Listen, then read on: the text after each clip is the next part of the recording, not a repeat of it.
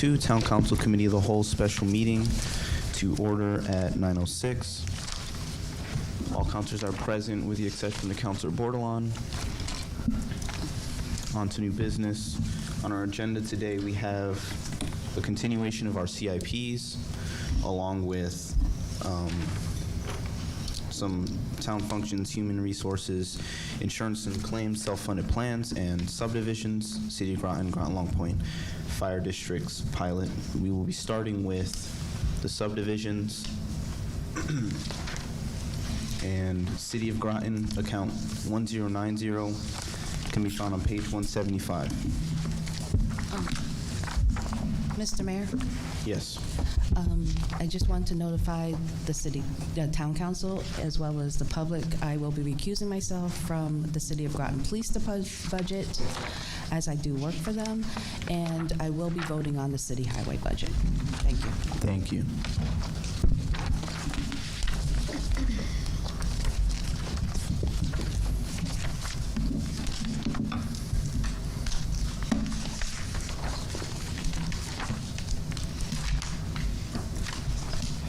I make a motion for account 1090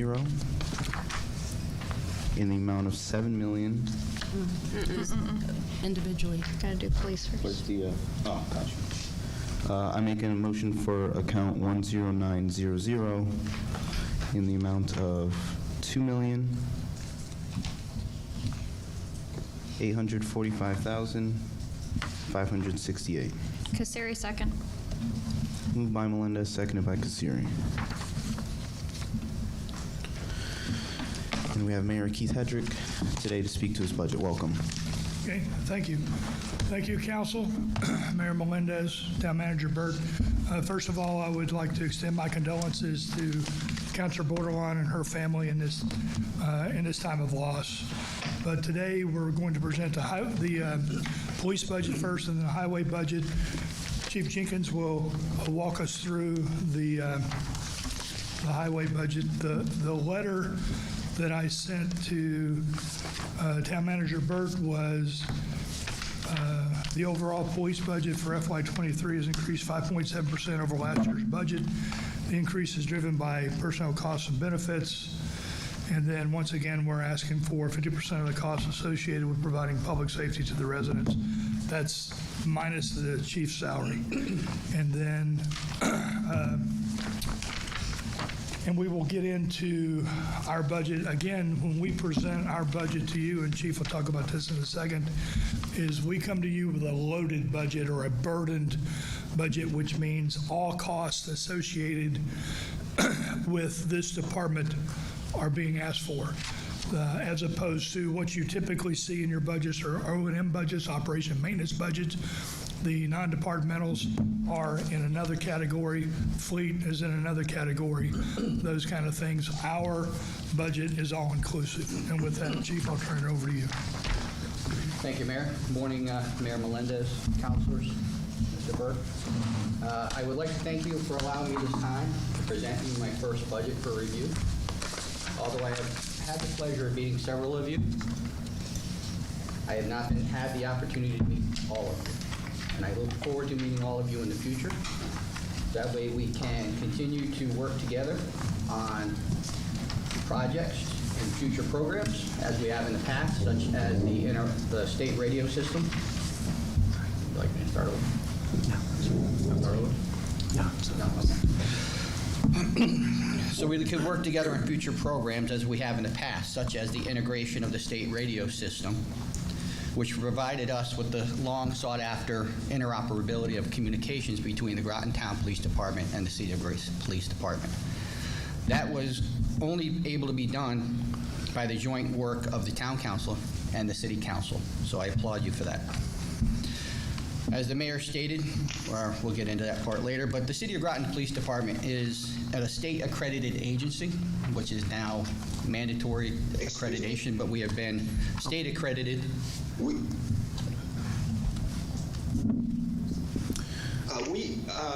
I don't think anyone can hear the meeting. I can't hear it. It says Town of Groton staff is muted. All right, thanks for bringing that to my attention.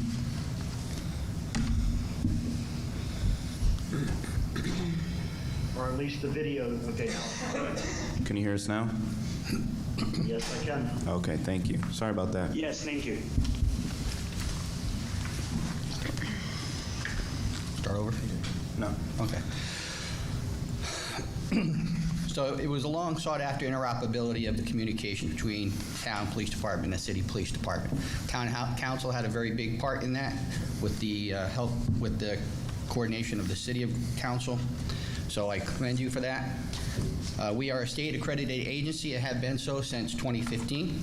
Presently, we are in the middle of our reaccreditation system renewal. This would be our second one, so we were accredited, and now we're on our second reaccreditation process. They come in actually this Thursday to do the on-site evaluation. We are a very diverse agency, one that I feel accurately represents the community that we serve. We employ 29 full-time officers, 4 certified dispatchers, 3.5 non-sworn supportive staff members, 1 special traffic officer, and with the new elementary school, Thames River Magnet School, we have now picked up a school crossing guard to ensure that the children can walk safely across the street while they go to school. And as the mayor hit on earlier, the unique difference between the City of Groton Police Department's budget and other departments is that we present a fully loaded budget. What this means is my budget represents a full disclosure of all costs associated with running the department and completing its missions. This includes salaries for all officers as well as all non-sworn personnel, our dispatch center, our dispatchers, our vehicle purchases, our maintenance for those vehicles, fuel costs, training, all benefits, all costs, and pensions, to name a few. The overall budget for fiscal year ending 2023 was increased by 5.7 over last year's budget. The increase, as the mayor stated, is driven by contractually obligated pension expenses and salary and benefits. Other contributing factors or sources are related to the police accountability bills. In an effort to mitigate these costs associated with the unfunded mandates put in the bill, we have utilized our own post-certified instructors for training. Also, in the previous budget, we utilized existing contracts to help control the cost of the controlled substance testing as mandated in the behavior health assessment testing. The budget in front of you has been reviewed at several different levels and modified in an effort to keep it as lean as possible, while still allowing the police department to complete its mission and fulfill the mandates placed upon us by accreditation and the Police Accountability Bill. Thank you for your time, and if you have any questions, I will make every effort to answer them.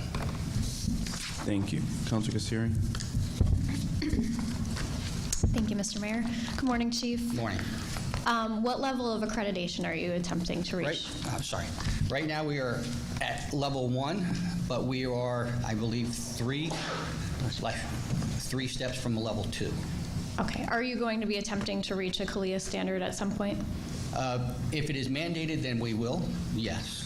Okay. We have been, the state accreditation, there's a slight difference between CALIA and the state. The state accreditation program has a lot more policies geared to state issues, for like domestic violence, for example, Right. where CALIA doesn't quite hit our specific standards. Okay, but there's still extensive amount of funding that needs to go into reaching this certain level of accreditation, correct? Yes, ma'am.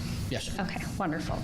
I will be supporting this, as I understand how the Police Accountability Bill has several unfunded mandates that you need to meet no matter whether you have the funding or not. So Correct. Thank you very much for coming in with a very reasonable budget. Thank you. Councilor Westervelt? Actually, I sent something in on the chat. Since we couldn't hear the first few minutes of this, I heard him say recording stopped, recording started, and then nothing. I don't even know where we are in this book. Okay. So what page are we on? Right, sorry about that. So we are on City of Groton, can be found on page 175. For this account, we vote, if you look on page 176, they have 3 cost centers: police, highway maintenance, and street lighting. We vote them in turn, so we're doing police right now. Okay, thank you very much. Thank you.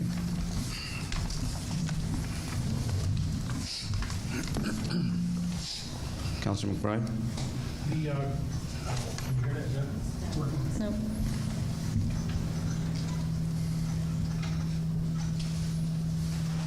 Might have to do it from the back.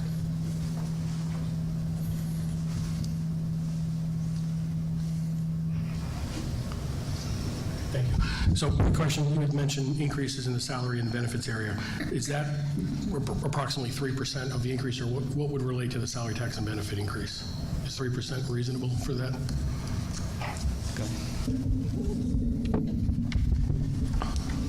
There was a significant increase in the pension. It was actually under budgeted last year based on the 7/1/20 val. The increase had to do with some assumption changes that were made that are kind of going across the board, reducing the rate of return down, and then just the overall cost of the mortality table change. So there was a $100,000 increase in that, the actual determined contribution last year that wasn't in here, so that's being made up as well in this budget. So there's a $100,000 increase for the pension, or 110. And then the other, there was a decrease in the workers' comp by 10% or 17,000, just based on the workers' comp audit that came in. And the last thing, there was an increase of roughly 12% for general insurance, and that has to do with the law enforcement insurance policy. So it's kind of, most of the benefits, like the health insurance, was a 5% increase. So I would say roughly between 3 to 5, except for those outliers that I just mentioned. Okay, so it would seem to me a 3% increase would be 80,000 towards the 157 increase, which leads 76 of other. You're just trying to get a feeling of overall that 76%, $76,000 non-salary benefit increase. It sounds like that's attributable to the pension increase? Yeah, the pension, like I said, was 18% or 110,000. Okay, so overall the budget changes seems reasonable at 2.5%, 3%, plus the pension picks up. That's the explanation. So your budget's pretty much flat other than those changes. Correct. Okay. And that, so I'll be supporting this as well, because that seems very reasonable. I just had a question on the crossing guard. Is that, has it ever been considered, and maybe this is for the town manager, to be charged back to the Board of Ed? Because that service, that cost, without a school system, wouldn't be in the police budget. So I'm wondering if that would that ever be considered to be charged back to the Board of Ed? We have, when I first got here 32 years ago, we had school crossing guards, and from my knowledge, we have always had them in our budget. We have not approached the Groton Board of Ed to replace those funds. When our elementary schools moved to the Groton town area, and when they redistrict, we had no school crossing guards, so now we have one, which we did not call the Board of Ed to see if we were going to go and have them. I did contact Groton Town Police Department, who has a school crossing guard as well, and it was in their budget. Okay. So that has not been approached. Thank you. Yes, sir.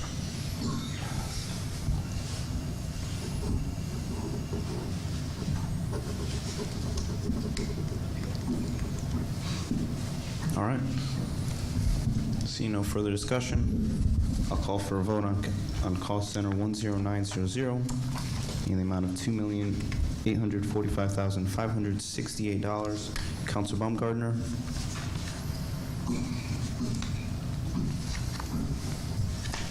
You're muted. All right, we'll circle back. Councilor Kassiri. Yes. Councilor Franco. Yes. Councilor Jones. Yes. Councilor McBride. Yes. Councilor Parker is an abstain. Councilor Westervelt. Yes. Melendez is a yes. Counselor Baumgartner? And I'm a yes. Baumgartner, yes. Thank you. I don't know if Councilor Parker is an abstain. I don't believe she's voting at all. I can't vote at all. Okay. Thank you, Council Franco. So I got 7 in favor, 0 opposed, 0 abstaining. All right, on to cost center. Okay, thank you. Thank you, everyone. Thank you. Thank you, Council and Mayor. 10901, highway maintenance. I make a motion for $4,133,481. Second, Jones. Moved by Melendez, seconded by Jones.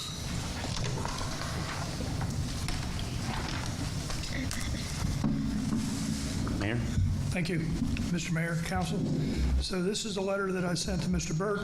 Attached, please find the City of Groton highway budget for FYE 2023. This year, we have an increase of 7.2% in the highway operating budget and 42.87% increase in the total highway budget. And the 7.2 is an operating budget. The large increase in the total budget is due to the inclusion of the capital request, including the paving of Carnegie Avenue, half the funding to replace the Shore Avenue seawall, as well as one new vehicle. And then highlights of the budget include the operating budget has an overall increase of 7.2%. This is reflected in the increases in personnel costs, materials and supplies, and the software program for asset infrastructure. The capital requests are as follows: replace a 1988 bucket truck, paving of Carnegie Avenue, and half the funding to replace the Shore Avenue seawall. Once again, the city has prepared our budget in accordance with the town's budget practices so that they would be more readily comparable to the town's budget. Again, our budget is being submitted as a loaded budget or a burden budget, so all costs are included. My direction to my department heads was to provide a continuation budget, and that's why we're from an O&M operating and maintenance point of view, it's a levelized budget. So with that, I'll turn it over to Bill Robarge, our Public Works Director. Yes, good morning, all. I'm here to present the city's highway budget for fiscal year ending '23.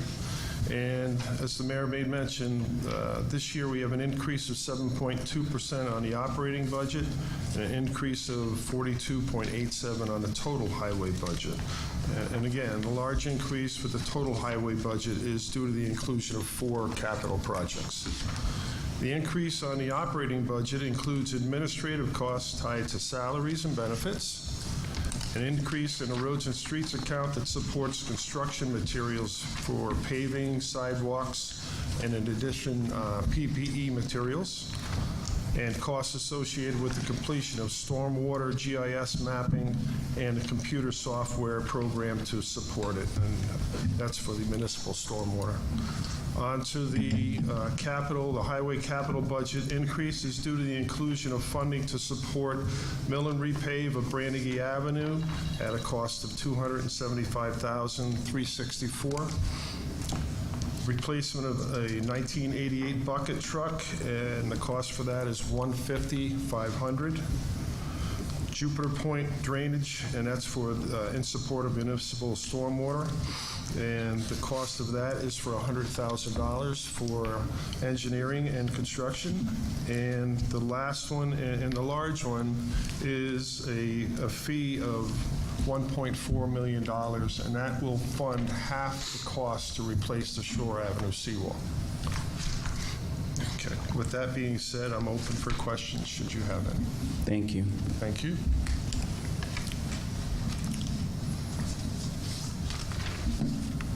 Counselor Jones? Thank you, Mr. Mayor. Thank you, Mayor, for coming here today and your team. Bill, can you talk a little bit about, normally on projects, infrastructure projects, we have an engineering portion, and then we have a construction portion, and you've highlighted just the construction portion here. Can you just talk a little bit more? I think you're doing a study on the wall at the current time, but can you talk a little bit why you've done it in that way without the engineering portion and then the construction portion? For the wall specifically? So this project has been underway since I think, the last 5 years. And actually, we have permits in place already, so we have a deep permits in place, and that's good for 5 years, and we're about 18 months into that, for an example. The Army Corps of Engineers, we also have a permit in place, and that is good through 2016. So again, this got started several years back. We actually have construction documents in place for the wall already, and that's ready to go. So the last thing that we're really looking at is, trying to really ascertain, is there a way to identify when this wall would fail? I mean, again, it was built in roughly 1890, and originally it was all stone, and it was merely faced with concrete in the front just to prevent soil erosion coming through as they developed Shore Avenue, okay? So that's kind of how that started. So it was to the point where we were trying to better predict a failure, or to actually to work with the risk management. So that's where we are looking to get into identifying, the true depth of the footing. Let me speak to a couple other things too. So depth of the footing, wave berm ability to the wall. How well can we handle that? Should a superstorm or storm come in? In addition, the stability of the structure. We know it's not pinned to granite down to bedrock. I've actually been down on the shore, and much of the concrete facade or the face has been eroded, and you can move many of the rocks around that are at the bottom of the wall. So I don't believe it to be really fixed in place. It was intended originally back in 1890 to just support, when they developed Fort Griswold House, which was in place then. And then lastly, is to better identify the dependability to support the roadway. So there were several things that we're looking at with the engineering piece. So is it okay to say that for you to get all those permits, you had to do a lot of engineering, which is why maybe the engineering isn't in this portion? So, absolutely. Mr. Mayor? So, well, Sorry. Yeah. thank you. So to address it in a different way, it's not that we're backing in to the engineering. We've already done the engineering study. That's what got us to the permit stage.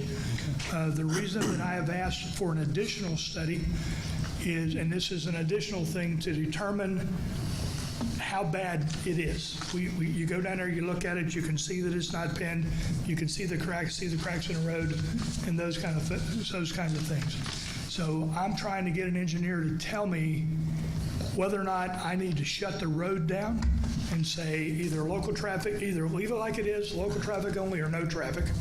And then therefore, do I need to go put caution tape out in the water and say no access to the water because the wall might fall down? One of the challenges, we do have an RFP out there. We have questions for engineers that are looking at it and are like, well, is it all concrete, or you expect us to a core bore? No, it looks like it's possibly a veneer. And then, there's some hesitancy for them to say, well, if it's a stone wall and it's just a veneer, we don't know. I mean, no one wants to pin their reputation on it's going to fall down tomorrow, it's going to fall down in 5 years. So, but you've been down there, you saw it. If anybody else wants to go down and see it, you can. Initially, we have the permits. We have been talking to council, and then I talked to John this year about bringing it up, and talked to the town manager this year about bringing it forward. And the question was, do I ask for the full $2.4 million, or do we split it up? And then one of the questions that he asked was, have you looked for additional funding, maybe from Joe Courtney's office? And so we went to Congressman Courtney's office. We are working with them to try to get additional funding from them on this. And so I want to draw a distinction between, so it is a couple different things. It is a seawall, but it is a retaining wall for the road. So that's what its primary purpose is. If that wall fails, the road will then fail. And And so that's why we have it in this account and why we've come to the council, because of what the special act says and those kind of things. So does that better answer your question? It does. Mr. Mayor, can I ask a question to the town manager? Absolutely. Is this the kind of project that we could use ARPA funding on because infrastructure, it kind of applies? Is this the kind of project we could do that with? Yes, it would fit that category. Okay. How do I make that motion? Just make a motion for 10901 in the same amount, but specify ARPA funding. All right. I'd like to make a motion for account. 1 second, sorry. Just to be clear, that it's just for that portion of it. Just that portion. Yeah. Right. The 1.4 million. Right. What was the account? In account number 10901 for the portion of the seawall. 1 second. Yeah, just 1 second. Let's make sure we get this right. Yep. Yeah. Thank you for your consideration.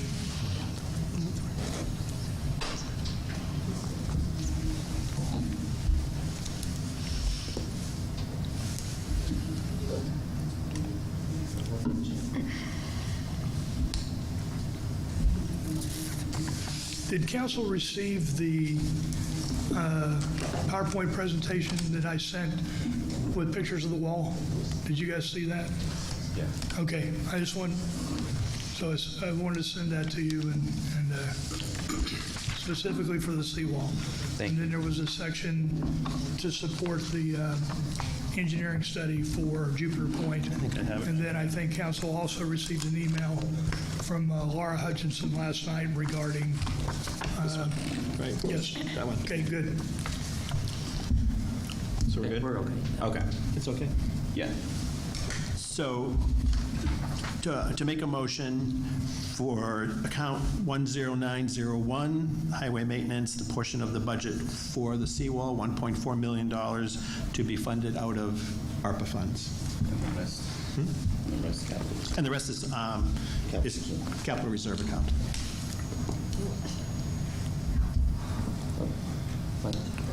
No. General fund. For general fund, sorry.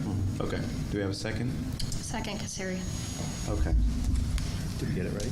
Yes. All right, moved by Jones, seconded by Castillo. Any discussion? Councilor McBride. Yeah, I have a couple of questions, comments. First off, I do not support using ARPA funds for this 1.4 because I think we've already utilized $2 million, and I have concerns over using all of our ARPA funds for things that are for specific uses that are not being utilized by the general public overall. And I think we should get more public comment on ARPA funds. And most importantly, if it is an ARPA fund initiative, which it sounds like this council may move forward with, I don't think that needs to be approved today. I think we have more time for ARPA funds to be approved, and it doesn't necessarily need to be part of this budget process. With that being said, I have a question. Just one question on the operating budget. It does appear flat this year, so I'll be supporting that. My question is more, what brought up the over 30% increase in last year's budget? Because I really can't see objecting to this budget because it's the same as last year's, but it looks like last year's budget went up 30%. So this is highway maintenance, from 2189 to 2859. So was that truly operating increases as well? Unless I'm misreading something. Just for clarification, is that from the 2021 to the 2022? Yes, that jump was significant, where this jump isn't, but to understand what this budget is, I'd like to know why it went up last year. In 2021, all of the vehicles were cut. I believe that was a townwide decision. And then they were added back in 2022, which I believe was the significant increase. Purchases of vehicles or operational costs of vehicles? Purchase of vehicles. So then this year's budget should have that same increase in vehicle costs. So in 2021, I don't have that one in front of me. I'm pretty sure it was 0. And then the paving was still in there. So in 2022, the vehicle replacement went up to 475, which made up for the 2021 vehicle replacement and the 2022. And now the 2023 request is down to 150 because it's only for the one vehicle. Okay, so the increase for '23, netting that 475 out, is still around 300,000, because you got to subtract the 475 from the 21 budget, 22 budget. Okay, right.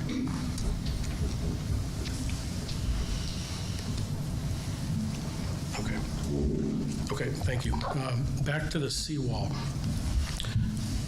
And I think I've mentioned this in some of the other budget discussions. I have some concerns, and it's a philosophical discussion in terms of charging the taxpayer for something in 1 year that you're getting the benefit for 20, 30, 40, seawall probably 80 years.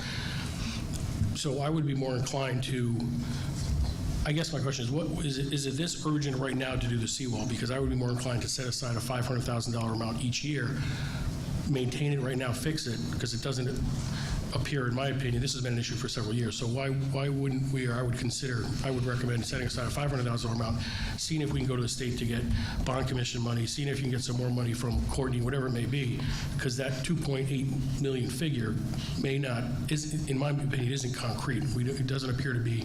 We have professional studies that say that's the number. So my question is more, why could we fix it temporarily, and could we set aside $500,000 a year for the next 3 or 4 years while we're trying to get additional funds? So therefore, one, we don't utilize the ARPA funds, and two, we don't put it in capital reserve, which is going to hammer the taxpayers with $2.8 million in over 2 years. So is that something that could be considered, or is this really in such disrepair that it has to be done immediately? So I can speak to that. So thinking about repairs, right? So that is possible.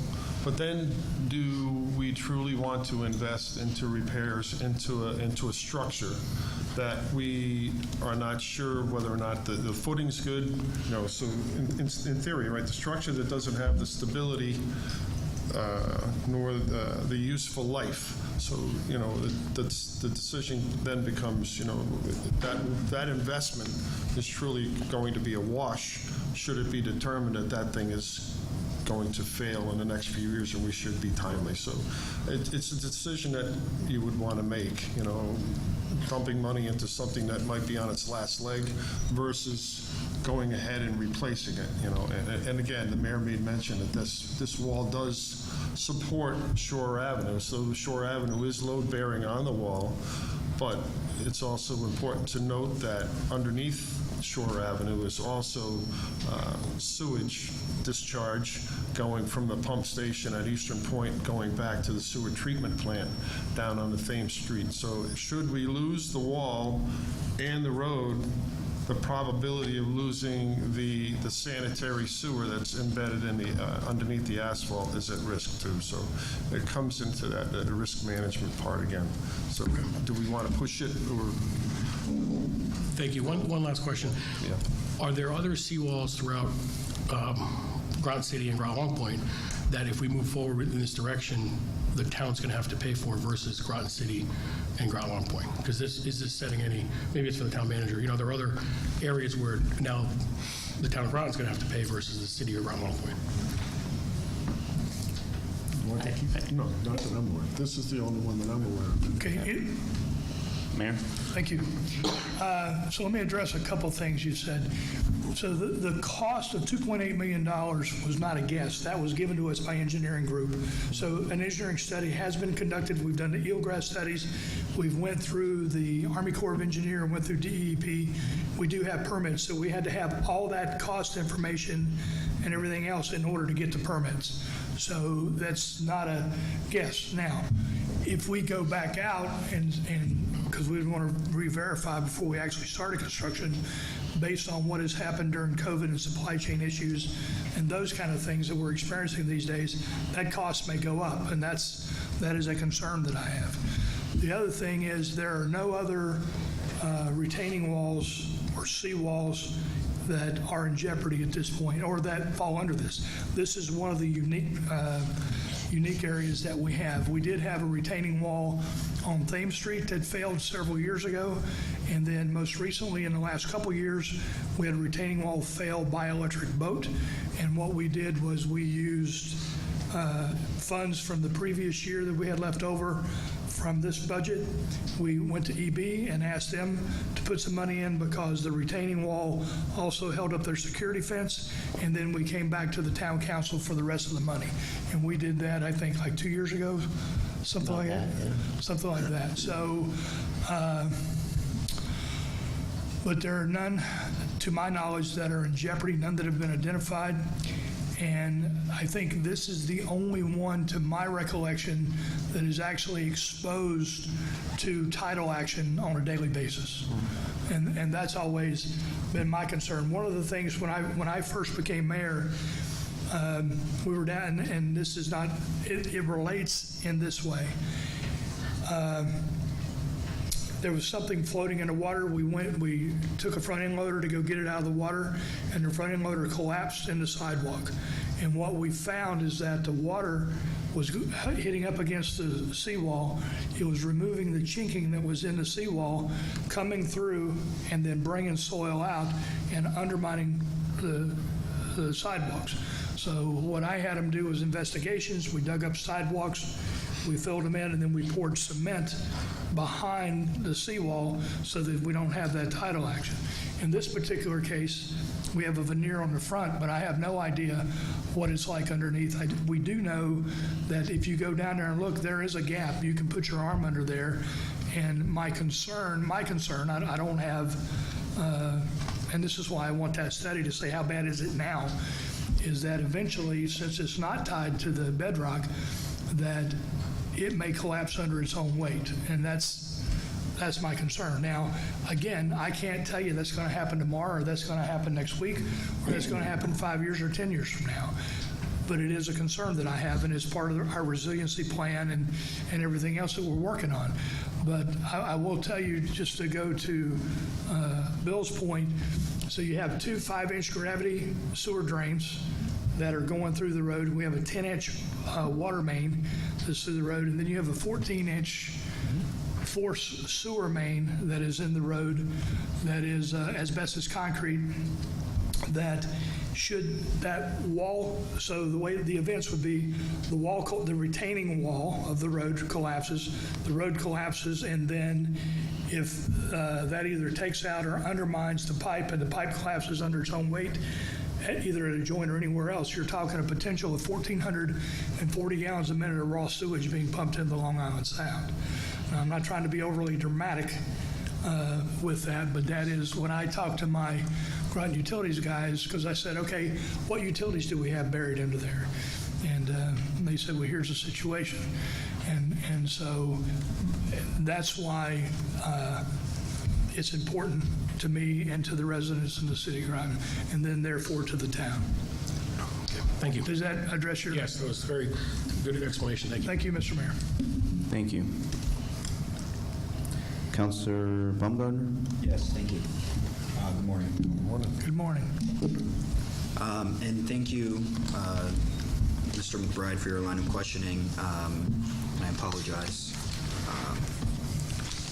Quick question with respect to the budget request. Obviously, included in the initial budget request was $1.4 million for the seawall. I would note that in my entire time on the council, I've supported the city's highway request at the requested amount. And I did share at the last meeting, we had Groton Long Point come in earlier for some CIPs, particularly their highway budget request for road resurfacing. And I was appreciative of the fact that they did break out their budget request for capital projects from their operating budget.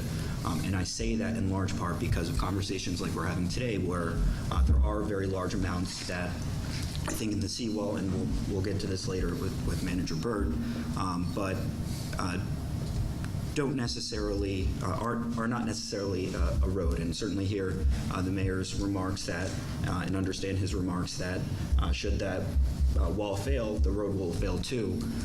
But I do believe for the interest of taxpayers that, and for the good, I think, of the relationship between the town and the city, that some of those capital projects should be broken out in a separate CIP request as opposed to the operating budget request. So I would respectfully request in the future that you also follow that precedent, because you know, and not to say I'm opposed to any of those projects. Absolutely, you know, they're important to do, but I do think they should be separate, vetted separately, as opposed to, you know, through the, again, that operating budget request.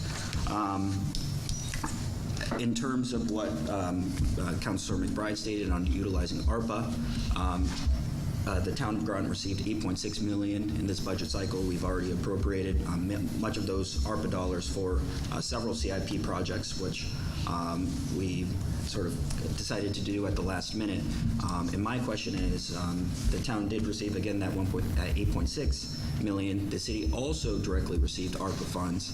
And my question is, has the city developed any form of spending plan and perhaps considered utilizing their share of ARPA for the seawall as well? May I address? Mayor. So I'm going to answer your question in this way. So you guys got 8.6. We're going to get 2.6. We have an internal committee that is looking at ARPA, and then I just sent the ARPA funds request to the council for their review, and then following budget periods, then we're going to go into ARPA full speed. I'm not inclined to put ARPA funds on the seawall, and I'll tell you why. It's the same reason that I'm not inclined to take the CIP out separately, and that's because of the Special Act of 1933, number 362, section 40, under streets and highways. And it says the committee, now this goes and uses dated language because this is the original language. It has been updated several times, including up to 1977, to update the political language. Committee of the Three Burgesses shall be appointed annually to confer with the selectmen of the town of Groton to determine the amount of money that shall be necessary and proper for the making or repairing of streets and highways of said town within the limits of the borough during the current fiscal year of the borough. That's repairing and making. So repairing is one thing. Making includes building and therefore construction projects in the CIP, and that's why we bring it in total. So I hope that addresses your question. Yes. Now, Manager Byrd, since yesterday we have received communications from our town attorney with respect to whether or not the seawall adheres to that, essentially that language as outlined in the special act. Monies, obviously, that are necessary and proper for making and repairing the streets and highways. Manager Byrd, could you share the contents of that email with the council? The long and short of it is that Eileen Duggan believes it's more properly categorized as a CIP and probably should have been put in separately. Of course, to be fair, it was late yesterday and the city wouldn't have had time to have their attorney review, but that is our town attorney's opinion. Now, she said, of course, we could still consider it as part of this, but that portion she thinks is a CIP, the 1.4. And I would note I did make this request a little bit ago. I understand Ms. Duggan has had a lot on her plate and certainly would not want to throw in at the 11th hour information to the city because that's just not the way it's supposed to be. So now with that, I do have some concerns about utilizing ARPA as a whole. As Councilor McBride stated, we have no shortage of projects that could be funded by ARPA through that $8.6 million, just as the city has done.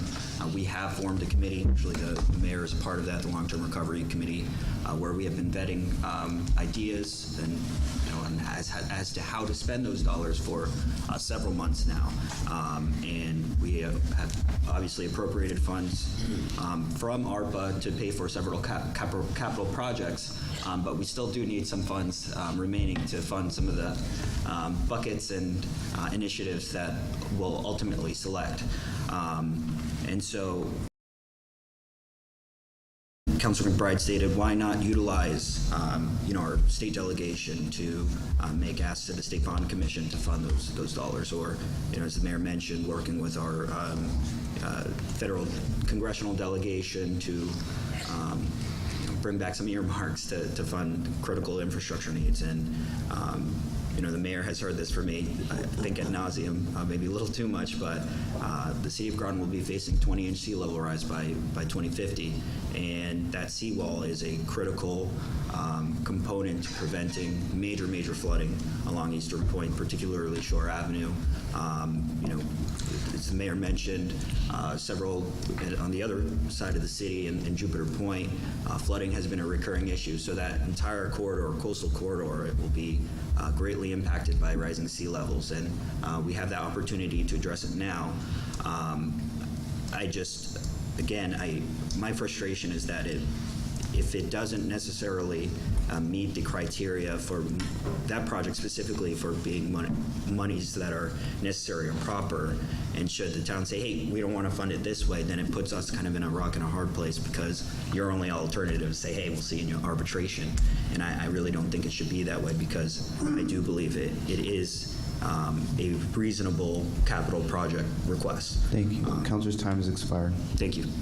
Councilor Franco? Thank you. So maybe for some of the new counselors, in the FYE 2021, if you may see jumps between 21 and 22, because in 2021, which we actually voted on in 2020, when COVID was striking and we had a 12-hour budget meeting to get it all done in one day, just because we were concerned about people becoming ill and not being able to complete the process. That was a year that we didn't increase anything. Everything was flat. We took out everything we possibly could, and knowing that the next year we would probably have to make some, bring things back or even make up for some things. So that even when people are saying well, I'd like to push this down a little ways and maybe we could do it in the future. 2021, it was a big year of doing not much of anything extra, anything at all, and cutting back, which puts us even farther behind budget-wise.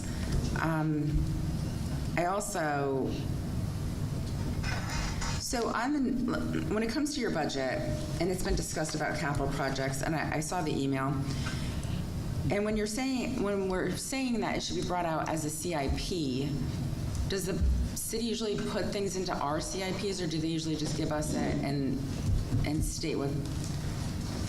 Well, part of the issue is, since I've been here until now, we have the road bond funding that this kind of thing would be funded out of. My understanding is prior to that, though, that at one point it had been separate CIPs, but then there was other times it had been put under so it's been kind of every which way. All right.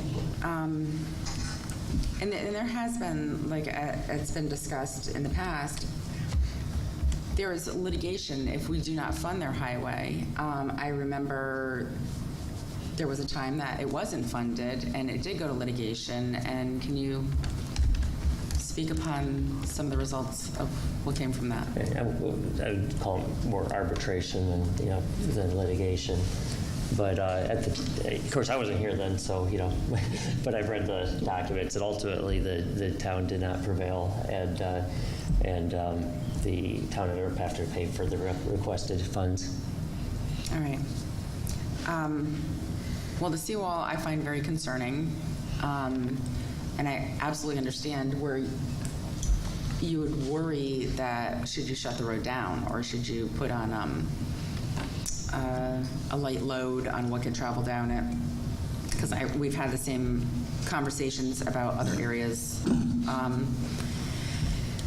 And I think as a safety, I think this is something that should be taken care of. But I will support the seawall being taken care of with the $1.4 million with the ARPA funding. I think, and just as a quick question, when it comes to the ARPA funding, and that's a separate meeting, these items, will they have to be approved again? No. No? No. So it's just this meeting and then we're done, right? Once you fully adopt the budget, of course, because there's always the chance for reconsideration. Okay. So in our budget meeting, we're not saying send us over to ARPA and we'll approve it then. It's being approved right now. Thank you. Just for full clarity. Right. And I thank you for bringing this forward and all the work that you're doing on it. And I'm sorry you're having to deal with a failing seawall. Thank you. Thank you. Counselor Kassiri. Thank you, Mr. Mayor. Good morning. Good morning. Since we last spoke, I think it was 2 weeks ago now, have there been any updates from Congressman Courtney? So we were able to speak with the Army Corps of Engineers. Auntie Grant directed us over to another person who connected me with the Army Corps of Engineers. They had some thought that they were going to be able to support it, but they were not aware that we had already had. Excuse me. Can you? Yeah. I'm sorry. Yeah. Thank you. Better? Yeah. So the Auntie Grants shared down, and we spoke to the Army Corps of Engineers. The Army Corps of Engineers, what they stated was they're not very active into working with seawalls, but they also made mention that if they were going to get involved and handle it, they wanted to start from scratch. So they wanted to create brand new construction documents.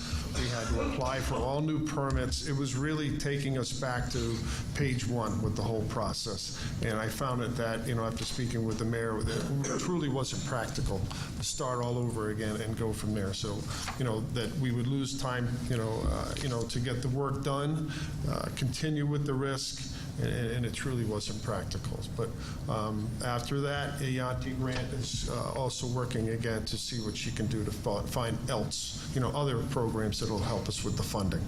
So the Army Corps didn't work out, but we're still pursuing other avenues. Okay, great. So you are still actively engaging with Congressman Courtney and trying to find ways of getting this funded in another manner? 100%. Okay. Yeah. Mayor. Thank you. Thank you. In addition to that, I reached out to Senator Summers. She's on the Transportation Committee in the state, and I have asked her, I sent the same white paper that we sent to Congressman Courtney's office to her, and she is working with the state to see if she can find funding at the state level. So we have multiple feelers out to try to get money. We are trying to find additional funds in order to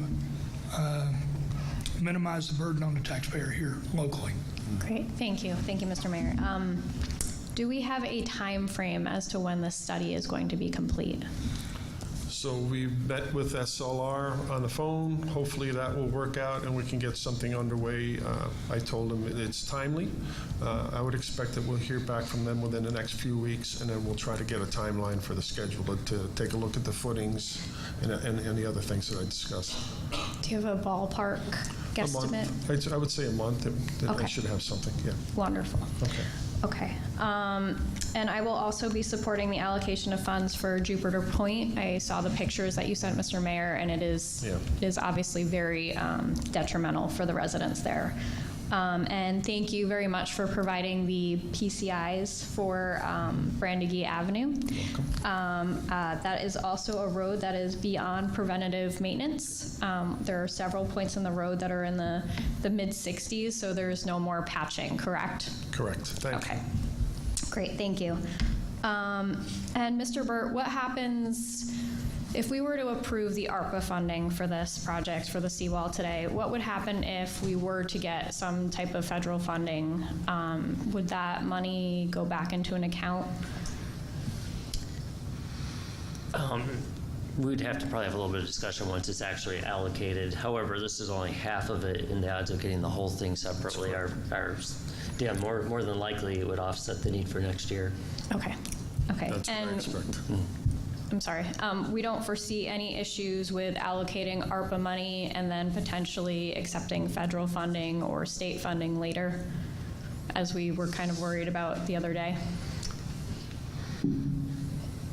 It's Greg here. I want to see if he has any updated. Help us out. He's right there.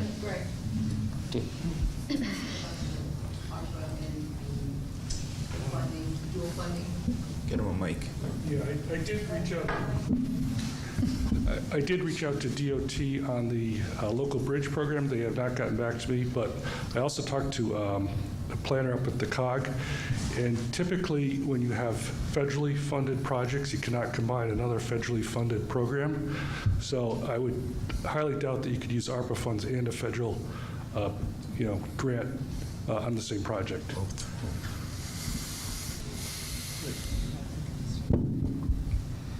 Do you have any input on federal and state mixing? Federal and state, typically you can, combine them unless the state has some particular caveat, but typically you can combine federal and state programs. Okay. Mr. Mayor Hedrick, have you indicated to Congressman Courtney that you are potentially going to, or the town is going to potentially use ARPA funding? Is there any way we can communicate that so we make sure that any funding that they get for us to offset? Well, the issue with ARPA funding is relatively recent. Okay. So the direct answer to that is no. What I did tell Congressman Courtney's office is that I was going to ask the town of Groton to fund 1.4 million, fund half, and then go after the federal funds of some sort from what they could direct me to. So I haven't, but we can certainly ask that next week. I can talk to Auntie, or I can get Bill to, or I can, or we can do a conference call. Okay, great. And I would just suggest maybe mentioning that to Senator Summers as well, so we can make sure that we're not mixing things that we're not supposed to. I will support allocating the 1.4 in ARPA funding today. I think it is critical that we get this done. It is a safety issue for the city residents. So thank you. Thank you. I'm going to take a time right now, just because I have a question to clarify. So what you're saying is, if we use ARPA funding for this now, and the mayor is approaching Congressman Courtney for other federal funds, we may not be able to use those federal funds that we get from Courtney if we use these ARPA funds now, and that could be a question for you. I don't know the answer to that. Does anybody know the answer? Because if we can't mix two federal fund programs together, and we're sort of locking ourselves into ARPA today, which will prevent us from getting other federal funds later. Right. I think we should just fund this without ARPA specifically. So just to be on the safe side, because if we find out later that we can fund this through ARPA, we can make that decision later anyway. So I'm leaning towards supporting this, funding this, the first amended motion, or the main motion without ARPA funds. But I'd like some clarity on that. But Councilor Baumgartner? Yes, and that was chiefly my concern as well. I understand that some of the congressionally directed spending, the applications for certain earmarks will be due in the next couple weeks. I think on the 15th it's for Congressman Courtney, and then on the 22nd it's for Senator Murphy and Blumenthal. And I would note Senator Murphy is on the Senate Appropriations Committee, and certainly would be a great resource. A couple weeks back he took a lot of credit for bringing back nearly $50 million for the Coast Guard Museum. So certainly important to engage him if you haven't already. Can you use the mic? Sorry, Councilor Parker.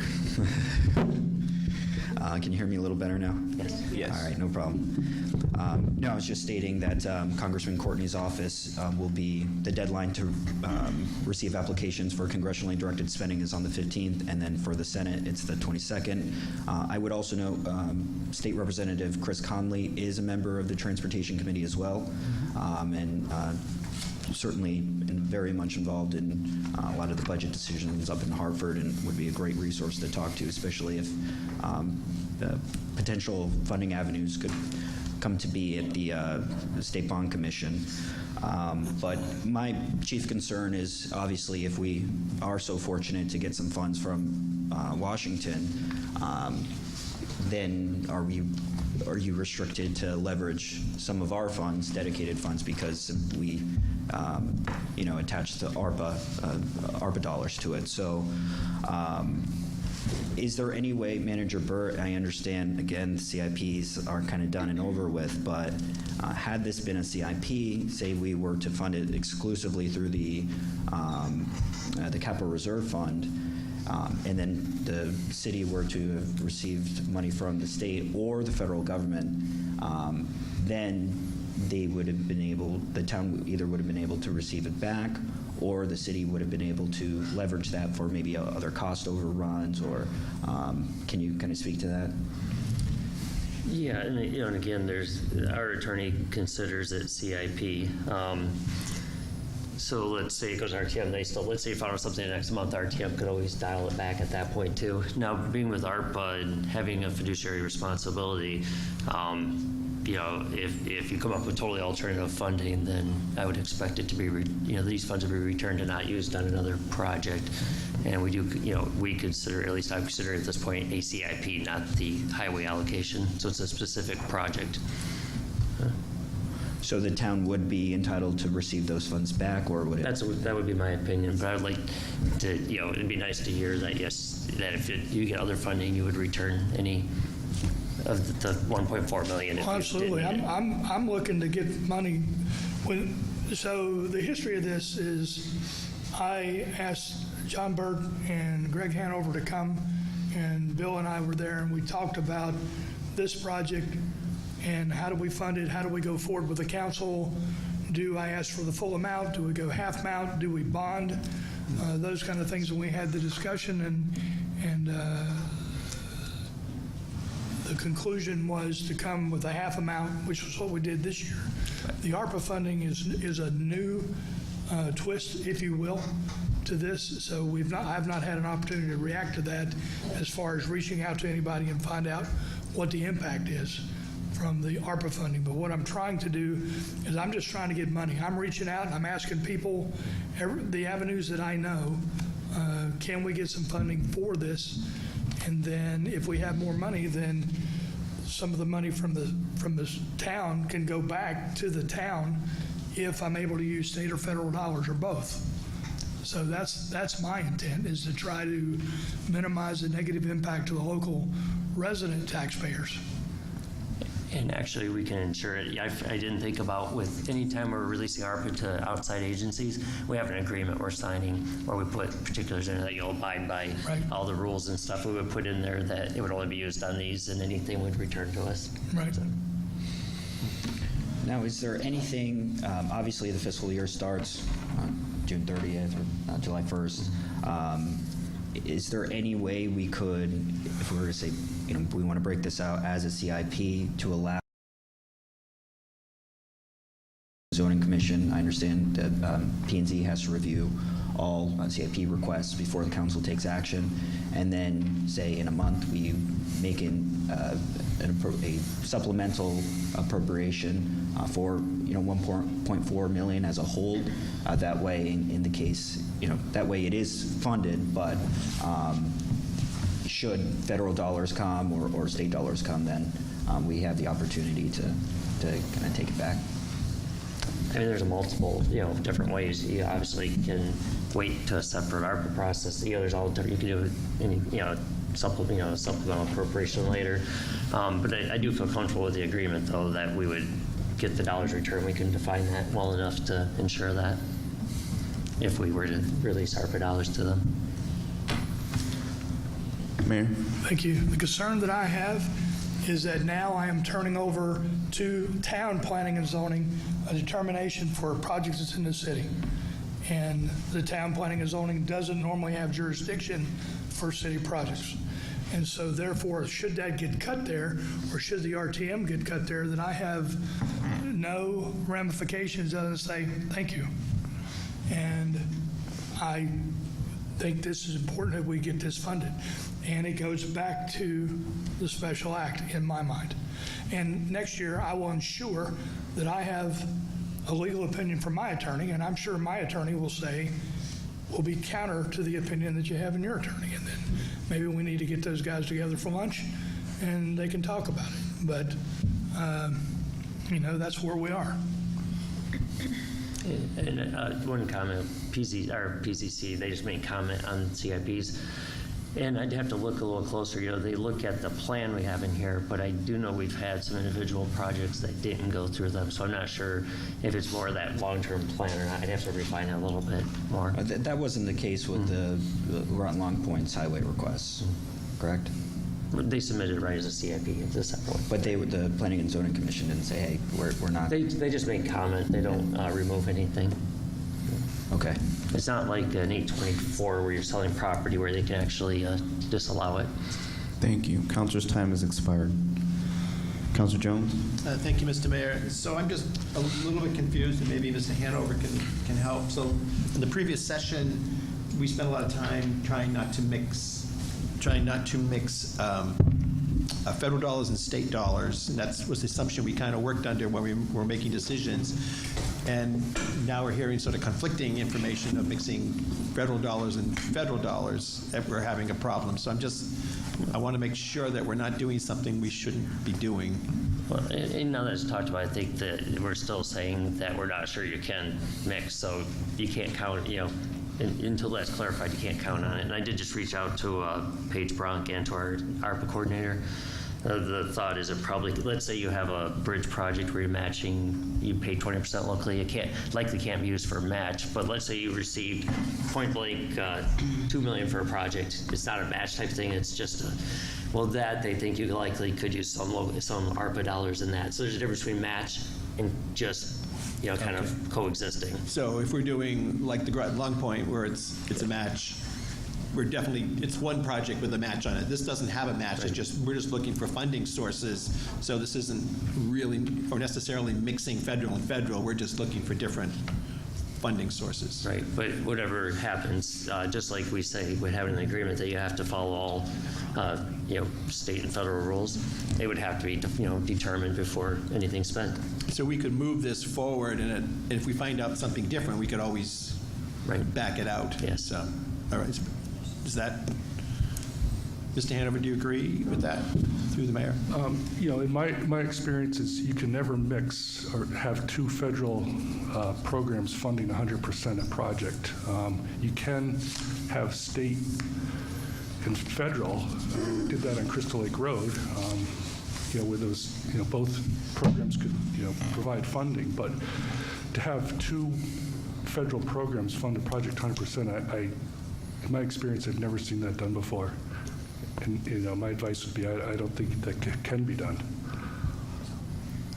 And there's always going to be a match. Typically, there's very few federal programs that could fund 100%. All right. So we could, once we find out a better answer, we could put the money back in. So I think we would put in an agreement, all these things that would have to be returned. So I'm in favor of the seawall project, but I'm a little concerned about us getting into some jeopardy here. So I'd like to remove my motion. Counselor Casera, you were the second. I'll rescind my motion as well. Okay, thank you. So what we have on the floor right now is just the main motion, $4,133,481, cost center 1091, and that's all coming from general fund. Are you done? I'm done. Thank you. Okay, Counselor Franco. Thank you. Out of the 1.4 million, is the study included in that, or is that separate? No, the study's separate. Correct. So if I made a motion to move your number without the seawall, and when it comes to, when do you think you're going to find out the federal dollars? How long do you think that would take? Can we have a guess? I would guess 6 months. It may be that long out. I have no idea. Yeah. I have no idea from federal, because we have not officially applied. We're still trying to find the programs. Yeah. I have no idea from Senator Summers, because she is doing some research and talking to people and those kind of things. We have not officially applied for anything, so we filled out no applications. But so I do not know. My last conversation with Deputy Director Ayanti Grant, where she stated that it's very important to Joe Courtney, but I don't have any timelines. So. Okay, so if I take your budget and I subtract the seawall, we're at like $2,733,481. And when it comes to us having a meeting when we deal with our ARPA dollars, we can earmark the 1.4 and not do anything with it at that time and hold it. Is that correct? Or do we have to spend it right away? No, you can hold it. We can hold the 1.4 in ARPA, earmarked, but not spent and allocated towards this until we have answers. Maybe do you think that would work, or do you need the funding ASAP? Well, we're not going to be able to start the project until we have all the funds available. It's not like if you commit to the $1.4 million, we're going to start and we'll do half the project until we get the rest. We will not start the project until I have all funds allocated and ready to spend. Because it doesn't make sense from a project management point of view and from a risk management point of view. Right. On the 26th, you'll be looking at, the council will be looking at the categories for funding, and at that time, you could even place a flag on it. Of course, ultimately, RTM will also have to approve it, but they would on this also. So either way, they'd have to ultimately go along with it. All right. I'd like to put a new number on the floor for account number 10901 in the amount of $2,733,481. $733,481. I'll second that. And if you look at this number and even compare it to last year's number, your budget is down. Correct. Absolutely. Correct. So it's the 1.4 that puts you way above. So. Correct. And when it comes to ARPA, I think we should earmark that and hold it, just put it on a hold for that kind of money until we have answers from you on maybe sources of additional funding. Thank you. Okay, so I have a motion for $2,733,481, moved by Franco, seconded by McBride. Councilor Parker? Can everyone hear me? Yes. A couple of different things. I read the opinion from the attorney about CIPs, but the city of Groton does their budget as a fully loaded budget.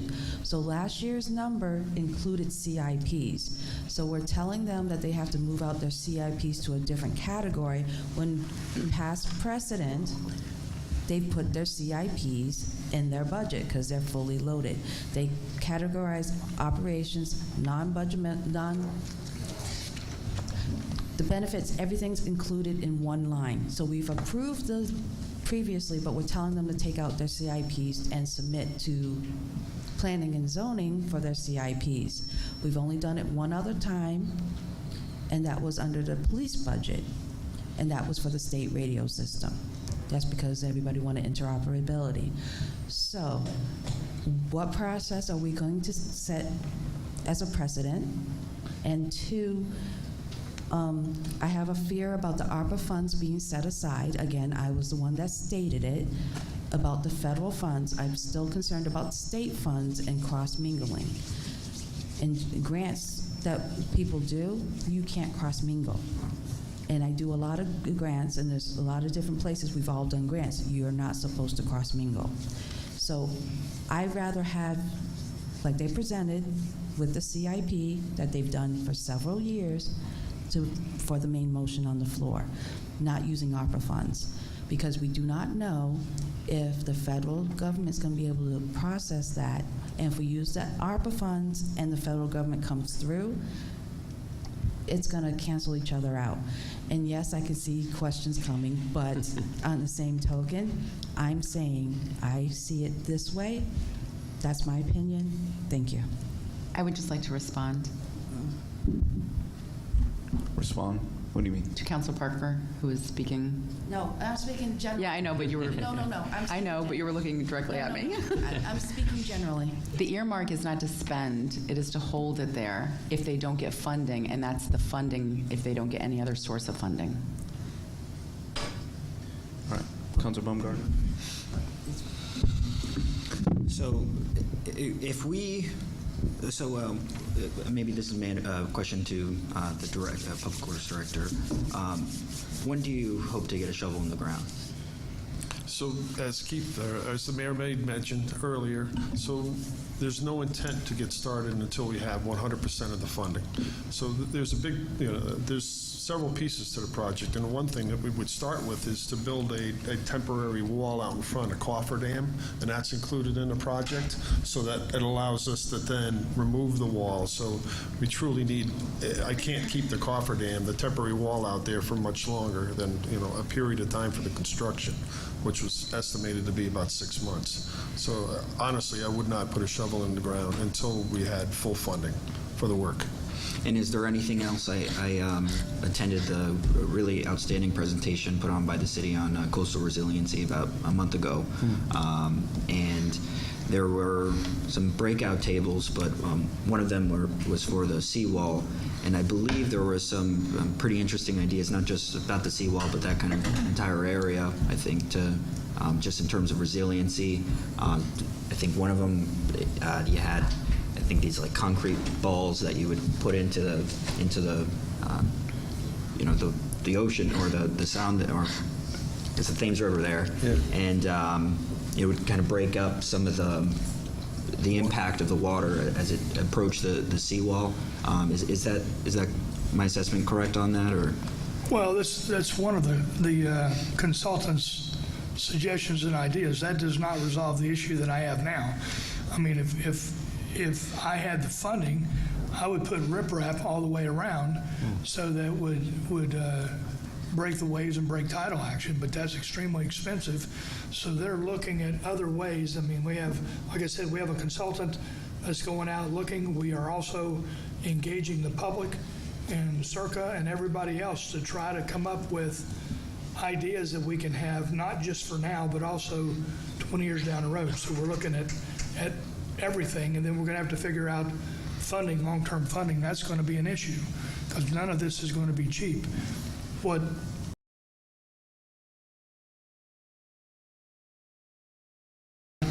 is basically, it's a cofferdam. It's going to be steel plates that are going to be set in so that and pumped out so that that area is dry and will not be subjected to tidal action during the repair, during the construction portion of that project.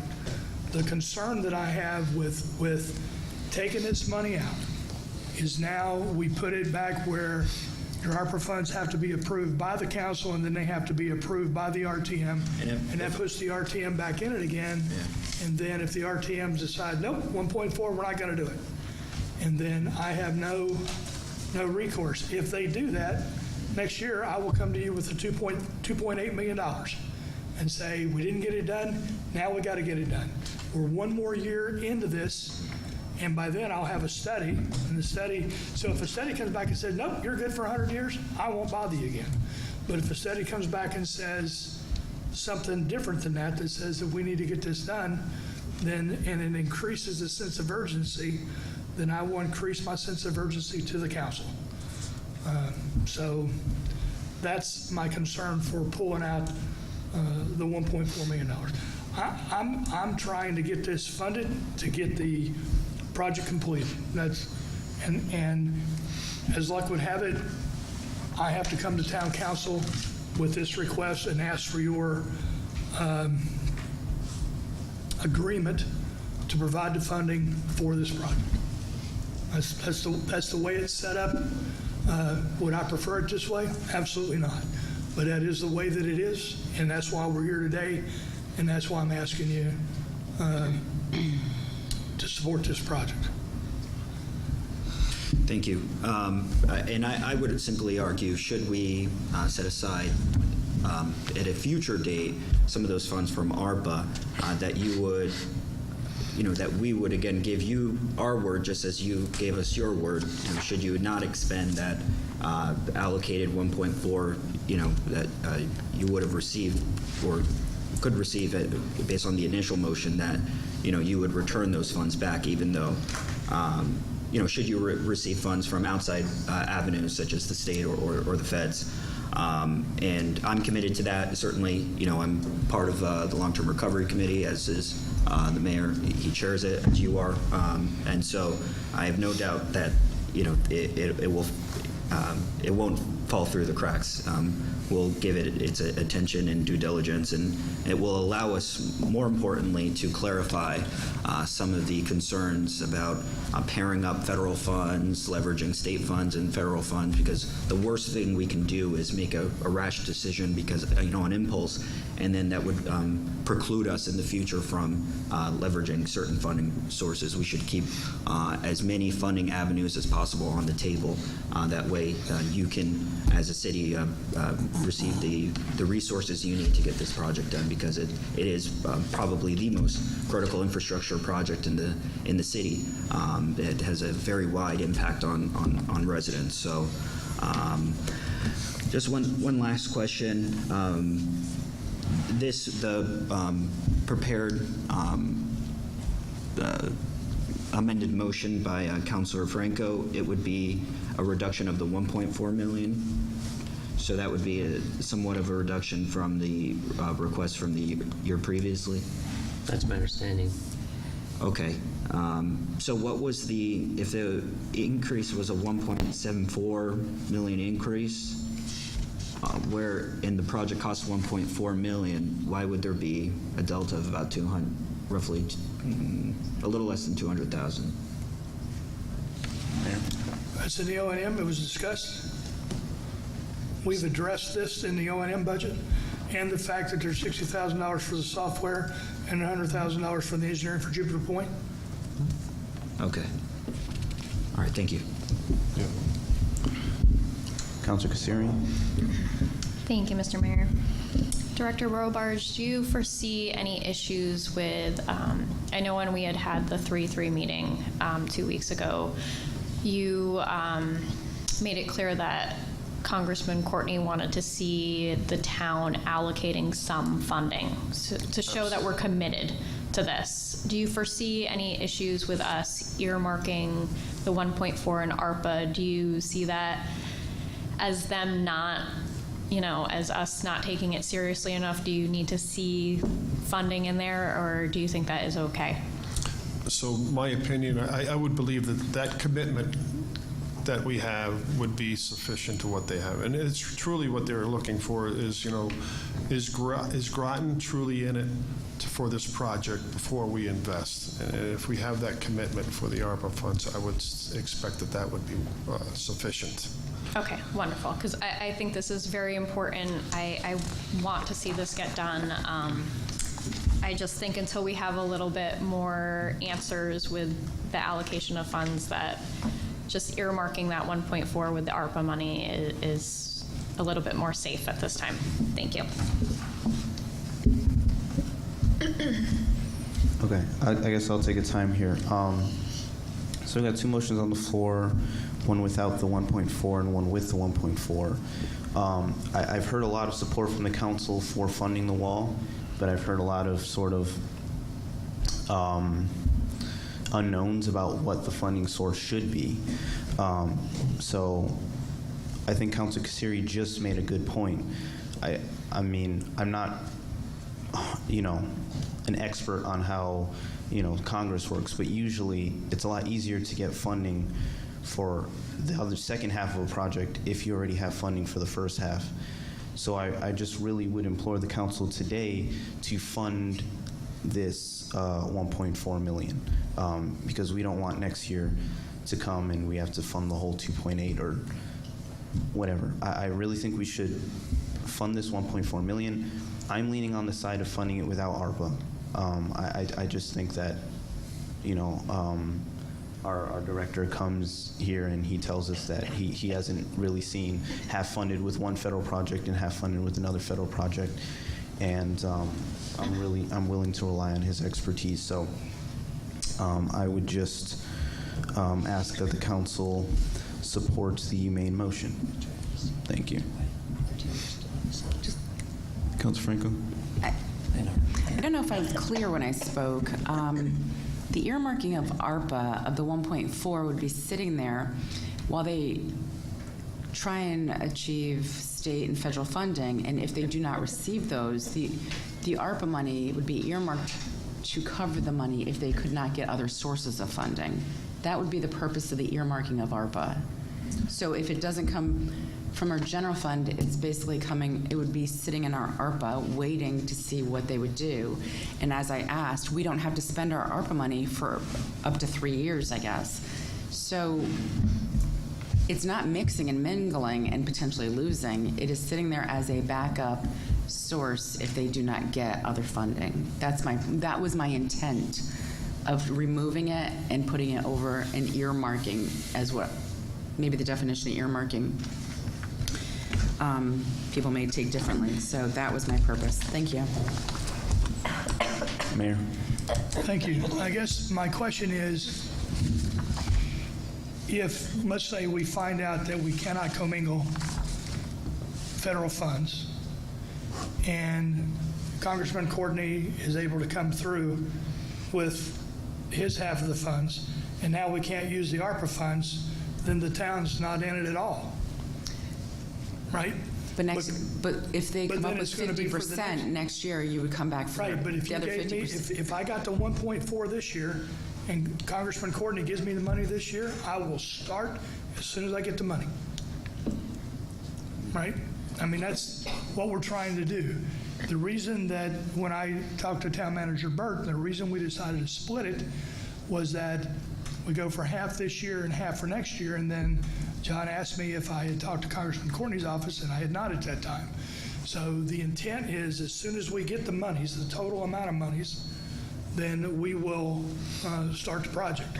So if my hope had been that, and this is the reason that we put the request in this year, was that we'd get the $1.4 million commitment from the town, and then we would get the money from Congressman Courtney's office this year, and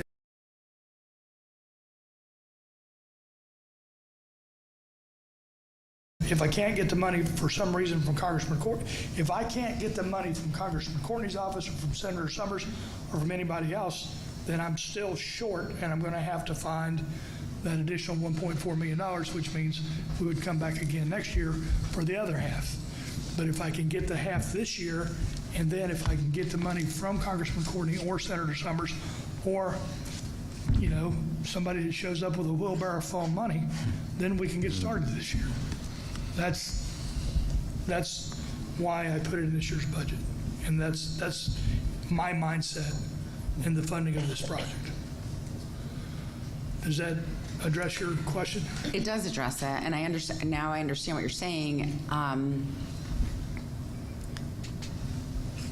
The thing is, I don't know what what are the odds of you getting the money from Courtney? And that's what I'm trying to figure out. Like, what are the odds of you getting it from the state of Connecticut? What are the odds of any other numerous amount of grants? I don't know. Yes, ma'am. And that's the problem. We don't know. And there's a lot of variables here and different ways to look at this. And that's why on one aspect I'm saying, well, we'll hold the money here in ARPA, earmark it, and if you can get other funding, that's great. And then we can take the earmarker off of the ARPA money and potentially spend it in different ways. But if you can't get the money, then we have it for you. There's different variables and different ways to look at this, and I understand yours. And I think you would tell Congressman Courtney, if you could get half, that we would probably fund the other half next year, or simply because we are committed. I mean, we're all sitting here saying we're committed to repairing the seawall. We're just trying to figure out exactly the best way to do it financially. Thank you. Councilor Jones. Thank you, Mr. Mayor. So my question is, if we do what the mayor is suggesting, of funding the full amount of the 1.4 this year, and because there is a several-year lag that we have to make a decision on the ARPA money, we could once we had an answer, we could come back in the ARPA meetings and assign the second 1.4 million at that time. So we could cover our half at the moment, show the commitments of the town to this project, and then get a decision, and then we can come back even in a year from now or 6 months from now and put the rest of the money on it, knowing we kind of keep that, whether it's earmarked or we just kind of know it's there. Something like that would work for your, that way you get all the money basically in this year. We have the decision, we show the commitment, and we're using money that we're kind of all half agreeing that the ARPA money is okay with it. We just don't want to do it at this point because of the risk that we're taking. Understand. That would be greater than expected. That would be the way to do it. So, okay. Councilor Kassiri? Thank you, Mr. Mayor. Along the same lines as Councilor Jones, it's very much in line as to what I was going to say. Especially, I think the big difference that's going to perhaps even move the state or federal funding forward is the results of this study, and I think that's when we're going to see how quickly we need to move on this, and potentially we could hit the ARPA process and maybe allocate more money to you if we need to than the 1.4 if it is urgent. So very much in line with what Councilor Jones just said. Thank you.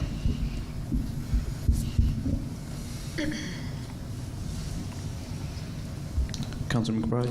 Yeah, just some follow-up. I am in support of Councilor Franco's motion and in full support of the project. But my thought is, with the state, I mean, we just saw this week the governor announced, what, 60 million more of projects, 10, 12 municipalities, and the bond commission's giving away money in the states, swash of money available. So I would, highly encourage us to get some state funding in addition to the federal, because I think there is money available. I'm sure you could, with the repair and the explanation of how badly that seawall is, it needs construction. I would think you'd be able to get some state money rather, not necessarily easily, but there's money available for projects like that. I would encourage you to look at the state and I think provide some money and then come back next year and we should be able to wrap this up.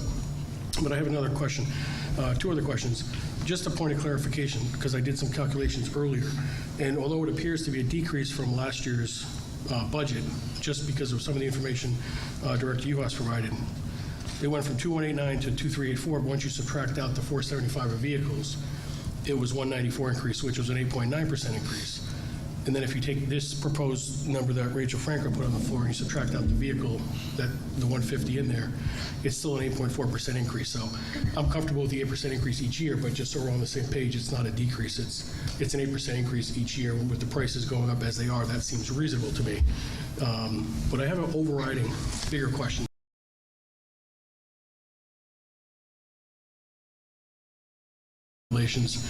And the cost per square mile of the road seems to be much higher in the city than in the town.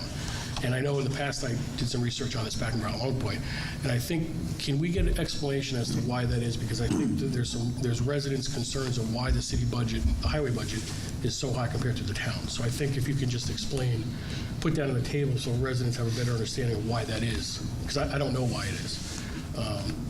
I know there's more utilization of Groton City roads, but is there other reasons why just the quick cost per square mile is so much higher in the city versus the town?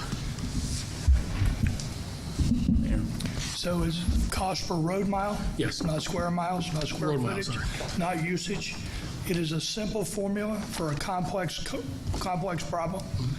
I saw the emails that were sent to the council, and I would caution council on going down that road because the council at the time used that.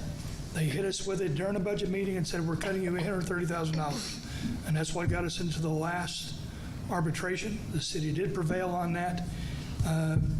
Basically, I don't have enough roads. I don't have enough mileage. But if you look at the roads that I have, every morning we start out with 10,000 residents, and every day I increase our population to about 25,000 people based on EB, Pfizer, and Yukon Avery Point. And those roads are used in and out, and they receive a lot of mileage and a lot of beating on those roads. My roads, if you go in and you look at town roads, a lot of the town roads are state roads. Now, the town does have a lot of roads that are out there, but the town also doesn't have a lot of sidewalks. The town doesn't, and the sidewalks that the town has in some cases are bituminous and not concrete. The town does, in general, have a lot of catch basins, but our catch basins are in a tight area. We're more urban than suburban, and that's one of the challenges that we have. In addition to that, one of the things that came out of the arbitration, first of all, they said, don't come back. And then the second thing was, that came out of that, and I think you guys have a copy of this, is the Town and City of Groton, Connecticut Highway Operations Comparative Analysis. That came out of that, and the results, the general results were that the city's doing it right for the city and the town's doing it right for the town, and that frankly, the town should probably put more money into their roads and highways. And that is what came out of that arbitration. So I recognize the energy and passion that that resident has. Quite frankly, he's angry that he lost. And I was on the committee. There were 3 counselors on the city. There were 3 counselors on the town. We met for 6 months, and the city went in basically with open arms and willing to negotiate. What I found out during the arbitration was that cost per road mile had been previously discussed at a town council meeting, that's what they were going to suggest, and that's what they brought up at the very first meeting, and they drove that home every single time. They never looked at anything outside of cost per road mile. They never looked at utilization. They never looked at urban versus suburban, none of those other factors. It was always the simple formula of cost per road mile. So it was a simple formula that we used for a complex problem, and that ultimately, when we went to arbitration, was looked at and they said, that's not the right answer. Thank you. Hopefully that addresses your... It does. Thank you for that explanation. One follow-up, and I think we talked about it on the 3-3 meeting. I know in the past, Groton Long Point had utilized the towns for some of their roads, and we found it to be very advantageous. It was very cost-effective. It was a win-win. And I know it's probably too late for that now, but is that something the town and the city could consider going forward? Because it seems like it worked. You know, they did a road every year, or a couple roads every year. Is that something the city and the town would consider?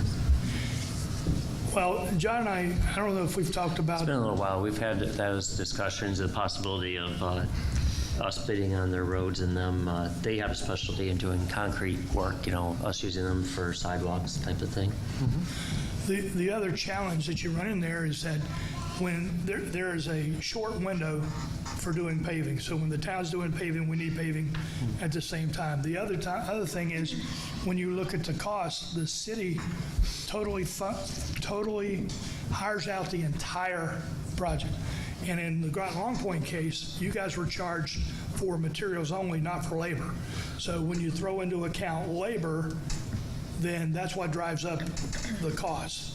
And I think at one point when it was discussed about how cheaply you guys were able to get your roads paved because you use the town, and then it came out the issue about the cost was back, the labor cost was backed out. I think there was commentary on that to the negative, that people were unhappy that the true cost of paving wasn't thrown in. It was just the cost of the materials. So, but John and I and Bill and Greg can talk about that again going forward, about is it something we can do as part of a collaboration, and I am all for anything we can do to collaborate with the town for cost reduction to the residents. That would be great. Thank you for looking into that. Yes, sir. Thank you. Any other discussion? All right. Seeing none, I'll call for a vote on call center 10901 in the amount of $2,733,481. Counselor Baumgartner? Aye. Counselor Gasiri? Yes. Counselor Franco? Yes. Counselor Jones? Yes. Counselor McBride? Yes. Counselor Parker? No. Counselor Westervelt?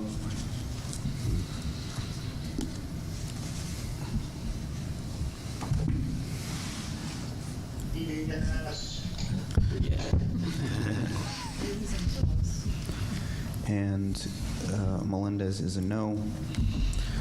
So that carries 6 in favor, 2 opposed, Melendez, Parker, and 0 abstaining.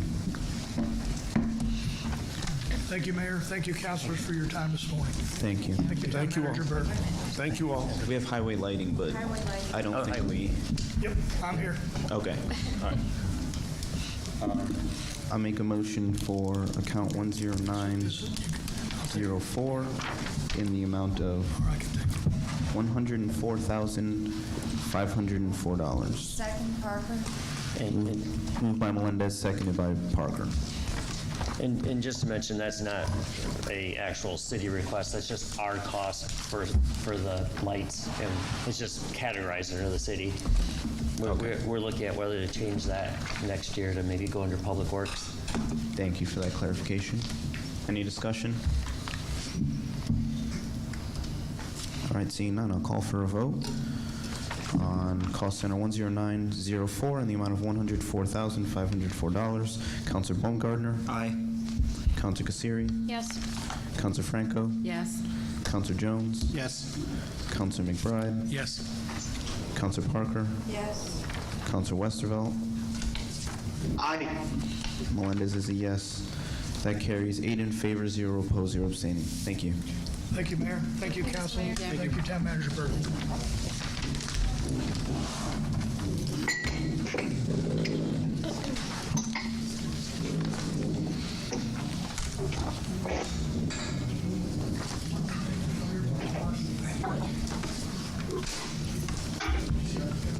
All right. So next on our agenda, we have Groton Long Point, 1091, can be found on page 178.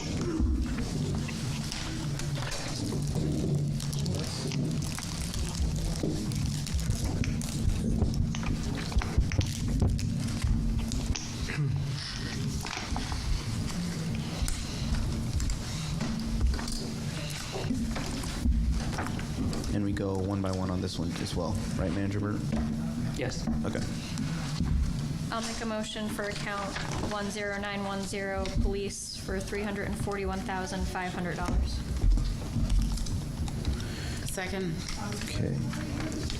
Moved by Kasiri, seconded by Franco, $341,500. Welcome. Actually, hello, actually there, Council, thank you for letting us come before you, actually, and present information to you in reference to the budgets. And thank you for last Wednesday night as well, too, if I didn't mention that before. The town of Groton, actually, along with the city and Groton Long Point, make up the tax base that the three communities use. As the city of Groton mentioned at that point, the City of Groton, the Town of Groton, and Groton Long Point have three defined police departments. Some have their own unique style at that point there. Ours is community policing. Over the last years, actually, the communities have supported the police departments well, and we are asking for a 50% funding of the police budget, which was approved the last few years.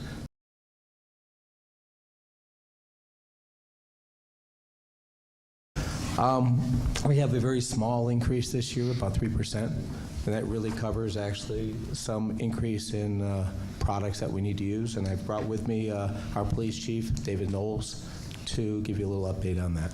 And thank you. Good morning, Mayor Melendez, councilors, Mr. Burt. It's very nice to see you in person. For the better part of the last 2.5 years, that hasn't seemed to happen. I just started my 38th year in law enforcement, the last 4 down at Groton Long Point. And actually, the changes that I've seen in policing over the last 2.5 years is above and beyond what the last 36 years were. This increase is just $10,000, a little over $10,000 more than what it was from last year. And basically, it does cover costs that I cannot control. That would be the collective bargaining and part of the accountability bill, which obviously are unfunded mandates. So far, so good. We're doing pretty well as far as meeting these mandates.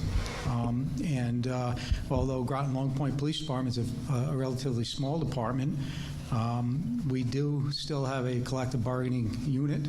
There are 4 people, or 4 officers in that unit.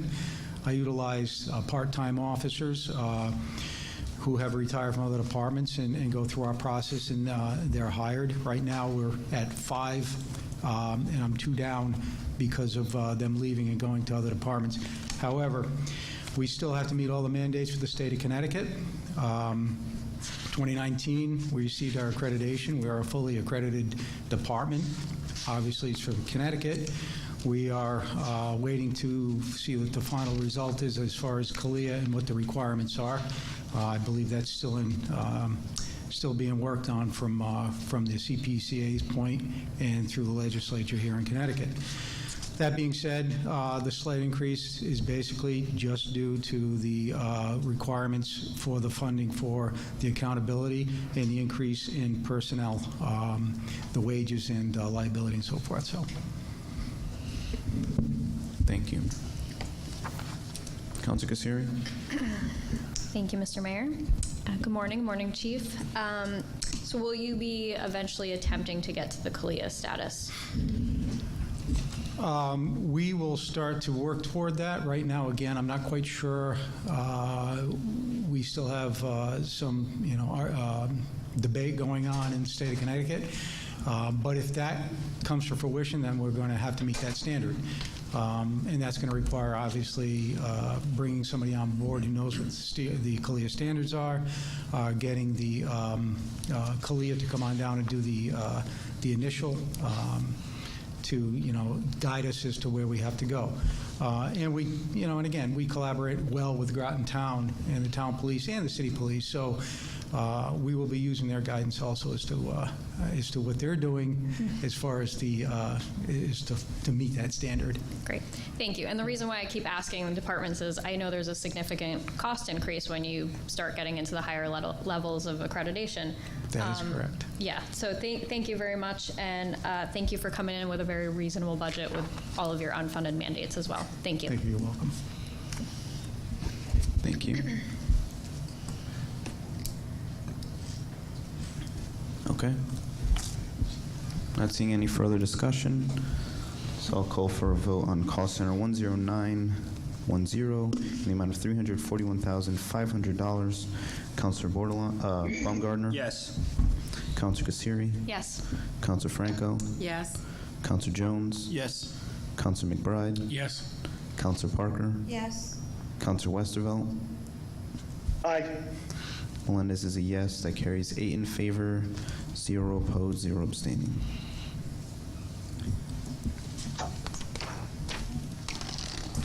Make a motion for cost center 10911 in the amount of $253,000. Kassiri, second. Moved by Melendez, seconded by Kassiri. Thank you, councilors. And it's much like the city of Groton. Groton Long Point has their own public works roads budget. It's a very small budget compared to the other two communities, but we do take care of the amount of roads, the 8 miles of roads at Groton Long Point. And again, we were very lucky when the council approved the 5-year budget, our 5-year bond actually, where all the 3 communities were able to do quite a bit of work on their roads, and that was great. Since that time, actually, we've been lucky enough, as we've worked with the town manager and the council about getting maybe 1 road done a year, which we're trying to do to get back into the program. This year, we got a couple little stretches of roads to be done because they kind of separate up on the hillside, and be able to clean those up. But again, most of our maintenance actually is unfortunately our water areas at that point there, that for the seawater runoff. We have actually 4 potholes, which we all know actually there, and it just actually doesn't increase a lot every year, but it increases a little bit. The other part of it is our snowplow contract went up. Actually, it's our new, this year consisted of our going out to bid actually, and a 3-year commitment to that part of it there, and that increased us the majority of our increase. But other than that, actually there, we try to keep a very lean organization there, and it's mostly volunteer actually for the administration of it. Thank you.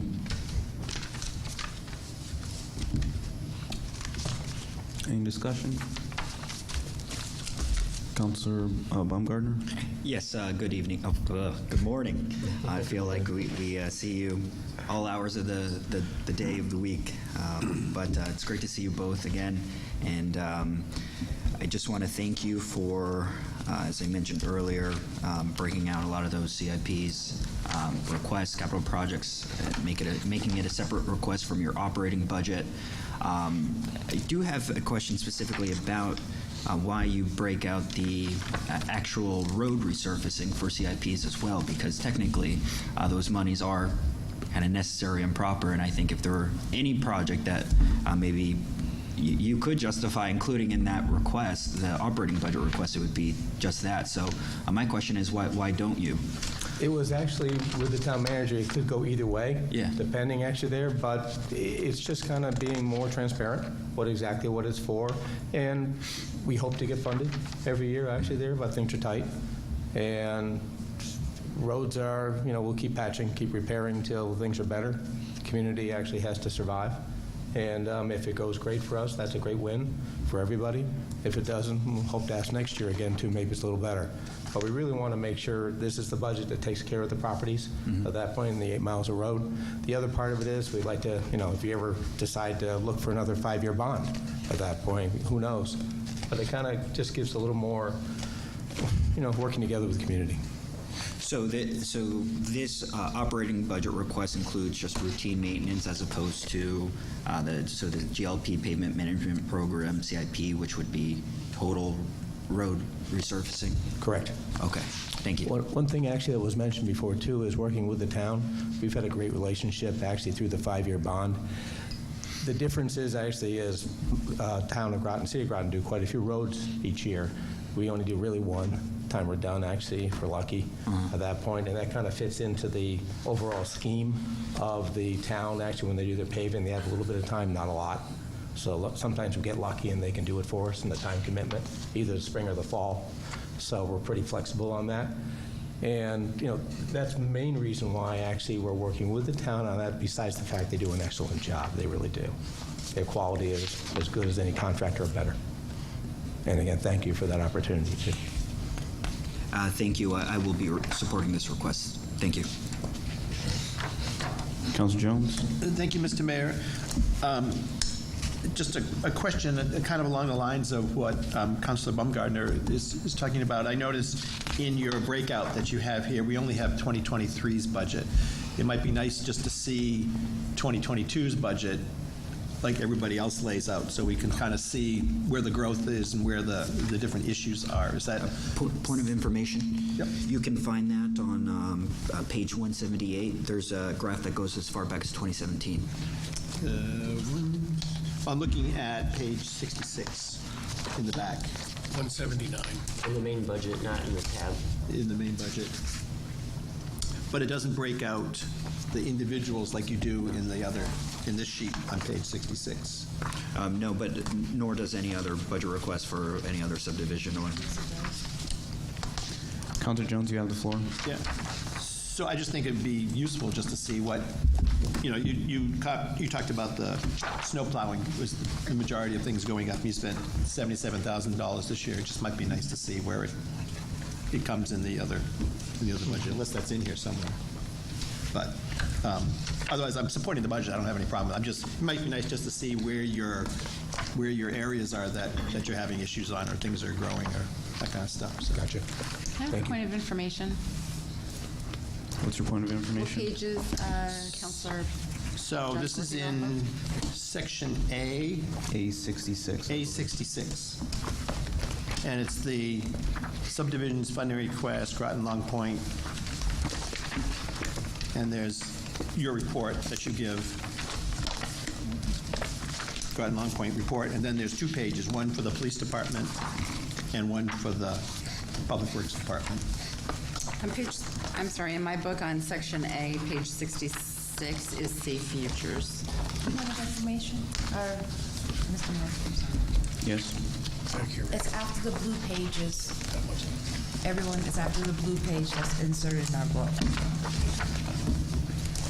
I think town manager gave me on my book earlier. Oh. That's the section, and everybody. Yeah. It's the page right before B. 64. Right before B, right. Gotcha now. And it just has 2023, so I thought just breaking it out with 2022 so we can see where we kind of know that in everybody else's area, so that's all. For next year, not a problem. All right. Any other discussion? All right, seeing none, I'll call for a vote on cost center 10911 in the amount of $253,000. Counselor Baumgartner? Yes. Counselor Kassiri? Yes. Counselor Franco? Yes. Counselor Jones? Yes. Counselor McBride? Yes. Counselor Parker? Yes. Counselor Westervelt? Yes. What? He said yes. That was a yes? Council Westbrook, Mr. Mayor, he's got two logged in, so it might be a bit Oh. echo off. You might have a little bit of a reverb. Was that a yes, Counselor Westervelt? That is a yes. That is a yes. Okay, thank you. Melendez is a yes. That carries 8 in favor, 0 opposed, 0 abstaining. All right. I'll make a motion for account 10912, street lighting, for $14,284. Second, Parker? 14,284, moved by Kassiri, seconded by Parker. And is this the same as the city? Same thing, Okay, yeah. so this is costs from the town. It's just put this way in the budget. Any discussion? Seeing none, I'll call for a vote. 14,284, cost center 10912, Counselor Baumgartner? Yes. Counselor Kassiri? Yes. Counselor Franco? Yes. Counselor Jones? Yes. Counselor McBride? Yes. Counselor Parker? Yes. Counselor Westervelt? Yes. Melendez is a yes. That carries 8 in favor, 0 opposed, 0 abstaining. Thank you. Thank you very much, Thank you. councilors. Thank you. Thank you for your time this morning.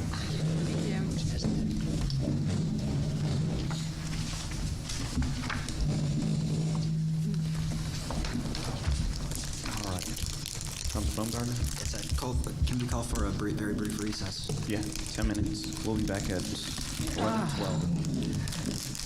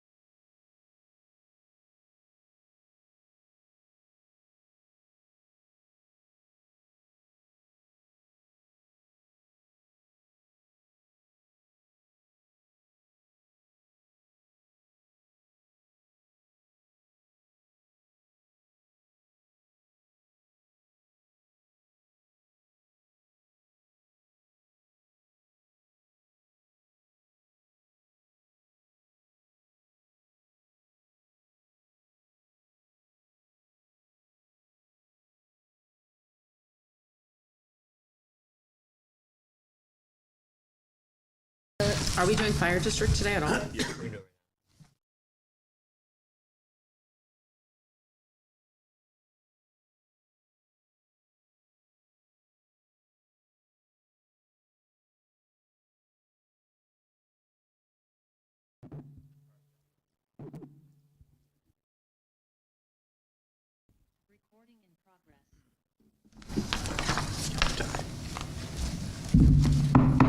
We're back from recess at 11:23. Next on our agenda, we have Fire District, Pilot. 192. Can be found on page 92. 182. 182. Thank you.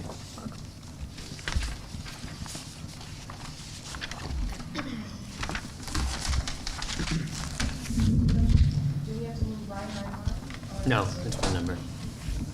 I make a motion for $246,000 for account number 102. Second, Jones? Moved by Parker, seconded by Jones. Were you able to hear me? I don't know if that picked up on the microphone. Yes, we have a motion for $246,000. Cost, account 102. Manager Burt, 1092. Sure.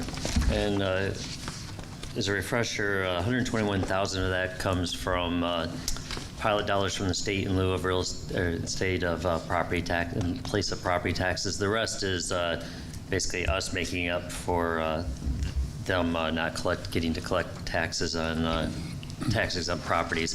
This has been the same, and we've talked about this before with the allocation in each department, that it's been the same for many years before I got here. However, there is an active referral to the Public Safety Committee to look at this for the future, but right now, I highly recommend just leaving it as is.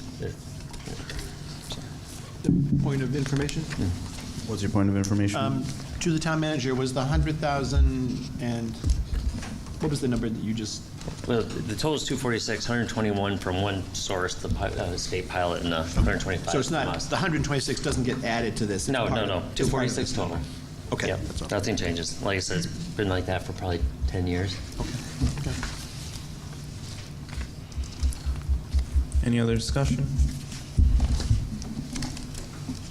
All right, seeing none, I'll call for a vote. On account 1092 in the amount of $246,000, Counselor Baumgartner. Aye.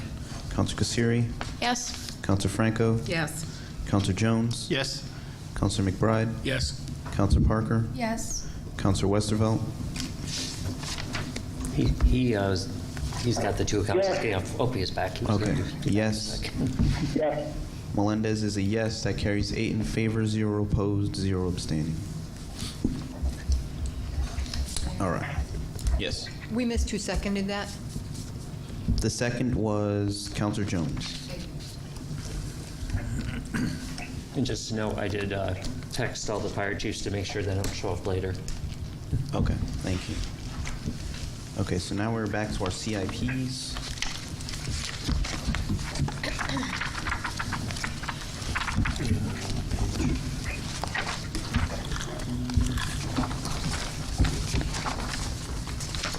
Page 208.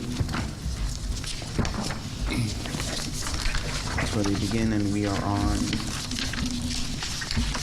6A, Public Buildings, page 230. I'll make a motion for account 6A, I'm sorry, CIP 6A in the amount of $35,000. Second, Parker. Moved by Kassiri, seconded by Parker. $35,000. Director? Yes, Mr. Mayor. For this line item, I am respectfully requesting the council consider a new number of $40,000 total. The reason for that is on the exterior sign portion of the Thrive 55 Center. We had estimated it was $10,000. Since the CIP was printed, Parks and Rec has come forward and they would like to include some interior signage as well. They've got some pricing from some sign manufacturers, installers, and the estimated cost was just under $15,000. So I'm requesting that we increase this budget amount by $5,000 to cover that cost. Thank you. So I'll make a motion for CIP 6A in the amount of $40,000. Kasiri, second. Moved by Melendez, seconded by Kasiri. Any discussion? Councilor Baumgartner? Yes, I'd like to move the number of, would it be 30,000? And actually, before I make a motion, just a clarifying question. So that extra $5,000 appropriation would go towards the first item, correct?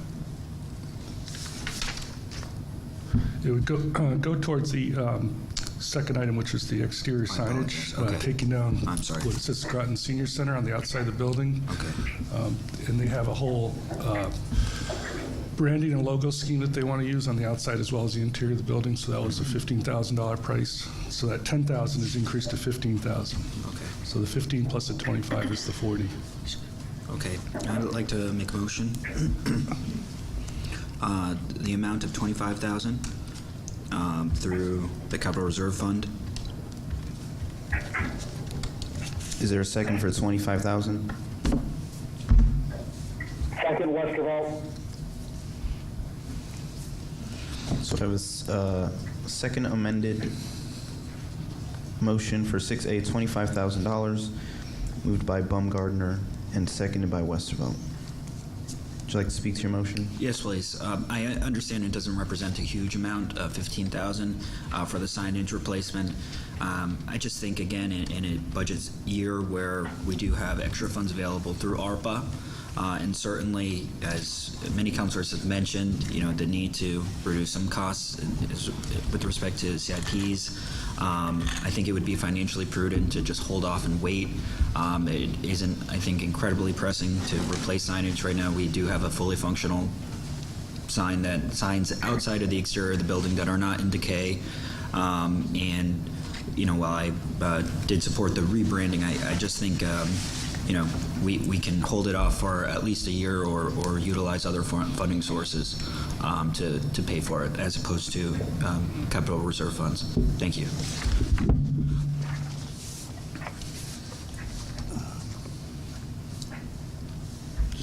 Councilor Jones? Thank you, Mr. Mayor. Mr. Hanover, have you already purchased, is the signage already been purchased and this is mostly installation, or has nothing been done? No, nothing's been done. So this is for the materials and the installation. Okay. What other things are going on with the changeover, of the branding changeover? Are there other things happening in the building with this, or is it just signage? For the 15,000, it's just the signage. Or do you know if there's other things in the Thrive 55 that are also changing over at this time? I guess my concern is if we're changing some things and not other things, we'll have a mismatch. So if the website is changing and the logos are changing and all the publications are changing, but we don't have a match of the signage, now we have a disconnect between these two things. So I think from my point of view, as a design person, we should have constant branding across all platforms. So I won't be supporting this motion on the floor because I want to have consistent signage and consistent branding, so we look like we're have a coordinated position. So. Yeah. Point of information. Councilor Jones? Yes? You the fail? Oh, yeah, I'm done. Thank you. No, yeah. So Councilor Jones is yielding the floor to Councilor Franco. What's your point of information? The other branding items are not part of a CIP process. That was fully discussed in council and committee of the whole and passed at the town council meeting. And all the branding items internally, which have to do with the Thrive 55 powered by the Senior Center, is done and fully discussed at council.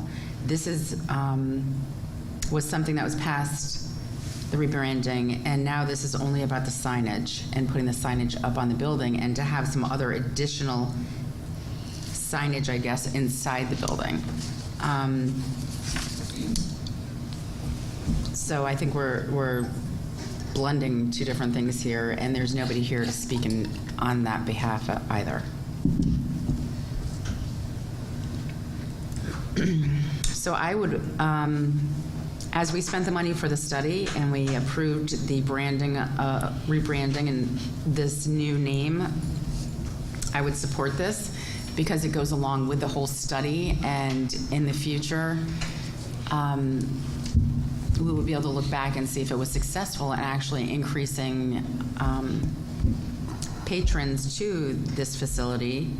And if we don't put the signage up, it would impact potentially future data to see if it's actually working. Thank you. Manager Burt?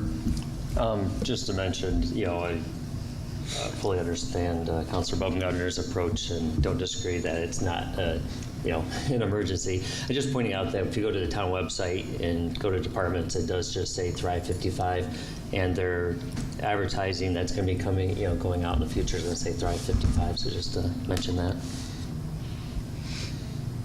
Yep. Yeah, I'd just say I agreed as well. I think they're trying to get away from the senior center, and with it right across the building in huge letters might, as much as we call it Thrive 55, it still says the senior center right across the building. So I will be supporting the new signage.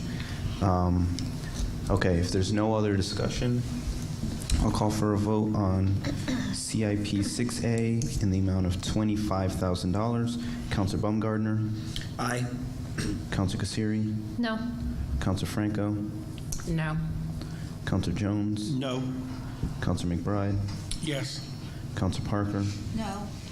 Councilor Westervelt? Yes. Yes. Melendez is a no. So that fails. 3 in favor, Baumgartner, McBride, Westervelt. 5 opposed, 0 abstaining. So we are back to CIP 6A, $40,000. And seeing no further discussion. Yes. Councilor Franco? Yes. Councilor Jones? Yes. Councilor McBride? Yes. Councilor Parker? Yes. Councilor Westervelt? No. And Melendez is a yes, so that carries 7 in favor.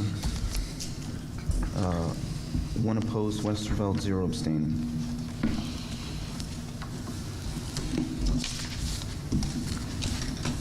I make a motion for CIP 6C in the amount of $895,000. Second, Parker? Moved by Melendez, seconded by Parker.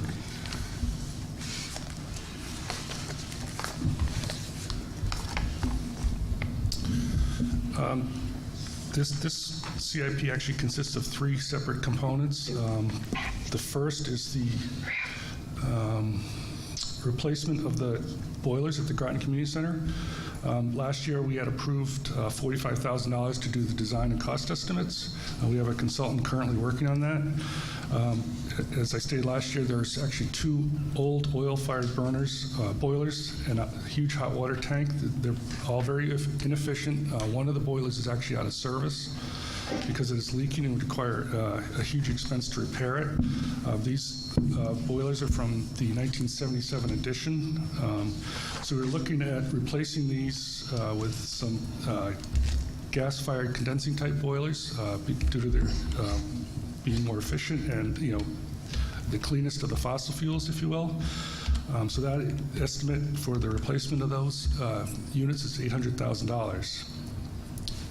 The second item is to fund $75,000 to hire an architect to perform basically space utilization study and develop some conceptual plans and cost estimates for primarily Wing A, which is the 2-story portion of the building closest to Route 1.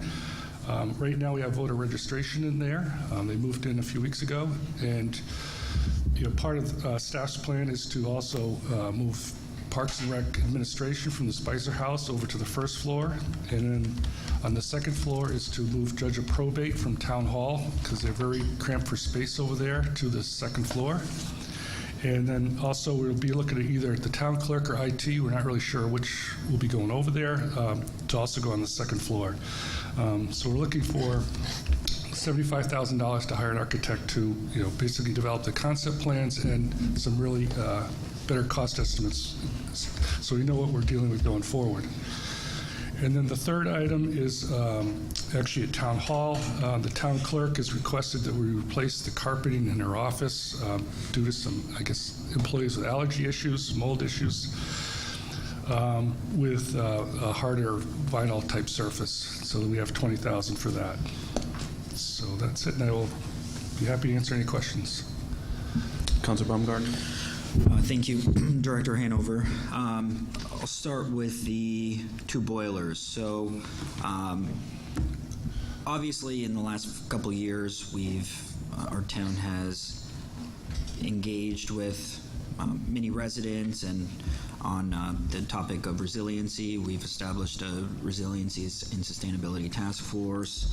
About a little less than a week ago, I emailed the town manager about how in the past, after looking through previous budget books, there would be a section kind of at the bottom corner kind of explaining whether the engineering work would be done in-house or, and just a little bit of additional background as to kind of the source of certain funds. And one of them was kind of an energy score or sustainability goals, and which and whether or not the CIP adheres to a certain sustainability goal as outlined by previous town commitments, as in the case when we passed a resolution to essentially consider climate change a crisis, and make an effort to make our community more resilient and sustainable and efficient, energy efficient. You had mentioned that by utilizing natural gas, that is kind of the cleanest fuel, and my question is, has the town engaged the Sustainability and Resiliency Task Force specifically on retrofitting buildings to make them not just more energy efficient, but maybe go down the route of complete electrification? And I only ask that because once we do go down the road of transitioning directly to natural gas, that is a commitment we'll likely make for decades upon decades to come. So you're asking if we've consulted with the Sustainability Task Force? Maybe I didn't word that correctly, and not that they need to give us their seal of approval by any stretch, and I'm not arguing that at all. More so, have we considered maybe going the route of full electrification of the building and retrofitting it to, in that way, as opposed to transitioning from a boiler, oil-powered building at least in terms of heat, to natural gas? Yeah, I mean, this building, it uses hot water for heat, so to retrofit to some other type of I don't want to say heat source, but some other type of system would be very expensive. This is just replacing the heat sources, which is the boilers, and natural gas.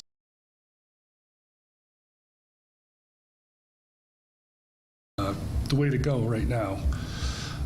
We've just completed our 3 schools. We use natural gas boilers in those 3 schools. We've converted our highway garage over. We are seeing some savings there. So that is the current thinking. What happens down the road, I don't know at this point. And would even the town consider, in terms of even furthering some of those energy goals for cost savings and energy efficiency, utilize a fuel cell tie-in to further bring down emissions? I mean, those are certainly technologies we can certainly look at in the future. Once we get this resiliency manager, and we'll talk about looking at some studies and things for that type of technology. Sure. Okay. And my last question to the manager would be, are we looking to utilize capital reserve funds or ARPA funds for this project? Well, of course, in the book, it's as capital reserve. However, I think it's a good candidate for ARPA funds. Thank you. Councilor Jones? Thank you, Mr. Mayor. Mr. Hanover, I know, and thank you for getting the register of voters in there. That's great that we're starting to move some people. With the $75,000 that we're using for the architects, will plan the other departments that are going to move there. Do we need additional money once you sort of know what you're going to build to build those things, or is that money already set aside? No, we have some money from a CIP from, say, 3 years ago, maybe a couple $100,000, but this is certainly, there'll be additional money needed. Mm-hmm. Is there enough sitting there? I mean, I think we have looked at the probate court as being one of the departments that really needs to move. Is there enough money to? We had estimated like 600,000, I believe. 600,000, yeah. I think, was it last year or 2 years ago, we actually asked for additional funds on top of what we already have in the budget for construction to move Parks and Rec over, and that was, the council did not approve that. So yeah, we don't have enough to move anybody in there right now. So what would be your plan then? You'll have to come back with more money. Yeah. Request more money. Yeah. Once we get some plans, some concrete plans put together with some better cost estimates, we would come back and present those plans and see which way we want to proceed. Okay. Is this, Town Manager, is this a project that can be, ARPA funds could go for this? Yes. Okay. So I would like to make a motion to, on this capital improvement project for $895,000 to be assigned through the ARPA funds to pay for this project. Second, Parker. I have a motion for CIP 6C in the amount of $895,000 ARPA funds, moved by Jones and seconded by Parker.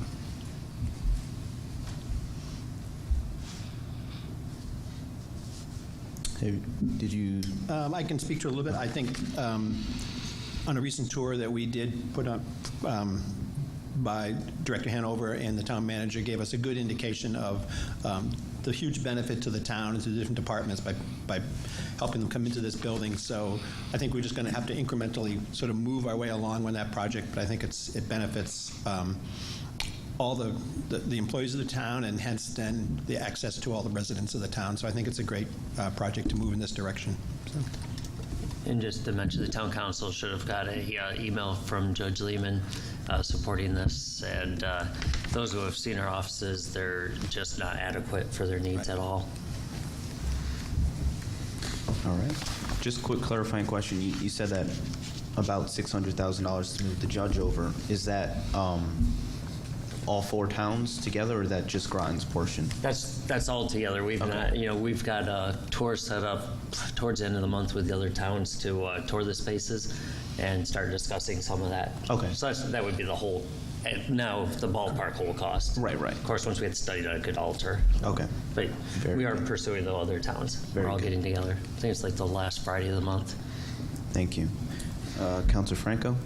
Thank you. Yes, a couple years back, we did cut the funding for this due to, I don't think the council was fully aware of what the long-term goals were and what the big master plan would be for this facility. And I think piece by piece it's starting to come in to give a bigger, grander picture so we can fully understand what the building should be utilized for. I don't think there's any reason that we shouldn't fund a boiler. I mean, that's an absolute necessity. The last thing you want to do is get stuck with a broken down boiler in the winter in Connecticut. And to replace carpeting. And this study that we're doing here, this is basically going to, there has been a schematic basically drawn out showing where everybody would be on that floor, but this is going to go further into depth. And actually help better utilize that area. Is that what you're Correct. stating? That's correct. And is this going to tell you, like, wiring and, like fiber and all this other stuff that has to come into these offices it would for estimate it. data? Yeah, that would be estimated, and, it's going to look at the building codes, make sure that, we're meeting all current building codes and things of that sort. And it'll look at space utilization to make sure all their things will fit in correctly too. Is that right? Yeah. It's going to look at a lot of different, like when you move, let's say you have a certain amount of file cabinets and everything else, you look to make sure there's adequate space to accommodate, and where you're putting them, they'll do all that stuff. Okay. All right. So thank you very much.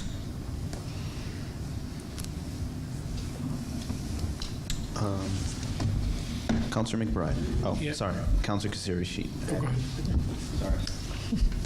Thank you, Mr. Mayor. Director Hanover, can you just speak to the status of the boilers a little bit? Sure. There's 2 boilers there, like I said, from 1977. One of them is out of service. It has a leak in it, and I'm not even sure it's repairable.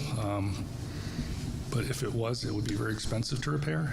The other one is still functioning, and hopefully it doesn't go out anytime soon, because, it's going to be, we'll have to probably get through, I'm not sure we're going to be able to next winter get these boilers installed in time because of the difficulty getting equipment right now. So it could, potentially be, next spring that we'd be replacing these.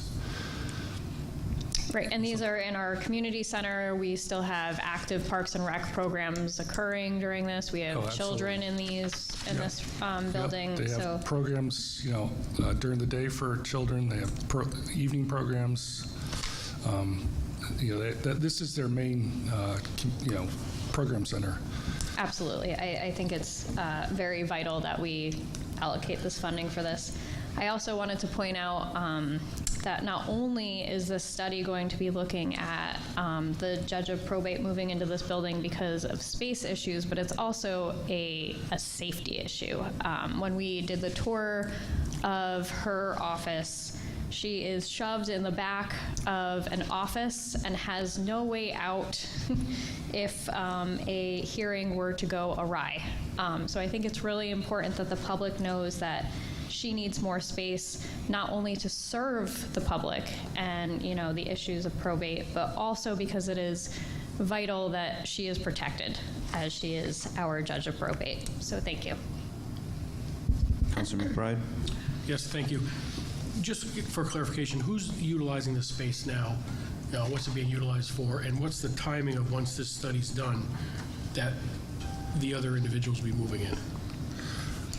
Well, the A wing, which is the 2-story portion, there's a couple rooms being used by Parks and Rec for programming. The police are using a room for hand-to-hand combat training. And then voter registration was just recently moved in from Human Services over there a couple weeks ago because they were literally in a closet over Human Services. And then the B and C wing, which are towards the back, are used for Parks and Rec's programming. And then the D wing, which goes way out in the back, is just storage right now, cold storage. As far as the timing goes, we really have to wait and see, what the costs come back and, which way the council wants to proceed as far as funding it and getting this work done to move people in. Okay. Thank you. And I'm supportive of the project. Again, as I voiced previously, have concerns over utilizing all this ARPA funds currently. Because we've already allocated $1.9 million of ARPA. We just theoretically, I think, added 1.4 of the city request, so we're at 3.3. Adding this, we're at 4.2. So I'm supportive of the project, again, but I'm not supporting this motion to move to ARPA because I think ARPA, in my view, is a separate budget that should be brought to the constituents and more information forward. But I am for the project. I'm just not forward using ARPA funds at this point in time. Thank you. Okay. Counselor Parker. Thank you, Mr. Hanover, for bringing this to us. Again, as Councilor Kasiri pointed out, it is a safety issue, not only with the probate judge, but also with having the children's programs. That boiler goes and it's wintertime, well, it's April, but we all know it's New England. If that goes and that building is cold in that building, we can't have that for our kids or for our workers, for that matter. And two, ARPA funds are supposed to be used for infrastructure. This is an infrastructure issue that needs to be taken care of. And I'm all in favor for using the ARPA funds, again, as this is an infrastructure. That's what they established ARPA funds to be used for. We should use the funds. Thank you. Councilor Kassiri? Thank you, Mr. Mayor. Director Hanover, this study is also going to potentially be looking at relocating Parks and Rec to the community center as well, correct? Correct, from Spicer House, yeah. Okay. And I also might add that we're going to be looking at B and C wing. Parks and Rec has expressed a concern about when people come in the main entrance for the programming, they basically come into a hallway. So they want to look at having some kind of a reception area, lobby area for parents, when they're waiting for their kids, or just to kind of create a more welcoming environment when they come into the center. Right. When we had done the tour, you had showed us that potentially the space for Parks and Rec was going to be the old main office, correct? Yes. Yeah, Okay. The principal's office in that area in front, yes. Great. Thank you.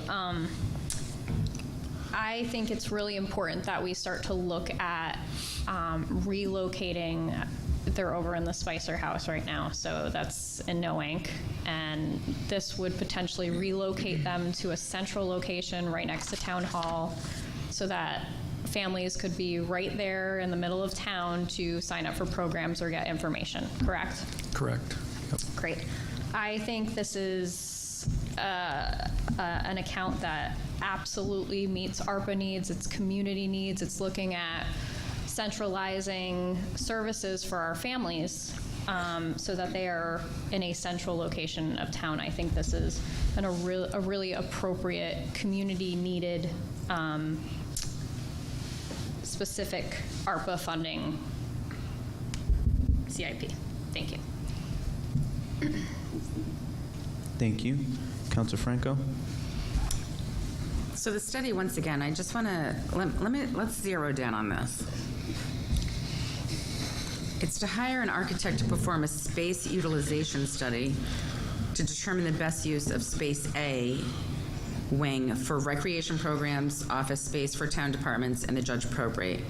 The study will also provide schematic designs and budget costs for planning future CIP projects. So I'm gonna ask again, is this the wiring of the offices as well to get, like? They're not going to tell you where to put the wire. They're going to say, here, a project of this nature, and they'll look at all the codes and how to connect fiber from one building to another, and they'll tell you what they think the total cost will be. Okay, so that's one aspect of it.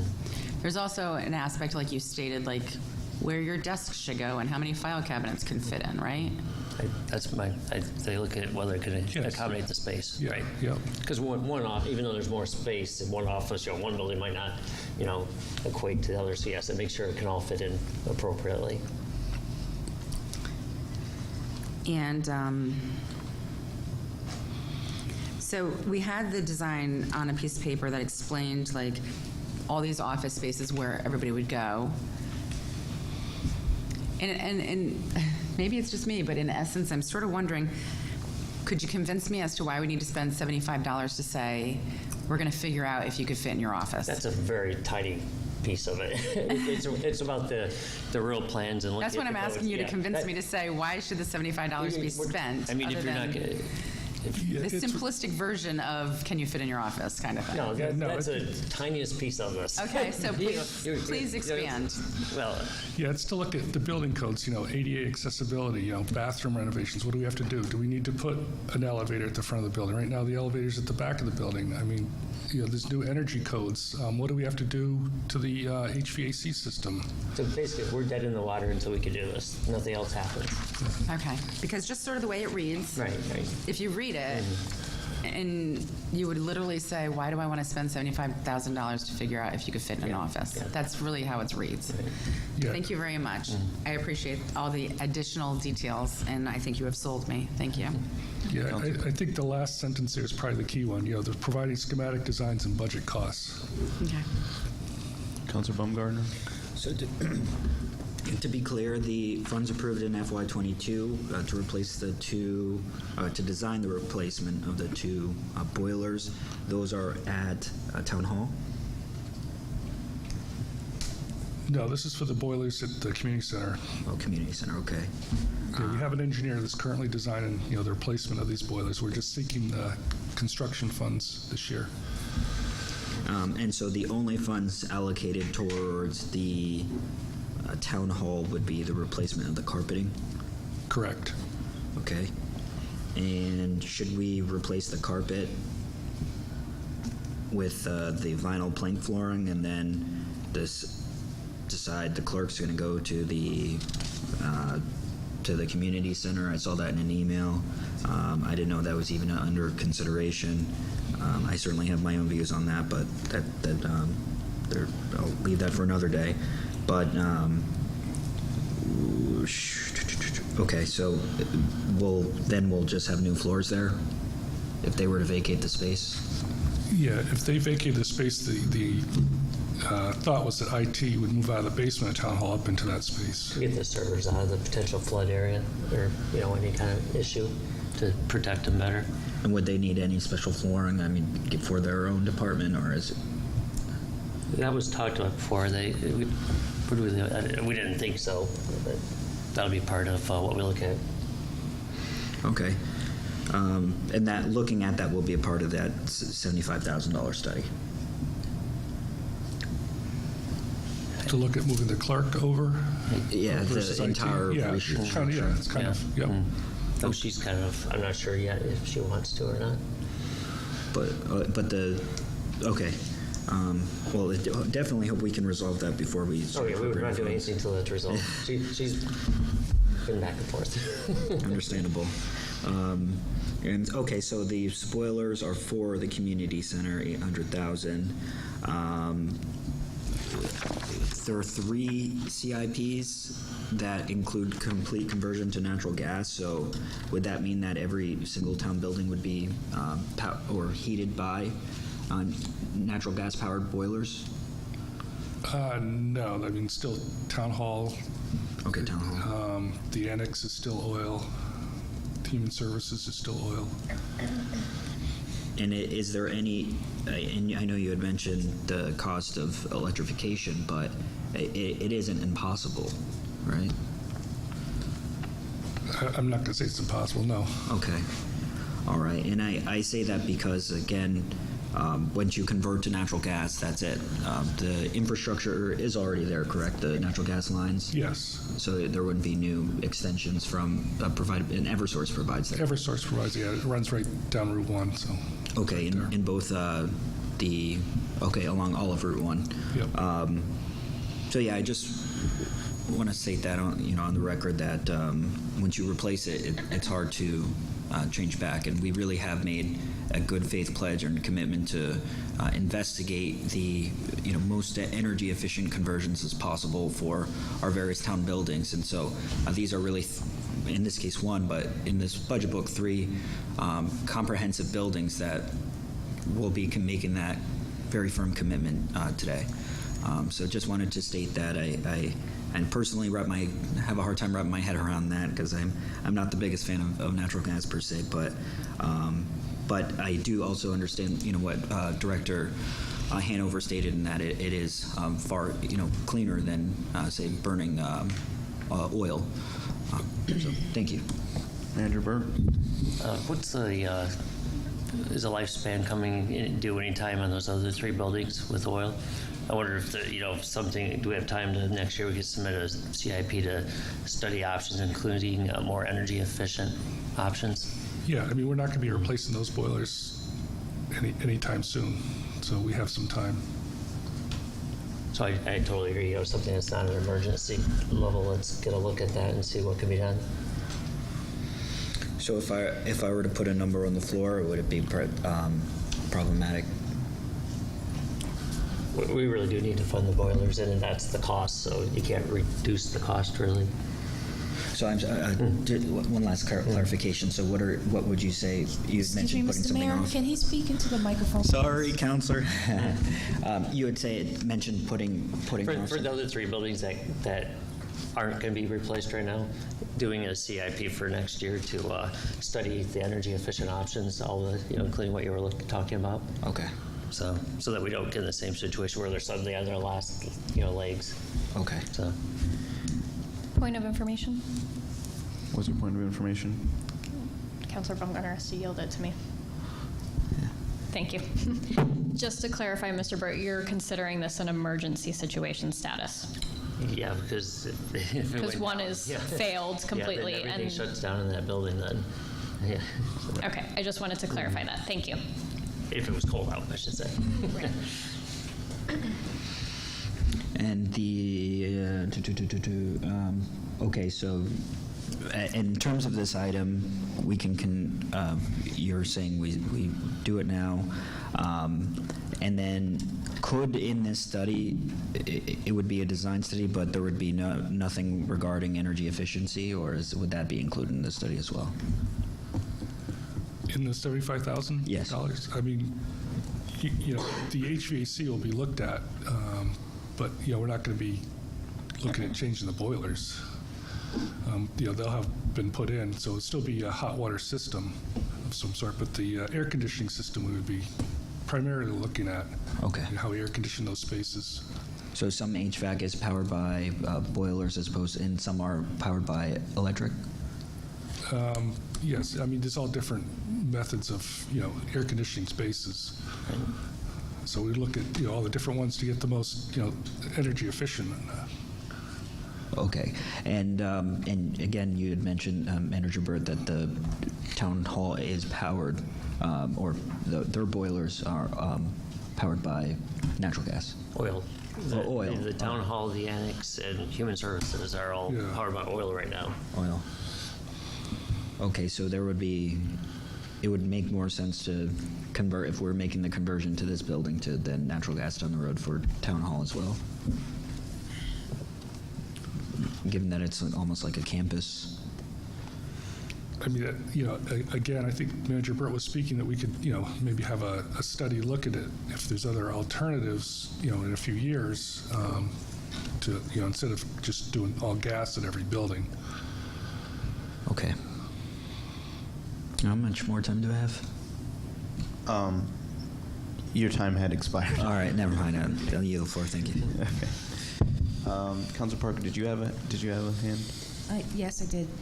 Mr. Hanover, I hear Mr. Councilor Baumgartner's concerns about the energy efficiency, but did you not say about 10 minutes ago that the potential of trying to convert from a boiler from the oil boilers that we currently have to natural gas at this time period may cost more money than we have projected?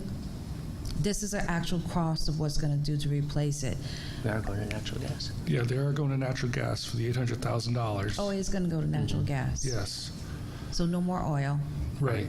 So is that energy efficient? They're much more efficient than oil, yes. Okay, so I'm just trying to figure out. Point of information. I have the answer. I was talking about. Let her decide if she wants to yield. I'm just asking.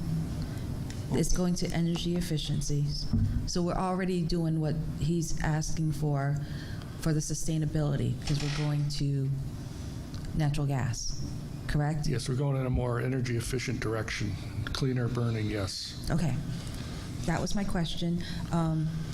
Again, the concern about the 75,000, when they're doing construction schematics and the designs and the potential budget costs, this will also look at how people can be set up ergonomically in the building efficiently so that they're more productive in the work environment. So can I assume that, or? Yes. Okay. So I'm all in favor for the whole entire amount coming from ARPA funds, because you've clearly explained that everything's being changed over, trying to do everything efficiently and ergonomically correct. Thank you.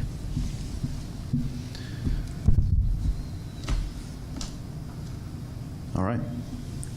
See no further discussion.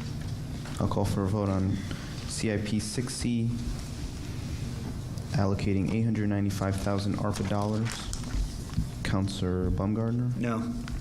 Counselor Kassiri? Yes. Counselor Franco? Yes. Counselor Jones? Yes. Counselor McBride? No. Counselor Parker? Yes. Counselor Westervelt? No. Melendez is a yes. So that carries 5 in favor, 3 opposed, Baumgartner, McBride, Westervelt, 0 abstaining.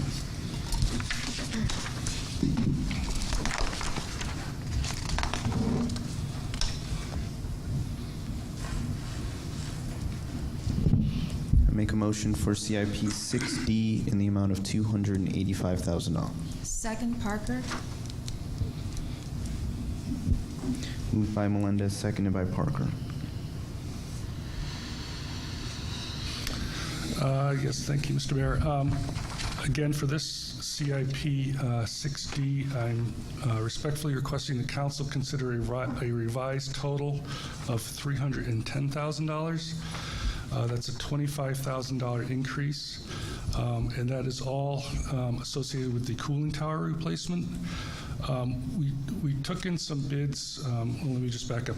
This was funded last year for $275,000. We received bids last fall, and they roughly came in around $400,000. And you're going to see this throughout the building CIPs here. The cost of materials is just skyrocketed, and bidders are just really tacking on some high contingencies on these things because their suppliers are only holding prices for literally days.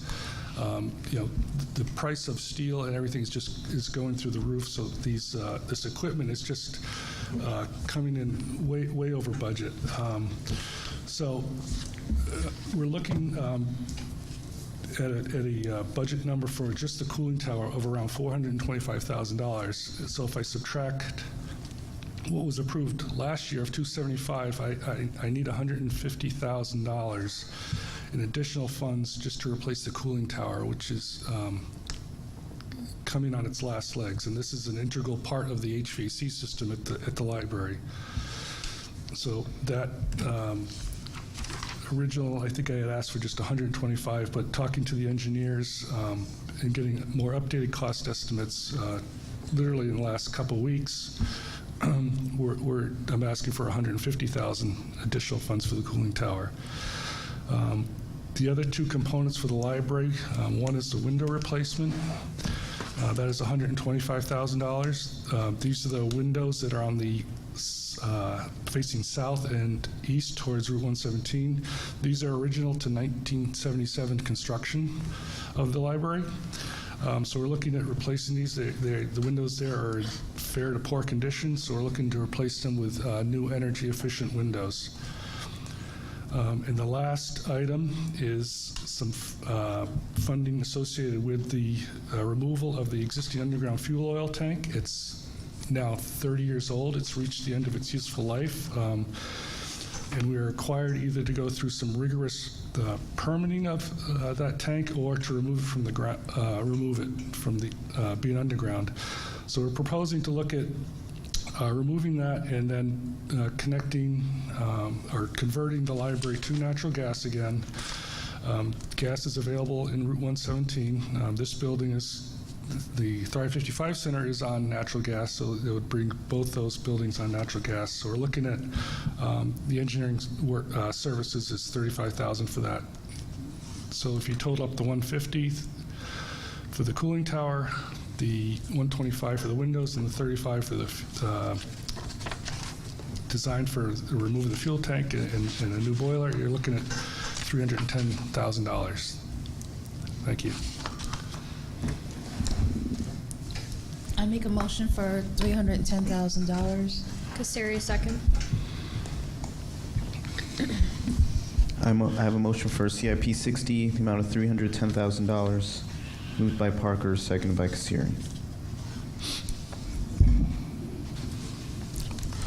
Any discussion? Councilor McBride? Yeah. I just have a general comment that I'm reviewing what we've done so far and what we're planning to do based upon some information we have. And I still have concerns because if we do the ARPA recommendations for the future funds that, like the yellow highlighted items, it's going to be 5.3 million, and based upon some analysis I think the town manager gave us, that is going to leave us slightly under the 5.4 he advised us on, which would end up with a 7.8% increase. So my feeling is that I don't think we're where we need to be, or at least where I think we need to be in terms of an increase to the residents from a taxpayer standpoint at 7.76%. So although I think this is an important project, I'm not in fully support of the 310. So I would propose another motion or another number for the floor of 150, which is what is the 125 that's clearly needed, plus the additional 25 to remove the cooling tower and the heat pumps, and to forego the other projects until a later date. I'll second that motion. Wait a minute, what's the number on the floor? Total amount? 150,000, which is the $125,000 in the package plus the additional escalation in cost. So I have a second amended motion for CIP 6D, $150,000, moved by McBride, seconded by Baumgartner.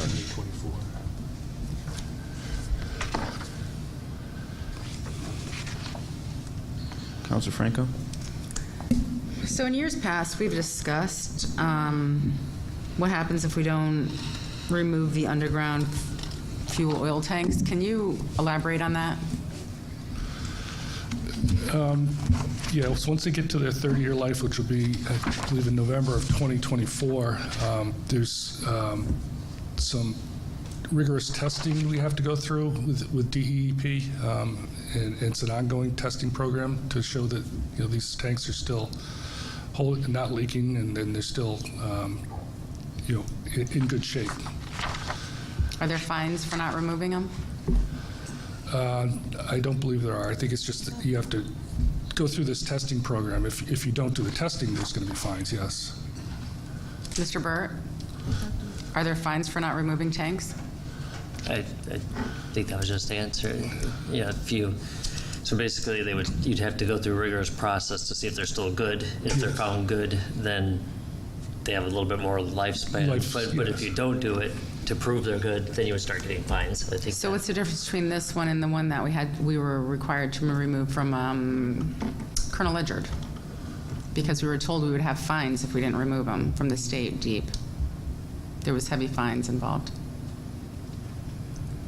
Yeah, I wasn't involved in that. Gloucester. There's been Colonel Ledgard. There's been numerous tanks that we had to remove, and we were told repetitively that there was significant fines if we didn't remove the tanks in the timely manner. No, I mean, there's just rigorous testing requirements. Maybe at one time the DEP was doing fines, and they've changed that. That I don't know, but now. I've never weighed in on fines, so I don't know. I've never said there's fines myself, but. No, I absolutely correctly remember us being, because these were things that we were going to cut off of the budget, and these were items that we were going to cut out of the budget, and we were convinced we need to. It was like imperative that we remove these because, and actually I believe it was the planning department that had given us the insight that there were fines related to all of these if we didn't remove them. I don't know. He stepped away for a minute, but let me see if he's around.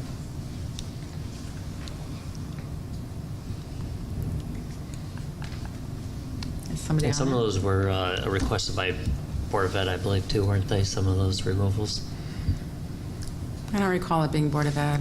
It was the Board of Ed. Well, if it's Gloucester, would have been Board of Ed. Yeah. Butler was an issue. But that's after they were closed, wasn't it? In the 22 budget, we had 50,000 was removed for an underground tank at SB Butler. And what the Board of Ed had written was it reached the end of its life in September of 2021. And I was thinking that the fines might come into play once the state says it's reached and you have to take it out of the ground. Because I think even at Gloucester, Didn't we have didn't they remove it and we had a temporary tank over there for a while? We did, because and part of it might be if you get that testing in time before you hit the timeline too. I remember Colonel Ledger was absolutely like one of the ones So there's that probably some we were, nuances to that. because Colonel Ledger was closed and it had been closed, and we were like, we're not even using it. Why do we have to remove it at this moment if it's not even being used? And we were specifically told that there was issues related to it. So I feel like I'm getting contradictory information from years past, so I don't know what to make of that, and I'm not sure what the to remove the underground fuel tank, if that's the priority. There were gas tanks, I remember, that we've had to remove too, that were the same type of thing. And I was told those were the same type of thing as the oil tanks. Like if you don't remove them, there's issues that you're going to deal with the state. I remember that being said too. Again, I don't know anything about that process. I've never weighed in on it. I do remember that being said.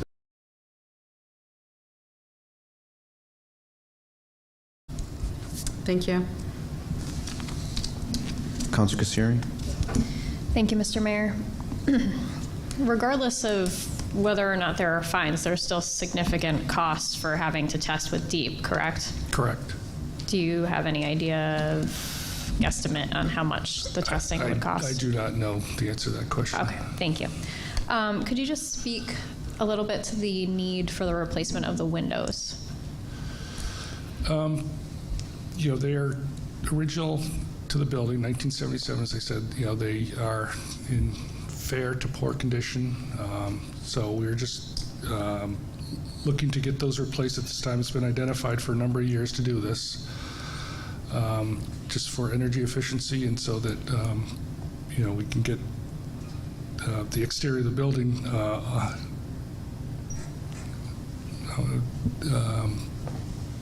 up to speed, because the addition we put in the new addition, well, it's not new anymore, it's probably 20 years ago now. Mm-hmm. We put on all new windows then, so it's just to kind of finish the envelope of the structure. Right, and we're investing in the CIP in actually repairing the HVAC system, correct? For the cooling tower, yes. For the cooling towers, right. That is a high priority. So part of, in my mind, if we're going to repair the cooling towers, repair the HVAC system, windows would potentially go along with this and create a cost savings for the taxpayer as well if we're creating more energy efficient windows, correct? Correct. Okay, thank you. Councilor Jones? Thank you, Mr. Mayor. Mr. Hanover, I think you just answered the question to Councilor Kassiri that you don't know what the cost of the testing is. Is that correct? That's correct, yeah.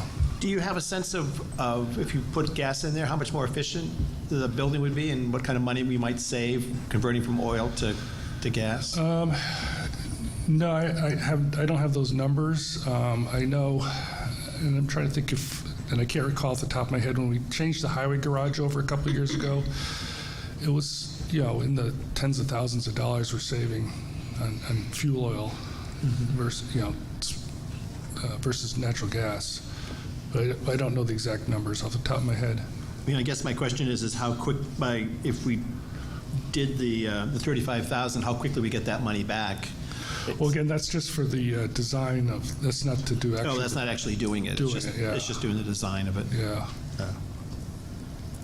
Do you have a sense of what it costs to do the actual conversion? Probably going to be around $300,000, somewhere in that area. Okay. Okay. All right. Thank you. Councilor Baumgartner? So the conversion, I was reading in program for FYE 24, our funds, 175 to remove the underground oil tank and convert the boiler to natural gas. So it's 300, not 175? Yeah, I think that, based on the costs that we're seeing nowadays, that's probably an old number that was in the leftover. Okay. And just a note about utilizing ARPA. So one thing we have done as a council is state, hey, if we don't fund something through a CIP, we can determine at a later date to utilize ARPA funds. So even if we don't make that commitment necessarily today, doesn't mean we will not or could not make that commitment down the road after it goes through a more comprehensive vetting process. In terms of the amount on the floor, so the 125 would be for the window replacement, not for the cooling tower? Or, to clarify? Yes, I was recommending 125 for the cooling tower replacement. Oh, that cooling you tower were hoping replacement, to do okay. previously, I think, last year, plus the additional 25,000. Correct. And then the 25,000 would, oh, right, yeah, the inflationary Yes. boost, okay, 25K. And so then it would, so the windows would not be a part of this motion, right? Correct. Okay. In terms of the study, again, the construction at the earliest would be November 2024, as that's when the underground oil tank would end its useful life. So even if we were to consider an appropriation in the future, or say even a future CIP, the council, if the council were to consider a future CIP, say next year, you would be able to do both? Is that a possibility? I'm sorry, what was the question? I'm sorry, no, it's okay. No, I know that. If we were to defer this item to, say, next year's budget, and take up the design of the underground fuel tanks, or replacement of those underground fuel tanks, could you then also appropriate funds in that same budget cycle for the construction of it? We could, but it wouldn't get, I mean, we wouldn't get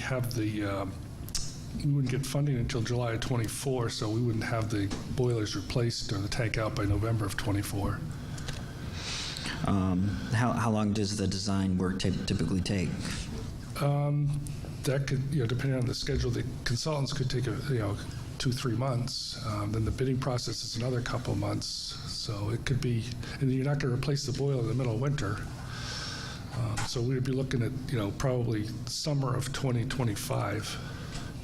And I asked this question because earlier the manager stated that for that specific CIP that we were considering with the community center, that was an imperative that we do that. However, some of the other conversions could be reconsidered in the future. And so if we do this study, we're going to be kind of stuck in a tough spot, because then we've already appropriated the funds for the study, and then there won't really be an option. If it would be kind of a waste of money to kind of ignore that study in and of itself, and move forward in a different direction.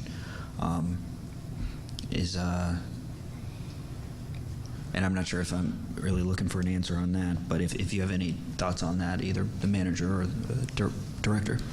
Well, I was thinking the study, we were going to be looking at some of the other buildings that are going to be future down there, like Town Hall Annex, Human Services, some of those buildings. Okay.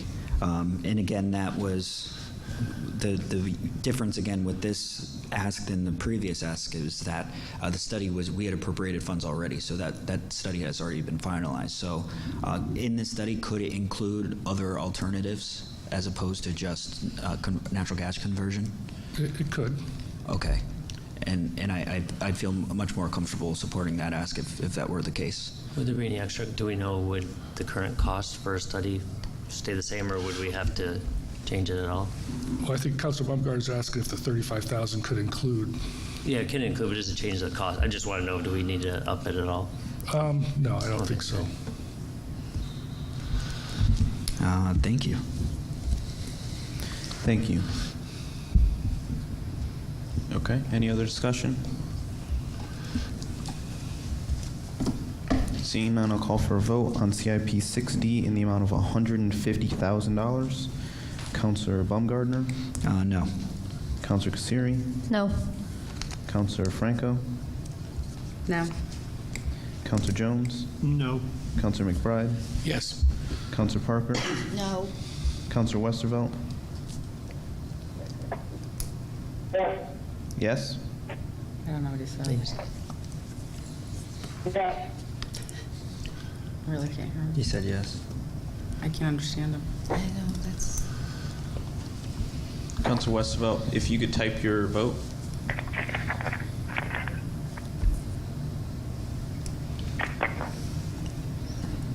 Melendez will be a no.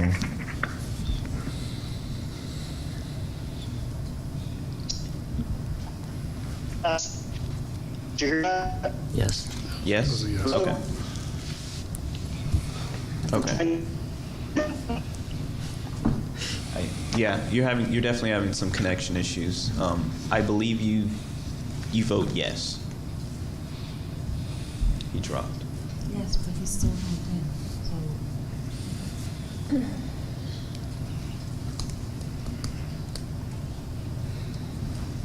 All right. I think we'll move with him not present for the vote. Oh, there he is.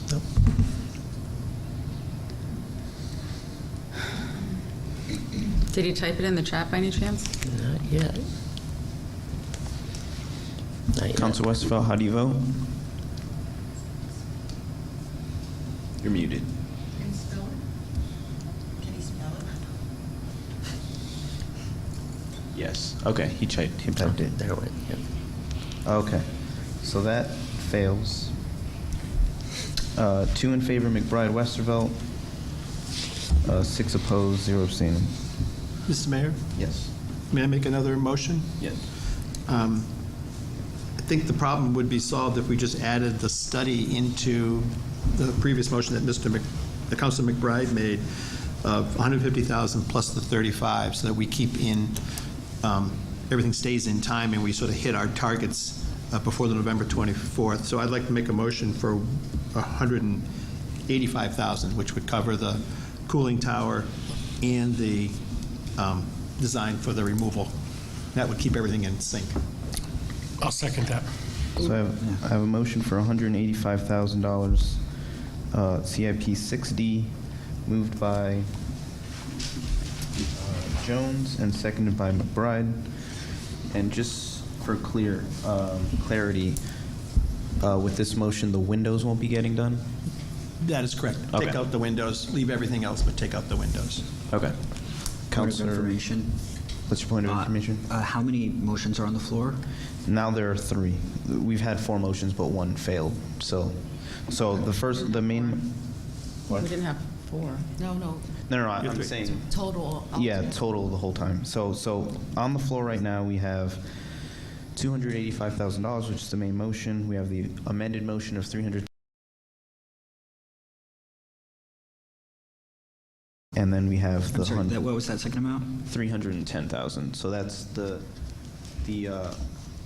covering all 3 all 3 projects with the increase of the inflationary costs from 285 to 310. Funded by what source? Just capital Just reserve. all cap? Yeah, there's none. All of these fundings, none of them are ARPA. Okay. In any of these motions. Okay, Councilor Kasiri. Thank you, Mr. Mayor. I will not be supporting this motion.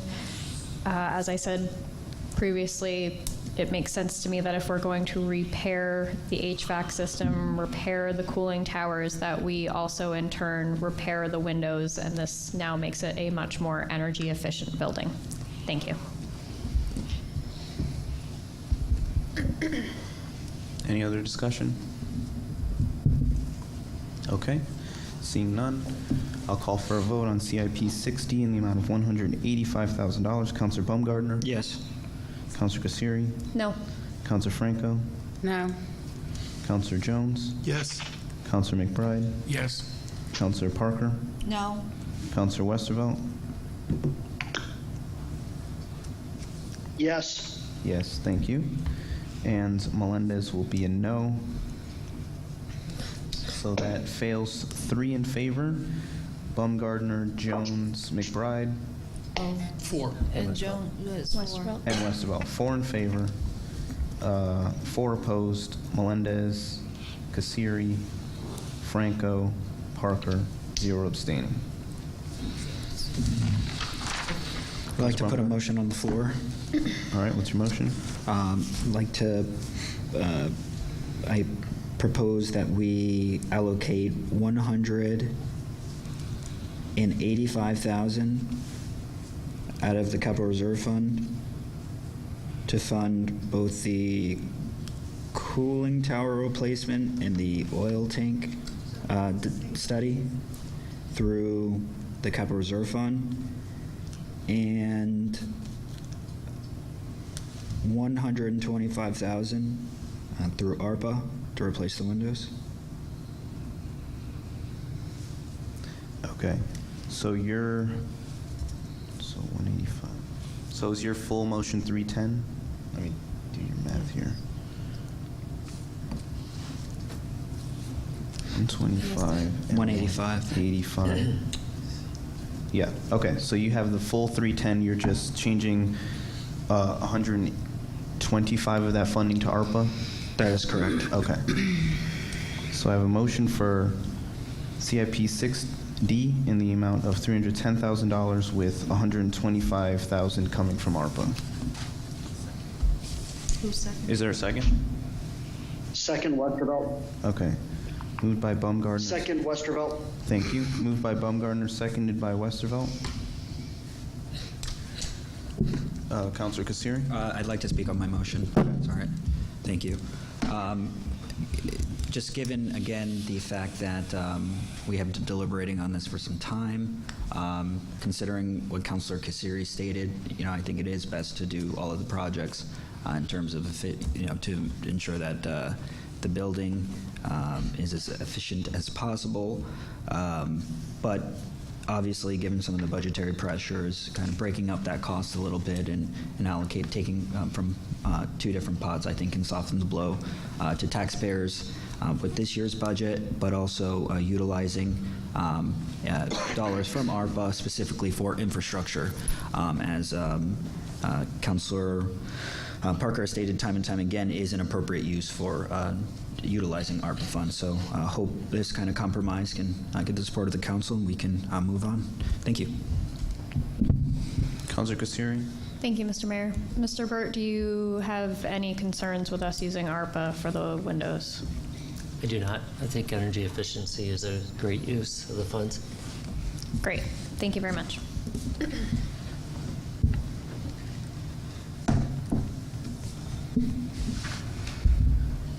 All right. See no other discussion. I'll call for a vote on CIP 60 in the amount of $310,000, $125,000 of which coming from ARPA. Councilor Baumgartner? Yes. Councilor Kasiri? Yes. Councilor Franco? Yes. Councilor Jones? Yes. Councilor McBride? No. Councilor Parker? Yes. Councilor Westervelt? Yes. Okay, Melendez is a yes. Yes. Thank you. Westervelt is a yes. Melendez is a yes. That carries 7 in favor, 1 opposed, McBride, 0 abstaining. Thank you.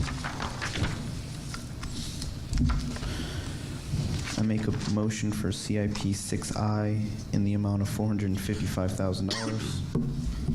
Kasiri, seconds. Moved by Melendez, seconded by Kasiri.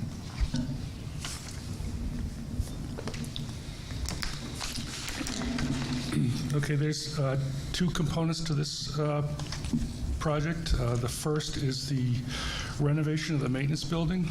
This building it's a metal building constructed in 1978, and I don't know if you've had a chance to go out and look at this thing, but it's in poor condition. It's got holes in the siding, the roof leaks, the doors and windows leak. This is the maintenance building, the golf course staff. They have all their equipment in, their fertilizers, their offices, break room, restroom. So we did get an architect's estimate to look at this and come up with the cost to basically for a new roof, new exterior skin, new doors and windows, and that was estimated to be $305,000. Actually, yes. 325? 325? Oh, yes, I'm sorry, 325. And the second part is a public restroom building in the area of the course where this maintenance building is, which I believe is the 8th hole. The golfers and Parks and Rec has identified a need for a public restroom in this area of the course for a number of years.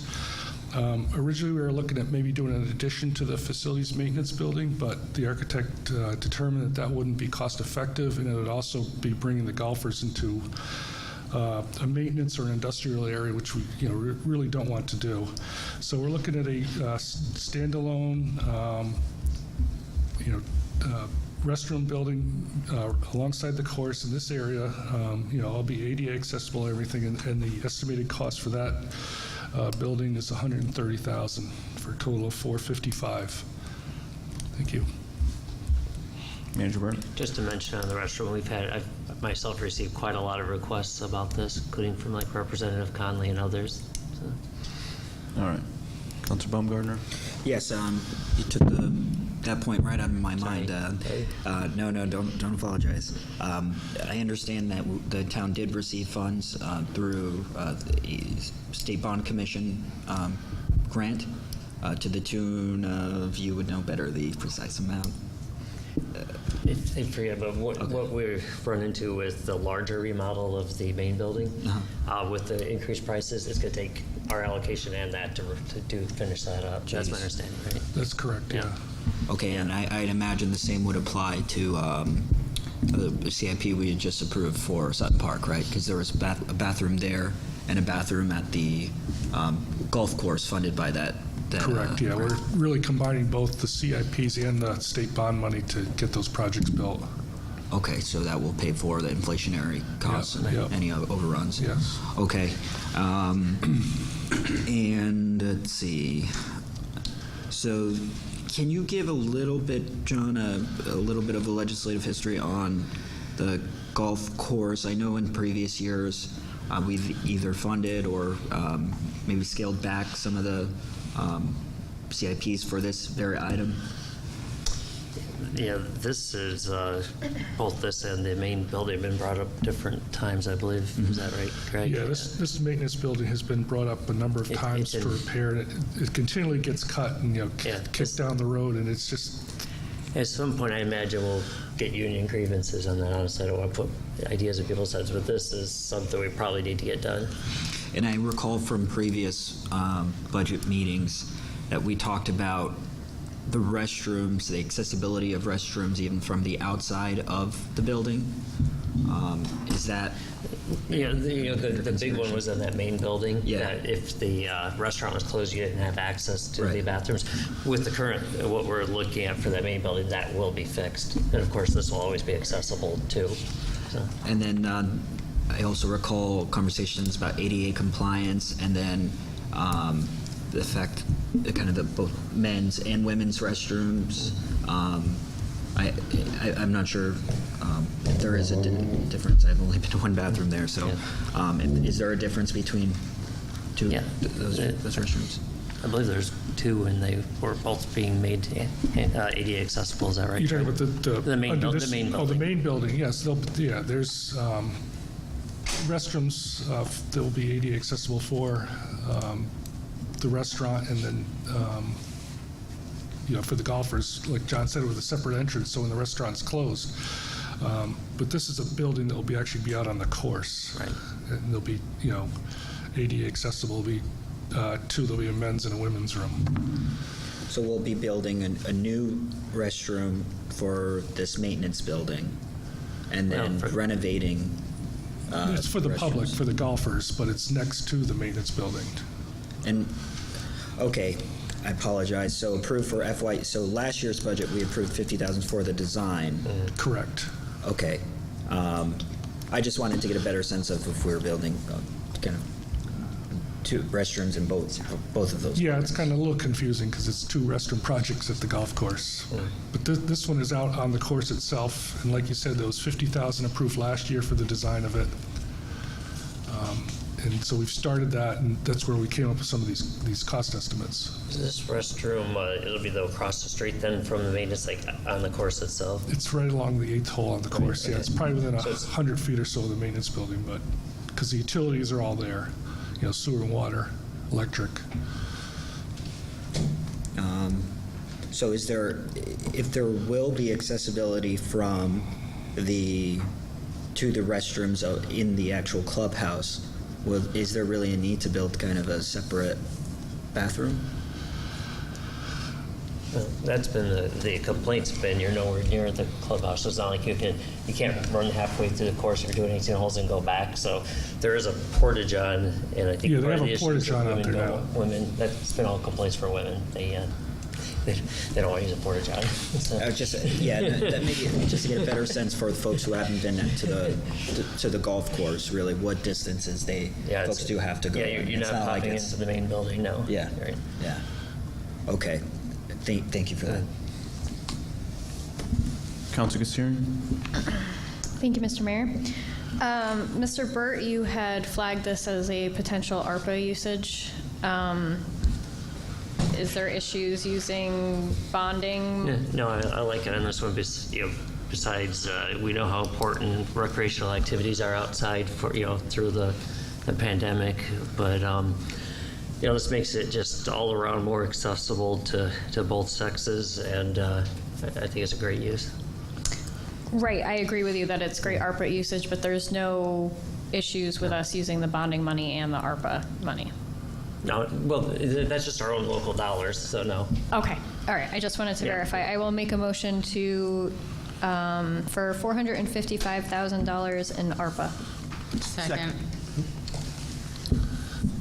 I have a motion for CIP 6I, the amount of $455,000 ARPA dollars, moved by Kassiri, seconded by Franco. Would you like to speak to your motion? Yes, thank you. I agree with Town Manager Burt that this is a recreational usage for our ARPA funds, and I just think it's an appropriate community need to be using ARPA funds for. Thank you. Councilor Jones? Thank you, Mr. Mayor. I just make a statement that in support of this project, I know I have heard, especially Representative Conley has talked a lot about our ability to attract bigger and better tournaments here, and by the main complaint that they get about why they don't come here is because of the bathroom facilities. So I think this is a much needed thing, and if you've used those bathrooms, you're pretty aware of how poor they are. So I think it's a great use of it. Thank you. Councilor Baumgartner? Yes, I understand that we have, thank you, John, have utilized ARPA for some of the golf course upgrades at the previous meeting. Is that correct? Yes. Yes. And that was to a tune of, I don't have it handy with me. 285. 285, thank you, Counselor. And so if we were to appropriate ARPA funds for, Correction, it's 260. It's 260. I'm sorry, I've heard a lot of numbers. It was 260. 260, okay, thank you. I just lost my spot where we are now. Okay, so 260, and then if we allocate 455, I understand the manager made a recommendation also potentially using 105 for our next CIP, so that'd be at 105. I know there's a lot of counselors here that are much better at math than I am, certainly including our mayor and my esteemed counselor to my direct left. Just 75, not 105. Okay, 75? 105 is the next year. Okay, so that would be in total, Watch out, report on and doing your math. I got a calculator. 175, 260, I believe it's 790. 890, 260. 260, and 455. and 175. And 75. 75. 75. Okay, so not 175. So that'd be 790. So out of 8.6, we'd be allocating 790,000 for a golf course. So I certainly, believe we ought to continue maintaining our golf course as we've done in the past. However, several of the CIPs for the golf course, especially when we factor in some of the holes, if we were to fund, continue that maintenance, that's quite a significant investment. And so do we want to utilize, or should we utilize so much in ARPA for simply, one facility, as opposed to, again, breaking it up and kind of divvying it amongst other groups or capital projects as well? So I struggle utilizing only ARPA for this request. I do think some of this should come out of the Capital Reserve Fund, but just wanted to let those thoughts be known. Thank you. Thank you. Councilor Jones? Nope. Okay. Councilor McBride? Thank you. I'll just comment again, as I did earlier on the other day in regards to, golf course funds. I think over time we should do something in terms of operational or financial changes to see if we can have the operations provide some form of profitability, so to say, to put money aside to pay for these capital requests, as opposed to using it on a capital request, have operations fund some of these improvements going forward. Secondly, I don't support this as an ARPA fund. I think a small percentage of Groton residents use the golf course, and even if it was a large percentage, I think, as I've stated before, ARPA funds a separate budget, and it should be looked upon. And if we were to move forward with it, which I do think it needs to be done, I just don't agree with having it go through ARPA at this point. Thank you. Thank you. Councilor Franco? Thank you. So historically, there's a golf course built in Groton. It's under town management, and from my time on the council, it seems as though a lot of the maintenance and the upkeep and the renovations are all seeming to all come due right now. So I'm wondering, historically, how much was allowed, how much did the previous councils invest in the golf course over time? Were these things that were constantly being pushed off, and now everything seems to be coming due now, and it's all dilapidated? And if we don't take care of things now, it's on our plate now. Do we just let it go? Do we keep pushing things off? So historically, can you just give me what your opinion is? No, I would agree with you. The previous councils have always been pushing this off. And I think, to Councilor McBride's point, I think they tried at one time to do some of these capital improvement with their operational funds, and they just couldn't get them done. And the course was falling into disrepair worse than it is now. So that's why it got transferred into the town CIP so that we could keep up the course. So hopefully if you get it to an adequate level, you could draw more people or charge more or have tournaments and that kind of thing, and then you could hopefully have some money to put away towards CIPs. I think you're going to have to invest first, though, before that. You're not going to draw the people without the investment. Right, because as I've stated before, what I've seen is what's happened in Groton historically is a lot of cuts, a lot of pushing it down the road. And it seems like things fall now on our plate, and it's what do you do? You have to take care of your assets in our community. And you have to think of it sort of like Parks and Rec. We have Parks and Rec, they have a golf course. And there's a special section of our community that likes to golf, and this represents them. There are people that like to do karate, or they like to do basketball, and there's things in Parks and Rec that appease and are for those people in our community.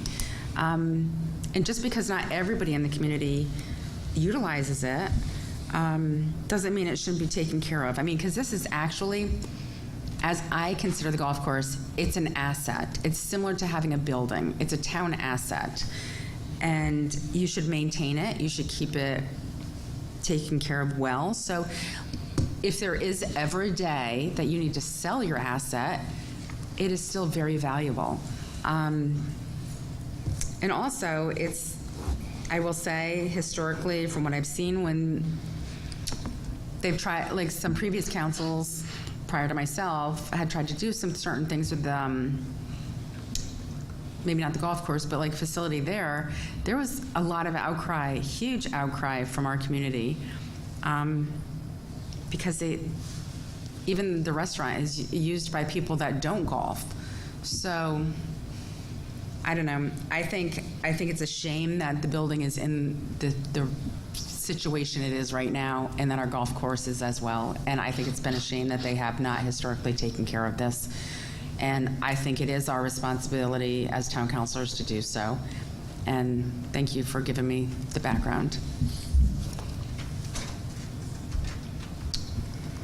Any other hands? All right, seeing none, I'll call for a vote on CIP 6I, $455,000 ARPA dollars. Counselor Baumgartner? No. Counselor Kassiri? Yes. Counselor Franco? Yes. Counselor Jones? Yes. Counselor McBride? No. Counselor Parker? Yes. Counselor Westervelt? No. Did you hear that? Yes, I did. Thank you. Melendez is a yes. So that carries 5 in favor, 3 opposed, Baumgartner, McBride, Westervelt, 0 abstaining.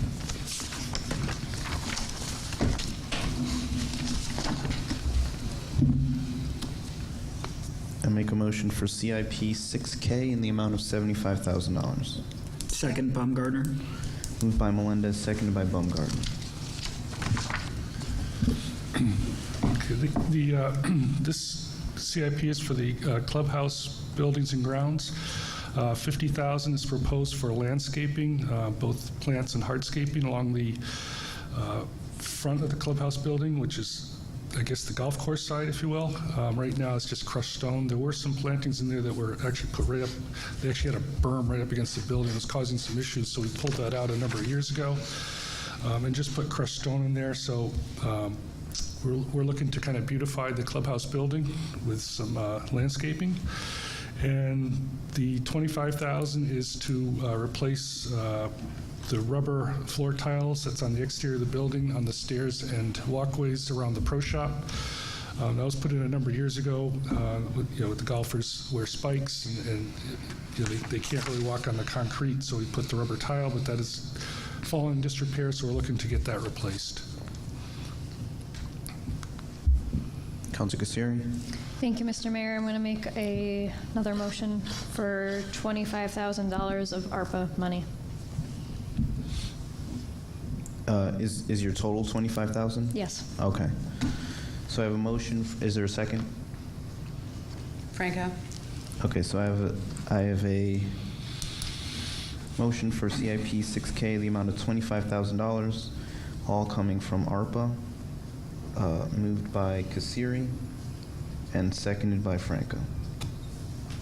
Would you like to speak to your motion? Yes, please. Thank you, Mr. Mayor. I think it's really important to invest into the golf course, as Councilor Franco has.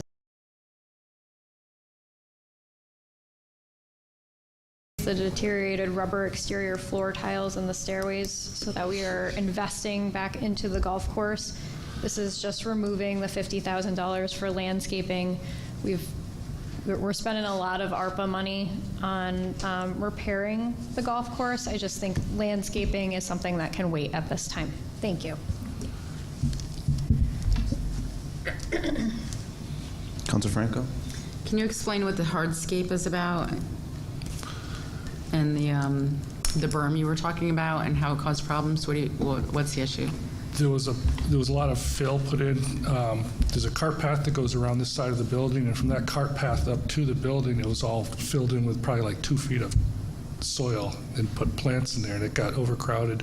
And that soil was actually built up against the building itself, so it was causing some rot issues with the building. So we pulled all that out and just made it kind of level and put crushed stone in there for the time being, just to control erosion.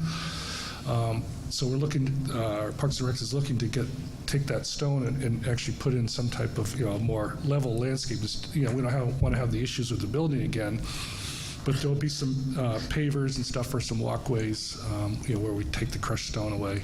So that's what the hardscape is. Right in the circle in the front entrance? No, this is not the circle. This is on the other side, on the golf course side of the building.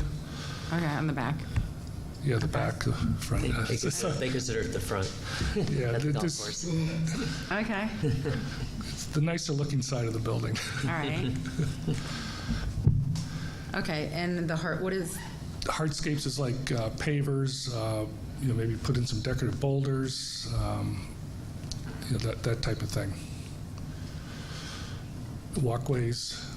All the inanimate objects. Yeah. all right, because, I mean, I understand what the counselor is putting the number on the floor, but on the other hand, I'm hearing from our community, they want our community to look better, and they're saying this very loudly, that they want our community to be, they want us to invest in our own community and have it look better. So I struggle with this one.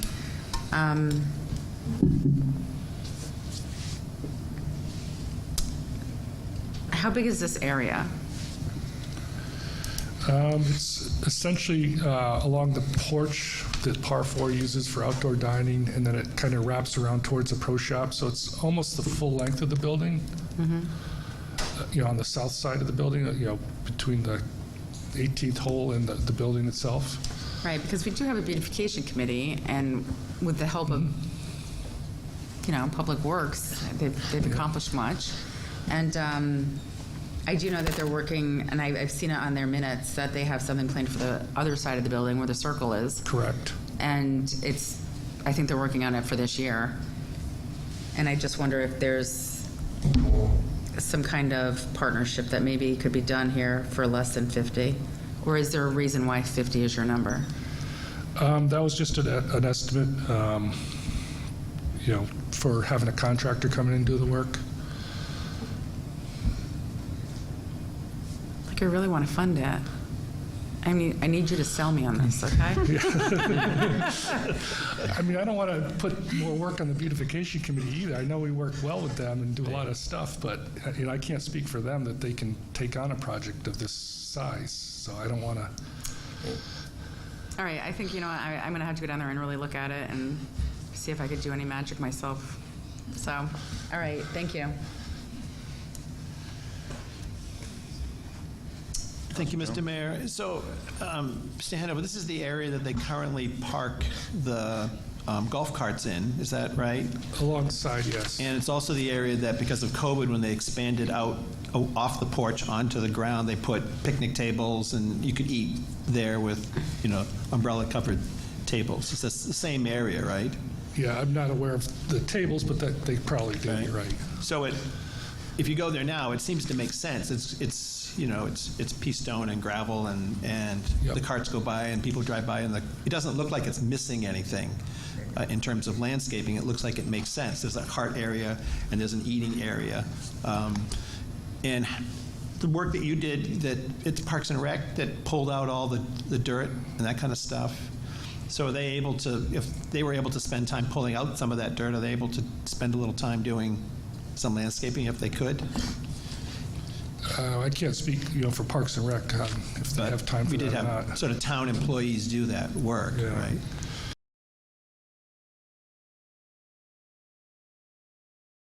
Series motion, thinking that either we could sort of wait on this, or the area now doesn't look like it's missing landscaping. It looks like it belongs the way it's supposed to be. It has a cart path, has storage for carts, and it has eating area.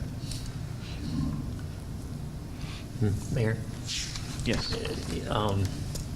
I think at some point it'd be nice to have this, but it's definitely not an absolute need right now. There's, it's pretty low on that list of the CIPs. So I would recommend holding off, see what we can do, and if we can't figure something else out, we bring it back next year. It can come back. Okay. All right, thank you. Councilor Kassiri? To clarify, you believe that we should spend the $25,000 for the... Yes, yeah, that seems like a good tripping hazard. Just wanted type to of clarify, thing. yes, thank you. Yeah, I won't disagree with the manager on that. Yeah. Okay. Thank you. Or the landscaping. Okay, seeing no further discussion, I'll call for a vote on CIP 6K in the amount of 25,000 ARPA dollars. Councilor Baumgartner? No. No? Councilor Kassiri? Yes. Councilor Franco? Yes. Counselor Jones? Yes. Counselor McBride? No. Counselor Parker? Yes. Counselor Westervelt? No. Westervelt, no. Melendez will be yes. So that carries 5 in favor, 3 opposed. Baumgardner, McBride, Westervelt, 0 abstaining. Can I make a motion for recess? Can we have a lunch break? Yeah. We'll be back at 1:35. We are recessed at 1:03.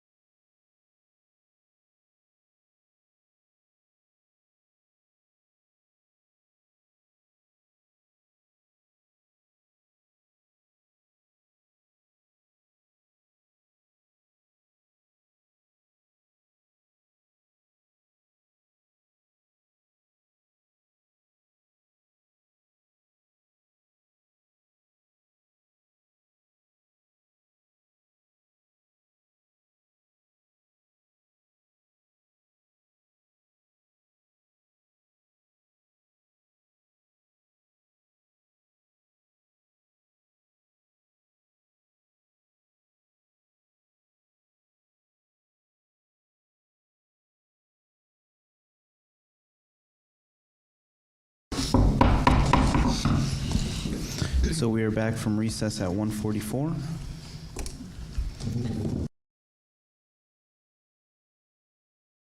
Um, 6M, I am respectfully request that the council consider a new number of $310,000. I'm proposing a $50,000 increase to the line item for the police station locker room renovation from $200,000 to $250,000. This would all be paid for out of LoCIP funds. The original $200,000 was proposed as LoCIP, and the $250,000 would also be LoCIP. The reason for the increase is we have a project to do some ventilation renovations and improvements in the same area. We had the engineer come back with an estimate, and like everything else, the price has increased quite a bit. So in order to do that project, which it makes sense to do it when we do the locker room renovations, I'm looking for a $50,000 increase so that we can do the locker rooms and the ventilation all at the same time. So speaking on the locker rooms, these are the men's locker rooms at the police station. They were first installed in 1978 with the construction of the building. They haven't been touched since. There are ventilation issues, as I spoke of. We had a project to do some improvements, but we are short of funds of that. And we are just, it's time that we put some money into this locker room for the police. I know when we did the addition about 20 years ago, we put in a women's locker room so that theirs is fairly new, and as well as the dispatchers. These lockers, are designed to accommodate all the officers' equipment that they now wear, the body armor and all that stuff. I believe they have drying racks in them and all sorts of fun things. And I think, And Chief Rosaro's here if we need to get into questions about exactly what they are looking for here. The other two items for this CIP are repaving the front parking lot at the police station. Again, this pavement is original to 1978. The rest of the station in the back where the police park their vehicles and the driveways have all been repaved. This is the last remaining area. This is the public area. This is the front of the building. So we're just proposing $25,000 just to finish up the paving, make the building look nice. And then also, again, the underground fuel tanks are going to become at the end of their useful life for this building. So we're looking at some design costs to replace the oil-fired boilers with natural gas, and there is gas available at this site. So the total of those three projects is $310,000 as amended. Thank you. Thank you. And before I make another motion, this 60,000 would still be capital reserve, 25,000 construction, 35,000 planning engineering? Correct. Okay, thank you. Okay, so I'll make a motion for $310,000. Second, Parker. All right, for 6M, $250,000 coming from LoCIP and $60,000 from capital reserve. Moved by Melendez, seconded by Parker. Any discussion? Councilor Kasiri. Thank you, Mr. Mayor. I will be fully supporting this. The locker rooms are in significant need of an update. When we toured the police department, the chief and deputy and the captains were wonderful in showing us the department and brought us into the locker room and showed us the dire need for an updating in there. This is also a morale issue for the male officers, as it's very outdated. They're all packed into this locker room that has poor ventilation issues. So I will be supporting this, and I will be supporting this in the full amount. Thank you. Councilor Franco. Thank you. So I agree that the locker rooms are in dire need of renovation, and probably the ventilation would help a lot in that room with just the circulation of air, I would assume, in the locker room would be probably very nice. And so my question is, on the $25,000 for materials to surface the front parking lot at the facility, what kind of area is this? Because $25,000 usually doesn't go very far in paving. You know, this is the main driveway going into the police station, and immediately go to the right where the visitors park, and then that area there. This would be, Public Works doing the paving, so it's just basically for materials. And it will do that whole parking lot area, right? Yep. Really? Yep. And it's just like a resurface, right? It's not. Well, we would take out what's existing. Like, would you grind it and then just resurface we it? probably wouldn't regrind it. We just physically remove it, and then just grade it off, and then just put down, 3 or 4 inches of new asphalt. Okay. Well, I think you're going to stretch that $25,000 because. No, it'll cover it. Okay, I'm trusting you.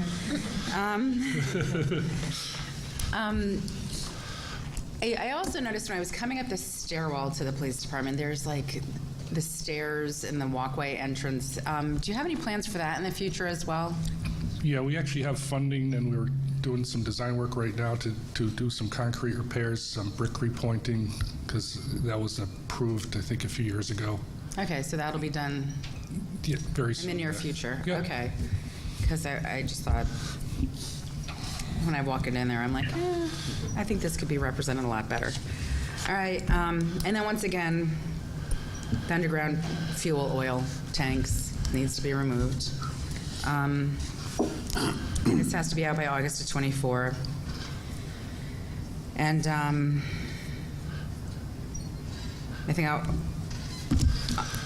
think the $35,000 is very typical from even 4 years ago. That was the normal price of every time we took out an oil tank from every facility. So thank you for the information.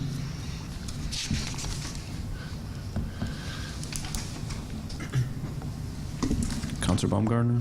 Yes. Just a...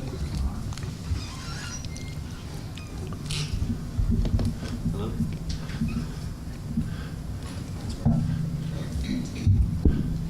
Yeah, much better.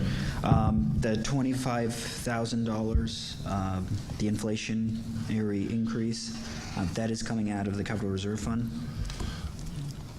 That was 50,000, that's coming out of LoCIP funds. 50K out of LoCIP.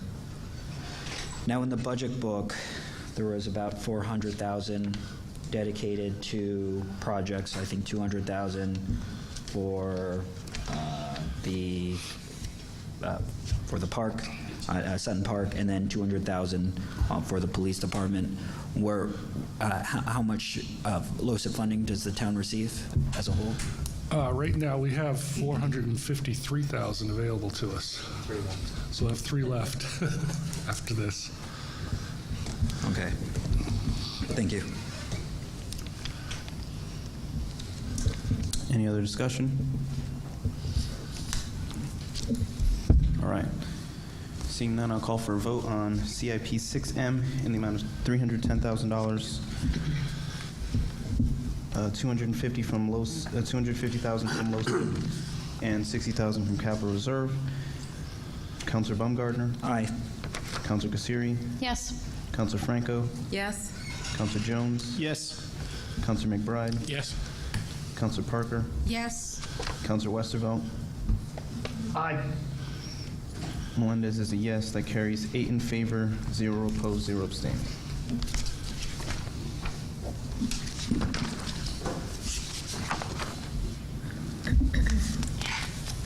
I make a motion for CIP 6N in the amount of $25,000. Second, Parker. Moved by Melendez, seconded by Parker. Okay, this is $25,000 for engineering design and plans for the HVAC upgrades to the staff office area at the Town Hall Annex. We currently have a contractor that will be starting, I believe, actually a week from Monday, doing the council chambers in Community Room 1, 2, and 3, HVAC replacements. So we are asking for funding to do the staff area. We're getting complaints often, especially from the staff in the front of the building, about hot offices in the summertime. So we just want to take a look to see what we can do to rectify that situation. Andrew Burr? Just to mention, it's really an issue. We get a lot of complaints about it. It's pretty bad.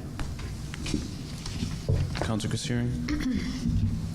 Thank you, Mr. Mayor. Just to add, when we toured the annex, Director Reiner had brought this issue up and had stated that the staff was very uncomfortable, that there were offices that were hot and the next office was very frigid. So I will be supporting this so we can get this issue fixed. Thank you.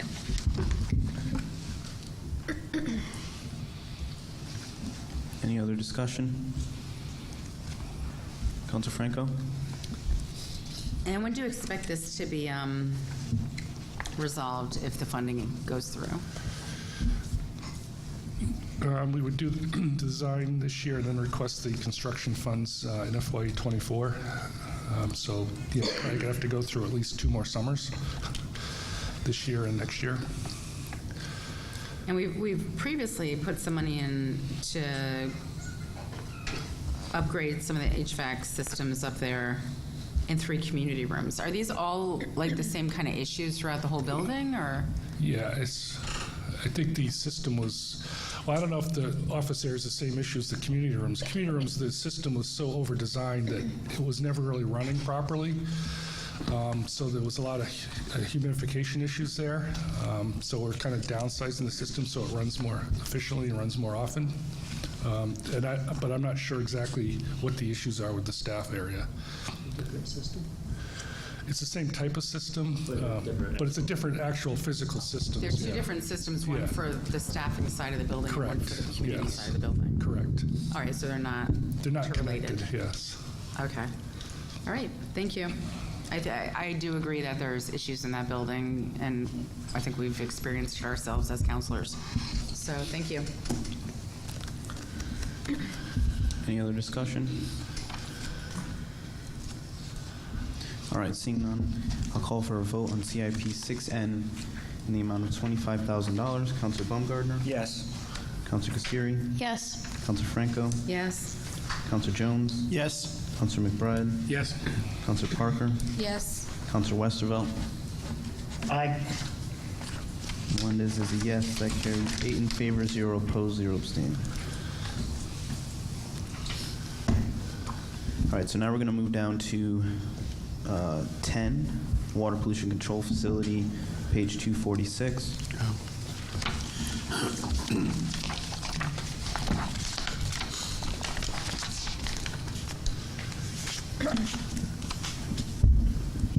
I'll make a motion for CIP 10B in the amount of $1,200,000. Second, Kasiri. Moved by Melendez, seconded by Kasiri. Okay, 10B is for the amount of $1.2 million. $200,000 of this is for the design and engineering and plans and specifications for bidding the replacement of the Burgess Park pump station. This is what we call a can pump station. It's actually a steel cylinder that's in the ground, and it's rusted and rotting. In fact, the floor of it, when the guys go in there, they say it moves around a little bit. So, I'm very concerned with not only their safety, but just the ability of this pump station to continue functioning. So, we're looking at $200,000 for the design for the replacement of this.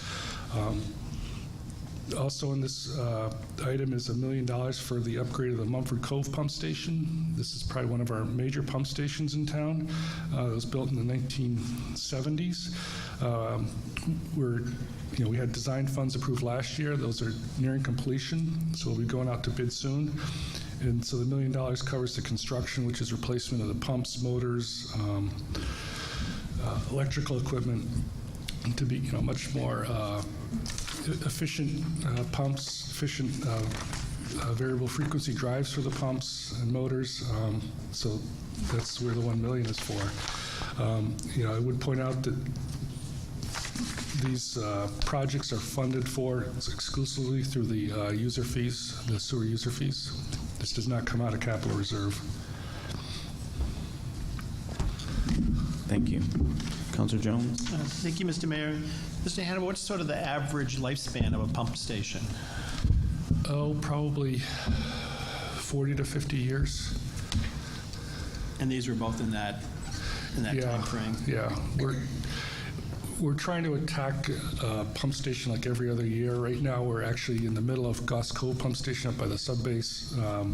We're doing some work at Gravel Street, and then this is kind of the next one. And every other year, the sewer authority wants to keep. So I remember, I think you had said when we visited, there were 23 pump stations. Is that correct in the town? Yep. And you see sort of a plan. Are they all kind of aging out now over the next? Some of them are newer. Like if a subdivision came in the last 20 years, they might have put one in for that. So, and they're all different sizes. But some of these bigger ones that we put in back in the 70s and 80s, they're all coming kind of due at this time. Okay. And that's the normal. You think $1 million a pump station is probably somewhere around. Yeah, that doesn't even probably address everything that should be addressed. That just gets the major components. Okay. So are you replacing the building or just the material? Just the equipment. Just the pumps inside? Yeah. Okay. All right. Thank you.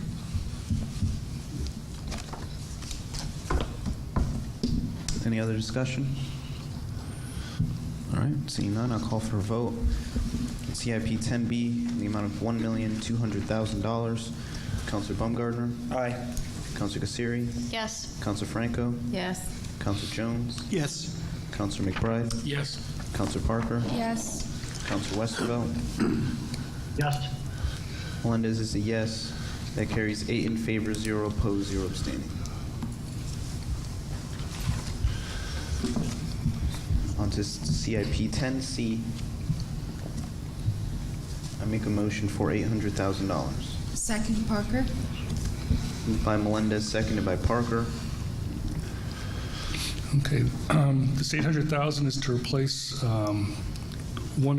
we have 2 generators at the treatment facility. One of them is fairly new, 10 years old, but this one that we're looking to replace for the $800,000 was original to the plant, and those of you that went on the tour saw this huge orange engine and generator.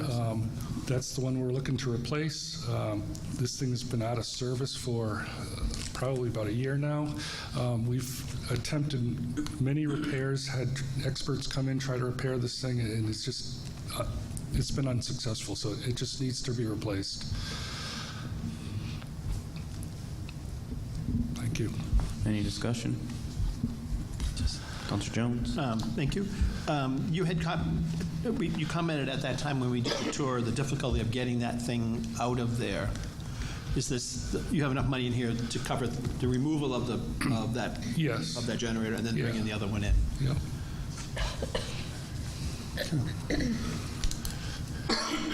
And this is oil-fired, or how is it powered? It's a diesel generator. Diesel? Okay. And was there any, we had, during the data center conversations, we had tier 2 and tier 4. Does this fall into any of that kind of area, or is it just a general generator?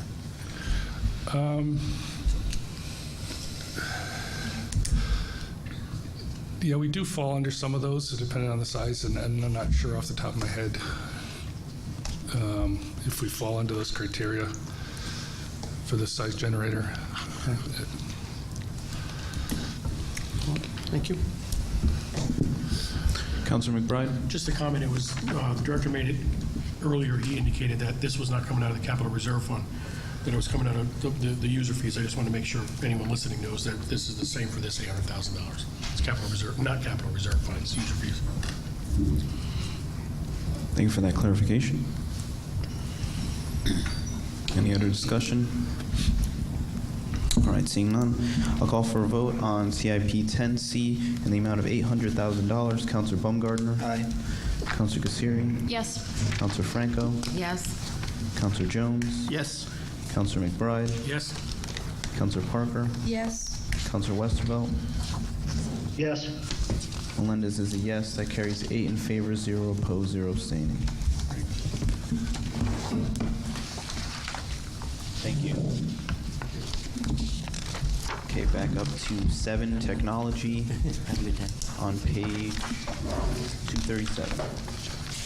I'll make a motion for CIP 7A in $113,000. Second, Parker. 113,000, moved by Kassiri, seconded by Parker.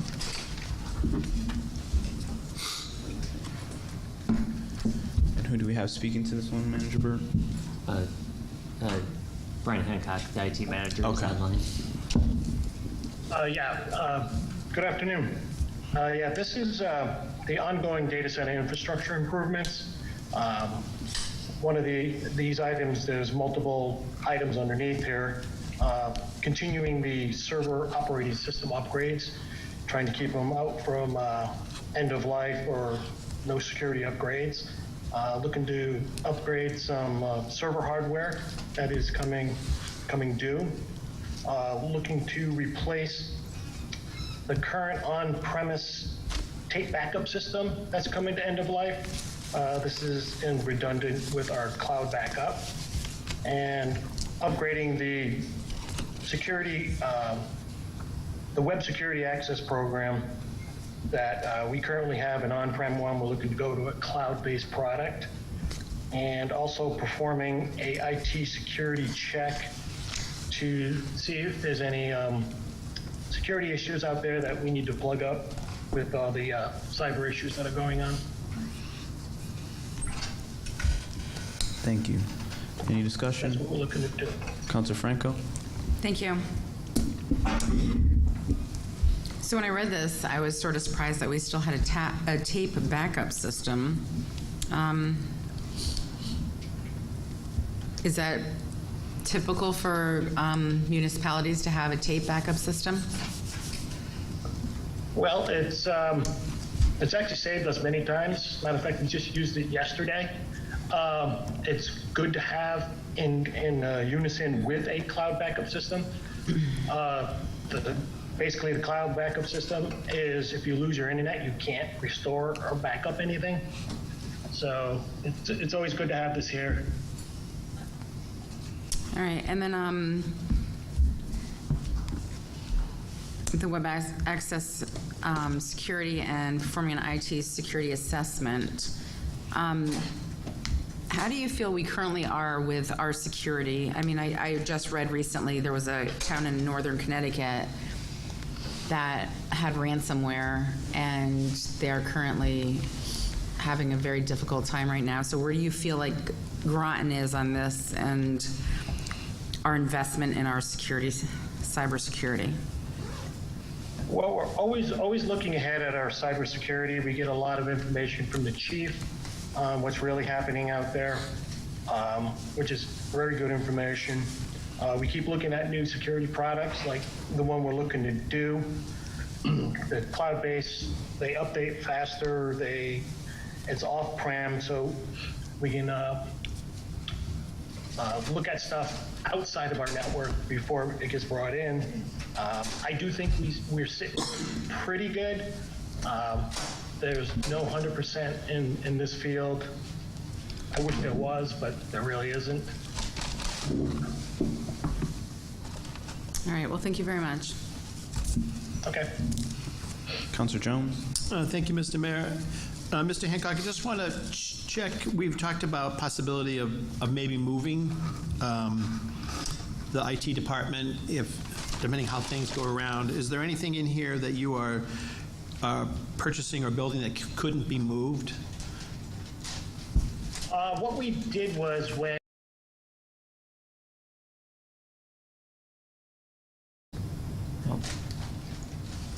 install the I'm sorry, your audio's coming in and out. Yeah. Hopefully our next will be next door. We ran multi-fiber strand over there to link our stuff over there. So when we do move, and in the future, if the builds come over, we can reroute them in. Okay, so we're not building something that can't be moved. We can pick it up and change locations or floors or buildings if we needed to.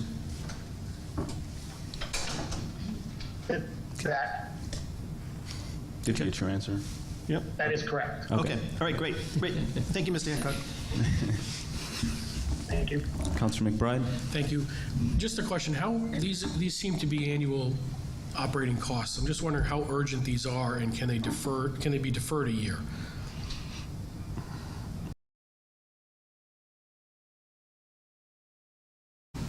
The operating systems, no.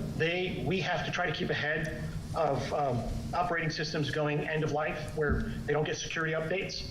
So that leaves us vulnerable for ransomware, cybersecurity issues, and our insurance company tags us for that too. And same thing with the hardware. All this stuff is really necessary to try to keep ahead, trying to be a little proactive in some of this stuff and not wait until last minute before we need a big expense to bring 20, 30 servers up, which we probably couldn't do because we'd have to, contact the companies and spin up new stuff. And it takes a little bit of time. What would the impact be if this was cut in half?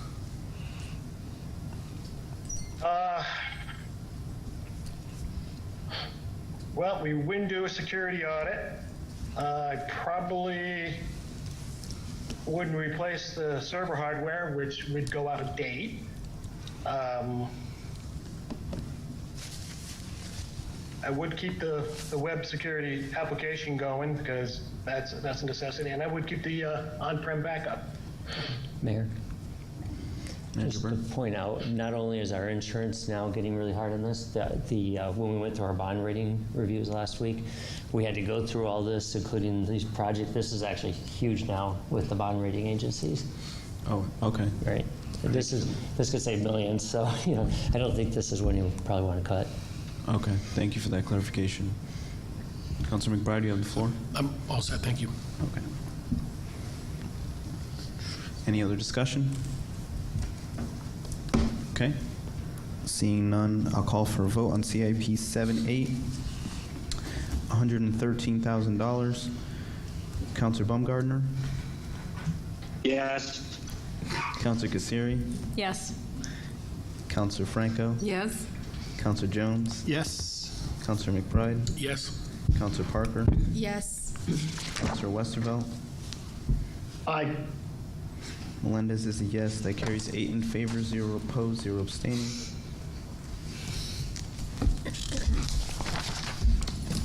Thank you. Thank you. I make a motion for capital improvement project F7 technology for $66,000. Kassiri, second.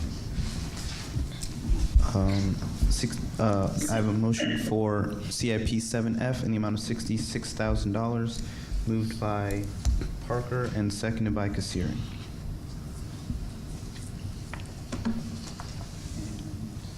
Is the chief here? Yeah. Hi, Mr. Mayor. How are you? Very good. Yeah, this is a follow-up CIP. I apologize. I think you addressed something earlier, and want to thank you for your support of that. But this is a follow-up CIP. We initially got this funded last year. This is for the police in-car cameras. We've entered into a contract with Axon. We're required to do this, so we have the budget. I'm sorry, we have the installation coming up in a matter of about a month and a half. So this is a project that really needs to move forward again as part of the police accountability bill, and it's for the installation of in-car cameras. Okay. Any questions? Happy to answer any questions. Anyone has any? All right. Not seeing any question. Oh, Councilor Baumgartner. Yes, just a comment. The chief brought this up at the previous budget meeting where we approved the police budget, but I just want to commend the chief for his efforts in terms of taking advantage of funding for technology and with respect to police accountability well before the more recent police accountability law was passed into law. Back in 2017, right after it sort of determined the legislature, in 2016 we approved sort of a first batch of police accountability, and one of the measures was not necessarily a requirement for body cameras, but just sort of a start in that direction. And the chief, on his own, made the decision to move the town into a direction of outfitting their officers with body-worn cameras. And that was a decision that many surrounding departments did not move forward with. Here in Groton, we did. And as a result, Chief Tesaro and the department took advantage of the funding stream from the state of Connecticut to pay for a lot of the cameras. Obviously now that isn't the case, but because it isn't funded per se. But I just want to commend the chief again for being very proactive in terms of the technology and certainly the cameras. So just wanted to state that on the record, and appreciative of your leadership on that. Well, thank you. Unfortunately, this is one of those components that isn't currently funded through the bill. We've already taken advantage of other resources, but we do need to employ these. And as I said, this is already underway. We've got a date scheduled to have these installed. So I appreciate the comments and the council's support. Thank you. Okay. See no other discussion, I'll call for a vote on CIP 7F, the amount of $66,000. Counselor Baumgartner? Yes. Counselor Kasiri? Yes. Counselor Franco? Yes. Counselor Jones? Yes. Counselor McBride? Yes. Counselor Parker? Yes. Counselor Westervelt? Yes. Melendez is a yes. That carries 8 in favor, 0 opposed, 0 abstaining. Thank you.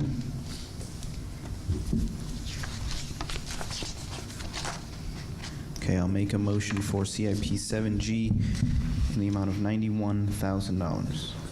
Second, Franco. Moved by Melendez, seconded by Franco.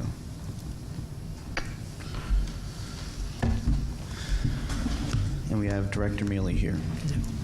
Good afternoon. I'm here with Sean Greeley, who is our GMTV specialist. He's going to be discussing a little bit about what we're trying to do townwide with the AV upgrades. So,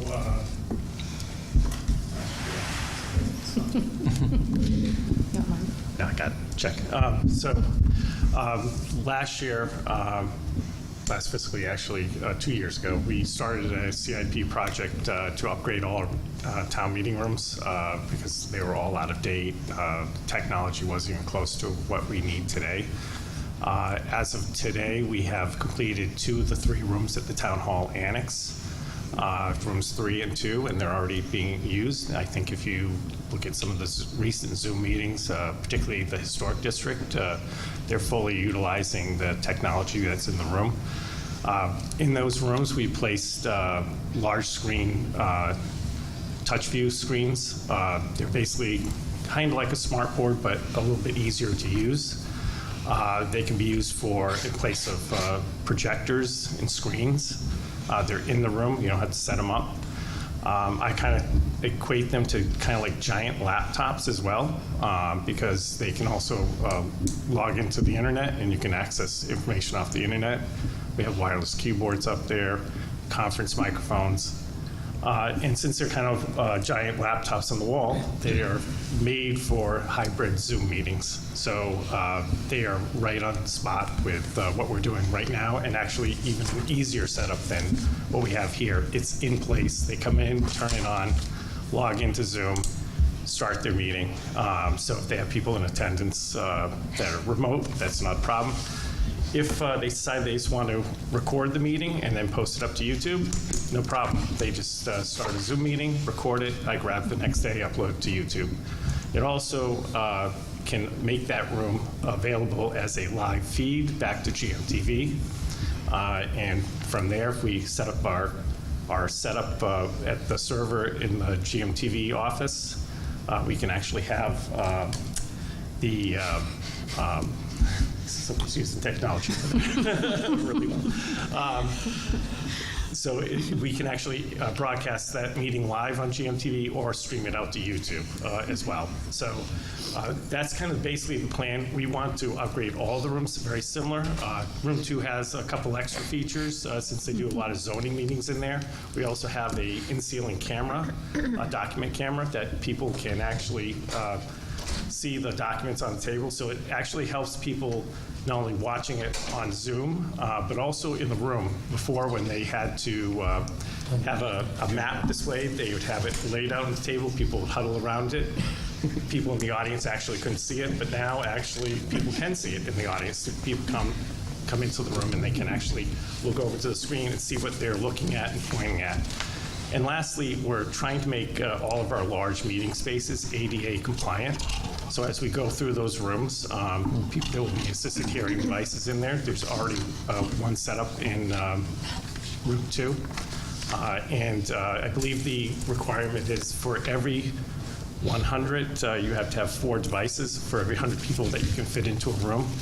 So if we were in here, it should be, I believe, 8 hearing assisted devices that you should have available. So up at the annex, we'll be putting another set in room 1 as that gets finished. So basically the equipment in room 1 is all spec'd out. I'm hoping that it's going to go out to bid probably next week, and hopefully have the installation complete, and then the town hall annex is complete.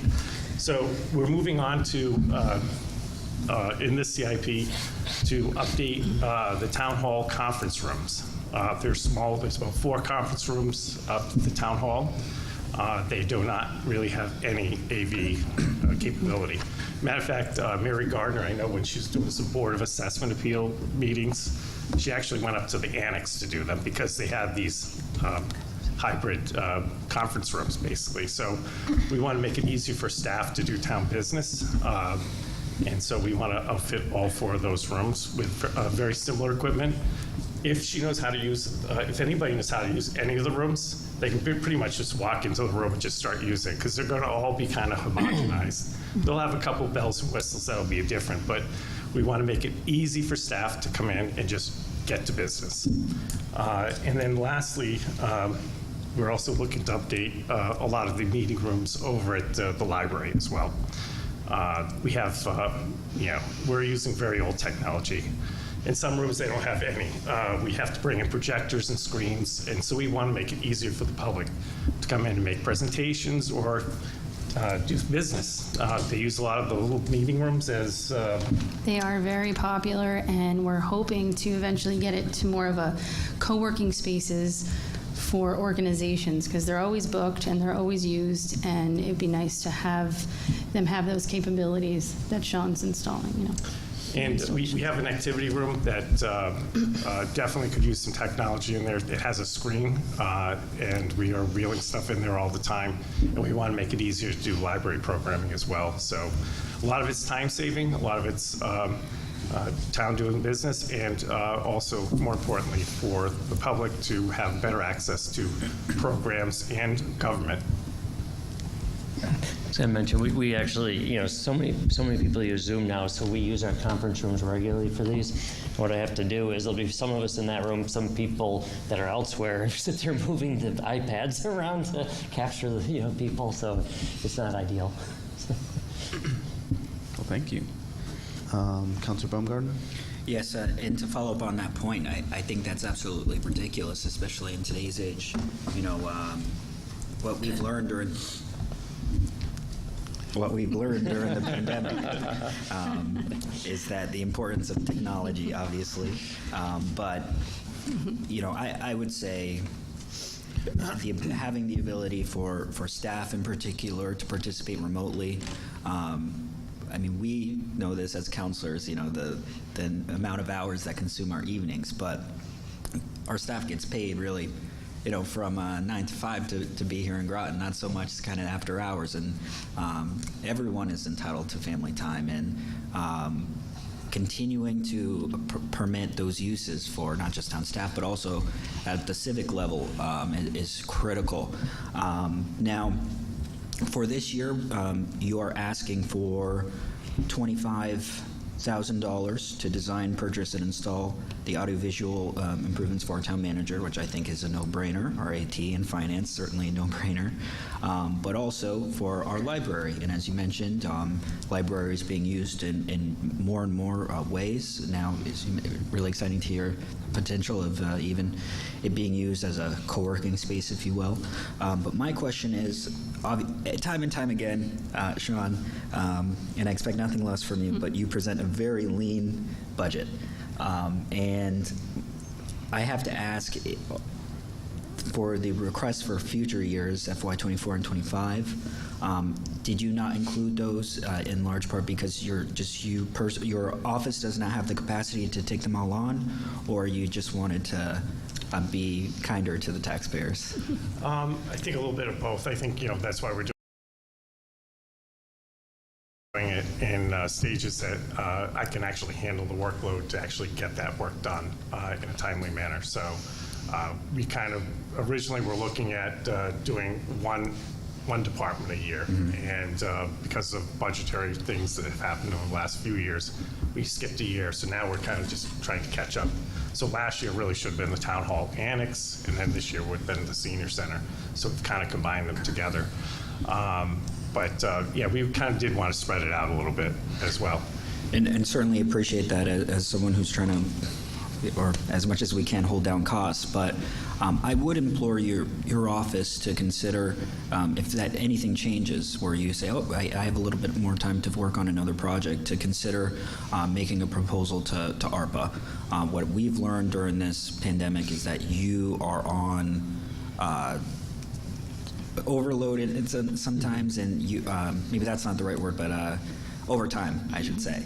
And ARPA, one of the intended uses as well, as infrastructure, is technology improvements. That was made abundantly clear even before some of the follow-up guidance. And so I couldn't think of a more appropriate use to have a comprehensive and robust investment into our IT, but particularly audiovisual, because again, having access to meetings, the fact that inland wetlands and all these other boards and commissions the videos themselves are posted online, that's huge.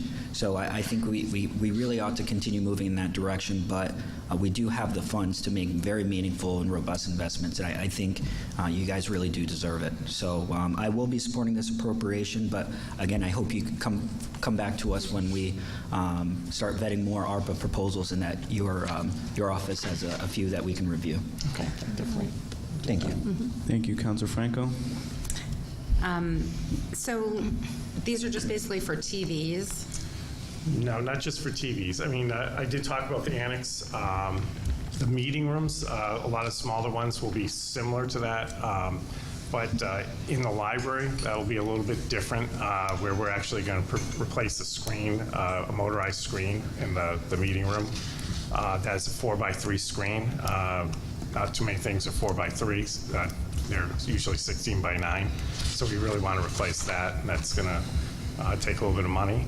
And then we also want to replace another 4x3 screen that's in the activity room and get that into a 16x9 format. We may be looking at a short throw projector system. We're looking at more wiring for things like that. There's a little bit of complexity to some of the setups, particularly in the larger library meeting rooms and the activity rooms. But when we're in more of an office environment, they're going to be more similar to the annex, and they're not really just TVs. They're touch view screens where you actually can touch and draw on them. So it's similar to what we have here. Is that what you're saying? Those are just standard screens. Just okay. These that are up the annex, I should probably explain that a little bit differently. They are kind of smart. I can actually. We haven't been to the annex in a very long time. You're gonna be surprised. Soon. You'll be surprised. Definitely. But basically, you can go up to the screen and you can either take a pen. It has a pen that you can draw on, or you can even take your finger. So if we're looking at a map, GIS map or something, and I want to point something out, I could.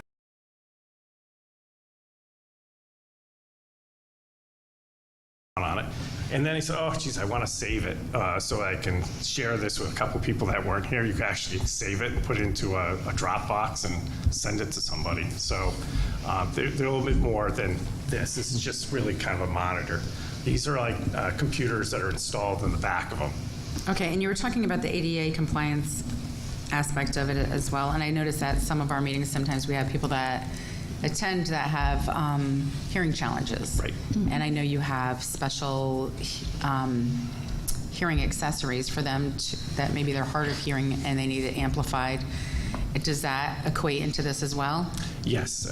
So already in room 2 up at the annex, part of that installation was a hearing assisted device. It's actually easier than the one you see me bringing out here. The one that we have here, really I only have 2 units, and they're 2 different styles, and they're very clunky and they're kind of big. And they're also fairly old. I think they're about 13 years old, maybe 14 years old. So we want to bring it up to today's technology, and the assisted hearing devices are a lot better than what I have here. And they're easier to use. They just kind of clip to your ear, very small, inconspicuous. They can put them in their pocket, and they're very easy to clean. So, because we have to worry about that as well. So, yeah, they're going to be very similar systems in each place, and we'll have a set. Here we'd probably have 8 sets because it's a large room. Right, because sometimes we do get a lot of people, and I have noticed that sometimes a particular person has gone back and forth to you, like they might be having problems with their Right, hearing the device. turn off and turn on of that is kind of weird. It kind of, you have to open it up and then it's on. As soon as you close it, it shuts. It shuts off after about 5 or 10 seconds. And these just have a power button. That's great, Much because easier. I've noticed that somebody might be, that somebody in our audience has had problems, and I think that would be good to have that working properly. And I can actually agree with Councilor Baumgartner, and the funding, this is, I think, perfect for ARPA as well. And you have basically the same thing for next year and the year after as well, but just for all different locations. But I think this is basically, it's the future, and this is what we have to do. And I think COVID threw us into it, and we had no other options. Zoom was something that we really didn't use. I don't ever remember. I didn't even hear of Zoom before COVID, to be honest with you. And it forced us into this technology age. And now that we're in there, we have to make it available to, I think, throughout our whole municipality. So I think it's wonderful. And I honestly think if you would choose to fund it all this year, I would be in favor of it, because I think and if you could get the work done this year with the funding, I would be all in favor of it. So if you say go, I'm with you. Thank you. Councilor Jones? Thank you, Mr. Mayor. I just want to sort of echo the other councilors and just thank you for the amount of work that you've done and the system that you've set up in our town. It's given us a lot of flexibility, and seeing the new systems that are in especially the annex building is pretty amazing. And just keeping on top of all this, and sometimes it doesn't work so well and you're struggling, running around trying to figure it out, but I think you've done a great job, and it's a great service to the town that you're able to bring and keep up with all of this technology and keep us communicating with everybody. So I echo what they say and just kind of give just a thank you for all the effort that you're doing and making all of this work. It's definitely smoothing things out and doing good stuff. So thanks. All right. Any other discussion? Seeing none, I'll call for a vote on CIP 7G in the amount of $91,000. Councilor Baumgartner? Aye. Councilor Kassiri? Yes. Councilor Franco? Yes. Councilor Jones? Yes. Councilor McBride? Yes. Councilor Parker? Yes. Councilor Westervelt? And Melendez is a yes. That carries 8 in favor, 0 opposed, 0 abstaining. Thank you. Thank you. Now back to my closet.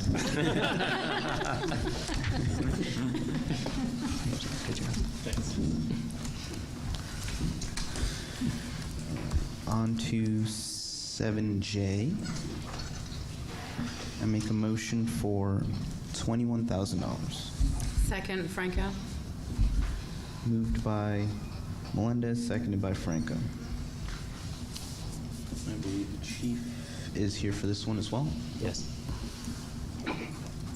Yes, hi. This is for some speed detection equipment. Really, it's portable detection equipment that we can post out at various locations in the town. I will tell you, and I think the town manager can validate this, we get a considerable amount of requests for enforcement and for speeding complaints throughout the town. In the past, we've dedicated officers specifically to traffic enforcement on a rotational basis. With staffing levels, we haven't been able to do that, but putting these passive sensors out there has proven to be something that the public likes to see. We move them around from time to time, or we will post them in a static location where there's high traffic volume or a high degree of complaints from the public about speeding vehicles. So in our traffic authority meetings, we've had many people come forward. Some have asked for changes in speed limits. A few times we've been able to accommodate that, but other times we have not because of some of the rules that are promulgated by state and federal authorities, particularly on roads that we don't have jurisdiction on, which are state roads. But we don't have jurisdiction to change speed limits. We do have jurisdiction to enforce traffic laws there. So in concert with the town manager, we discussed maybe putting forward this proposal. I think it will be well received by members of the public who, again, do come to us on multiple occasions throughout the year to ask for some assistance. We will continue to do enforcement. We will continue to make sure officers are out there. And to the extent that I can, I'll continue to put officers in traffic assignments when we have allowable staffing. But this does provide us with the ability to address it, to educate the public, to make sure that they know what their speed is. And then we follow that up with enforcement efforts later on. So I'd be happy to answer any questions.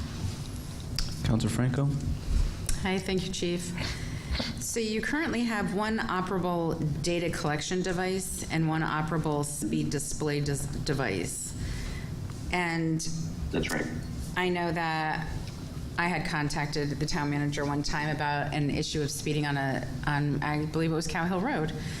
And I believe it was a data collection device that was installed. Is that correct? Do you recall? Anyway. Yeah, that's a different item. Those are that we do traffic counts and speed estimates with that. We use that in order to justify any changes or activity or address concerns that the public has. These are a little bit different. That's a device that goes on the roadway where it does determine what the speed is and traffic count and volume is. These are different. These are basically illuminated signs that will have a solar panel on them, which detects speed and posts it there. So similar, but similar uses, but slightly different. Right, so they'll display it. I mean, I've seen these as I'm driving around in communities where they'll tell you where the speed limit is as you're driving past it, or what your speed limit is, excuse me. But my question is, if you have one of these machines, will they actually give you the data and tell you how, like, you know, of what the traffic was that went by there and how many people were over the speed limit? And that's what the other one is that he was talking about. These are just to show you which actually do work for slowing people down. I'd like to have like 10 of these. Right, so this is for 12 of these, right? But it doesn't actually give... No, 3 of them, right? No, I think there's... Oh, 6 more 12 solar. 6 more. Oh, 6, yeah. Purchase of 6 more PMD 12 solar. 12 or 6, I mean. Okay. Yeah. Yep.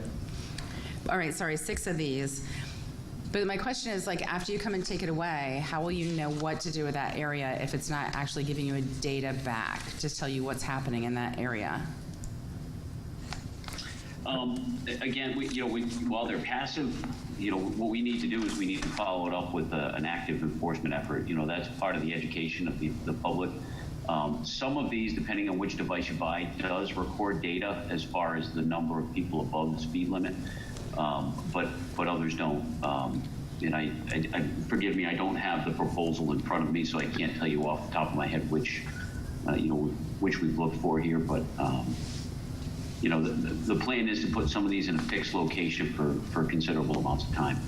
All right, and if you were going to purchase these and you have the option between the one that just show the speed limit versus the ones that give you data back to you so that you can understand what's happening in that area when you put the device out, and the price is very similar, I would go with the one that gives you data back. Yeah.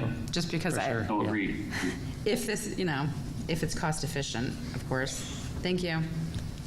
And then I think part of this, people do slow down when they see these, and if you can keep them out there for a while, not have to keep moving one all over town, then you train people, the locals at least, that use the roads regularly to monitor their speed a little better, at least for a while. So.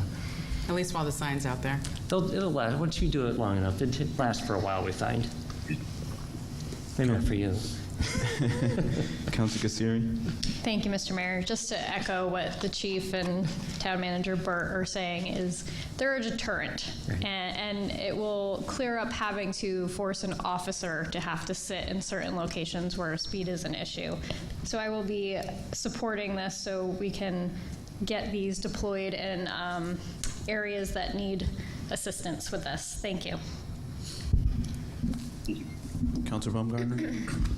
Yes, I would agree with Councilor Kassiri's assessment, and also Councilor Franco stating that in the future we ought to invest in maybe some of those special devices that can collect more data, especially given that we've starting to move into the direction of really considering more robust pedestrian safety measures and protecting cyclists, but also motorists, traffic or the motor vehicles traveling at a very high speed is a public health risk to all of us. So we'll be supporting this measure, but I certainly would support future investments in having more robust technology in the future. Thank you. Thank you. Any other discussion? Yeah, Yes, Chief? Mr. Mayor, I would point out, these aren't a fail-safe, these are a tool. Yeah, it can be an effective tool, but, again, if people are out there knowingly disobeying traffic laws, our job is to also go out and enforce them and make sure that we, take that enforcement effort where it's necessary. But these won't fix all of that, but what it will do is help curb some of those inattentive drivers who it may alert them to their speeds, and then, once we have those illuminated devices out in certain areas, that will satisfy the education component, and then we move into the enforcement part of it, which is, officers out there writing tickets when and if necessary. All right.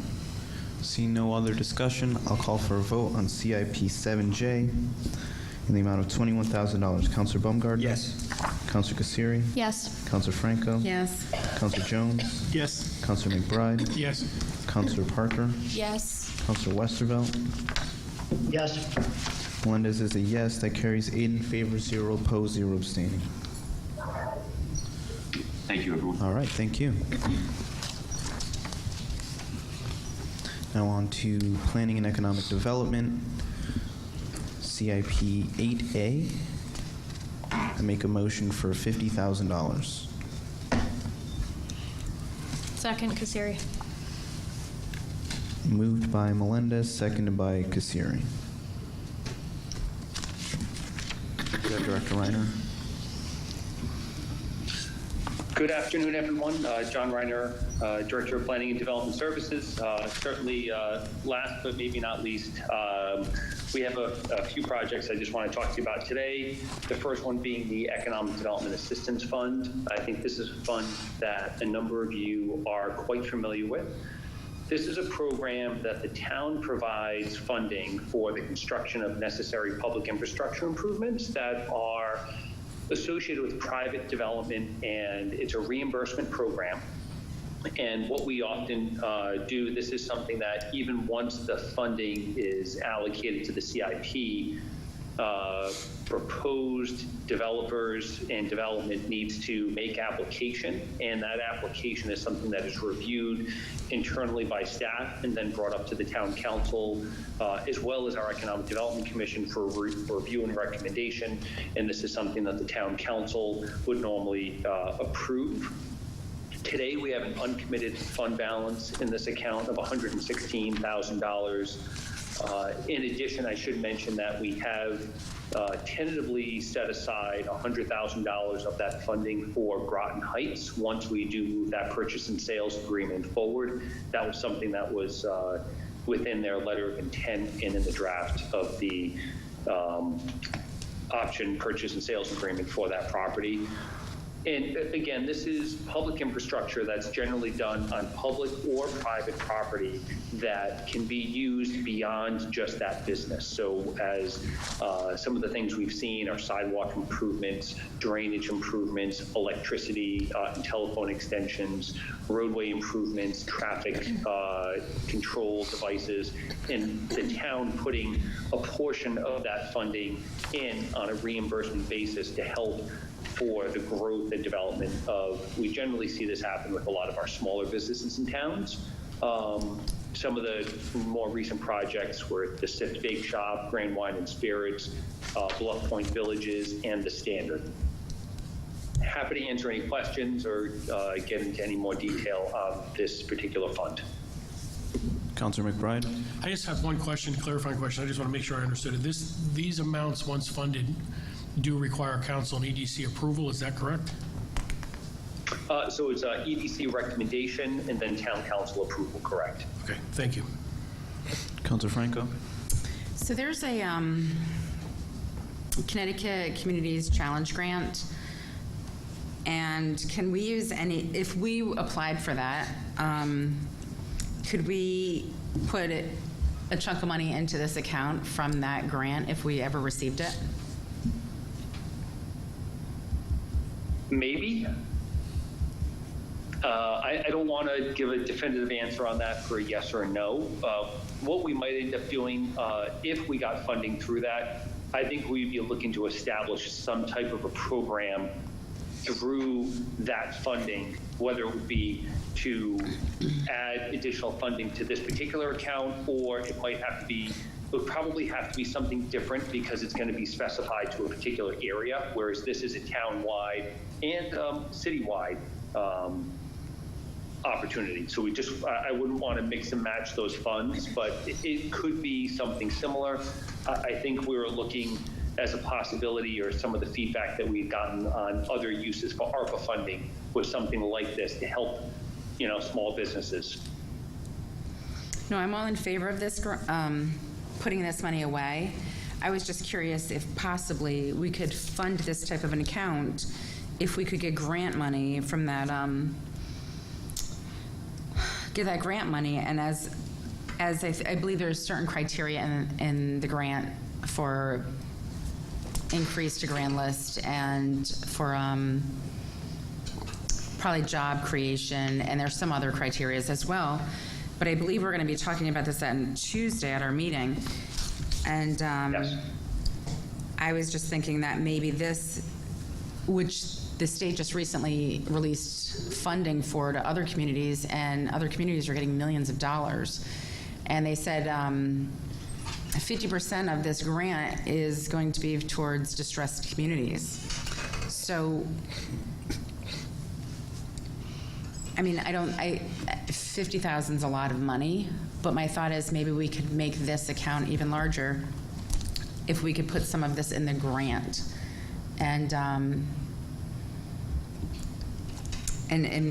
maybe, I don't know, if we didn't have to, if we didn't fund this at the moment, but did the grant, but if you had more information on that today, it would be helpful. Yeah, so the grant, which we'll talk a little bit about Tuesday, which is a highly competitive grant that we all need to come together and figure out a vision, an area, what we want to do, and requires both public and private financing. So, and I think it's important to mention, so this is almost like a mini version of that type of a grant, with the town going and funding it. And the Economic Development Assistance Fund is really linked to the expansion of the grand list, and that additional revenue that will be paid each year is linked to what the maximum amount of funding is associated with this. Now, whether it's that community challenge grant or other ARPA funding, we do look to try to make a more robust version of this type of program, but this is really a town-wide program. If there was something else that we had waiting in the wings through the Economic Development Assistance Fund for the kind of corridor area that we're thinking about for that grant, yeah, then I think that could be some applicability for other matching funds. The Bluff Point Village, that development is something that could fall into the area. I don't know, because it's already been built and is occupied, if that would count towards it. But I do think there would probably end up being different pots of funds. Again, this one being anywhere within the town, whereas that community challenge grant would be towards a specific area. The ARPA funding, if we were to utilize some of that for similar types of activities, would also be a town-wide type of funding. All right. And then previously, how we funded this, wasn't it like they put a very large lump sum into this account, and then it's been drawn down over the years, and now we've sort of put in this $50,000 a year. Is that correct? My understanding is that in years past, it was a little bit here, a little bit there, but it built up over a long period of time and wasn't really utilized for a lot of things. When I came to town about almost 8 years ago, the one instance where I knew that it had been used was to help build some sidewalks in front of the former massage school, right, on the Route 1 corridor, which now that's under construction for renovation, and we do have a proposal for that site for a large mixed-use development, large for the area. It's going to really have a nice street frontage with some ground floor retail commercial space and above apartments. They have not yet asked for the developers of that property for any assistance through this fund. It wouldn't surprise me if they do. Okay. Thank you. Thank you. Councilor Baumgartner? Yes, I'd like to move a number. All right. 25,000. Is there a second? Second. Have a motion for CIP 8A, amount of $25,000. Moved by Baumgartner, seconded by Franco. Would you like to speak to your motion? Yes. Right now, the Economic Assistance Fund has an uncommitted fund balance of $116,215. And should we raise this amount, it will get us to roughly $141,215. So that would still be a positive fund balance. But yes, that is all. Thank you. Thank you.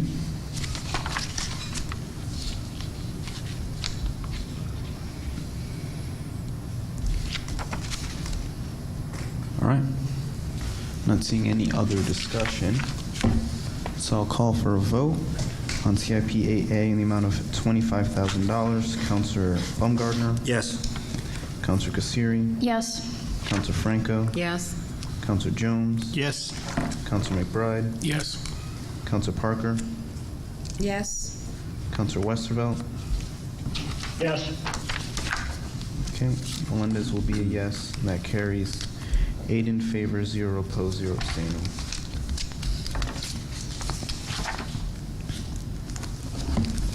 Okay, on to CIP 8B.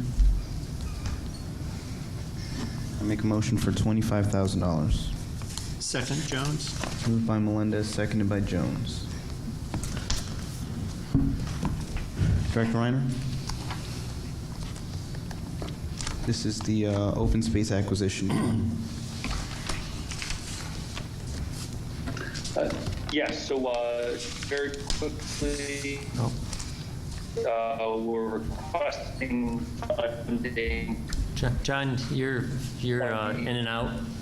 $5,000 Probably turn the John, you're in and out. for this line item. As of today, our encumbered balance.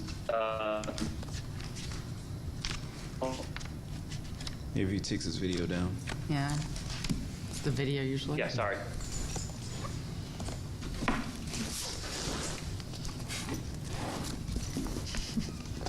Oh. Oh, hard, right? I think it's all right. Sorry. Yeah, we still can't hear you. Okay, can you hear me now? Yeah, Yes. thank you. Okay, sorry. I guess you don't get to see me today. Sorry. Okay, let me get back to that. So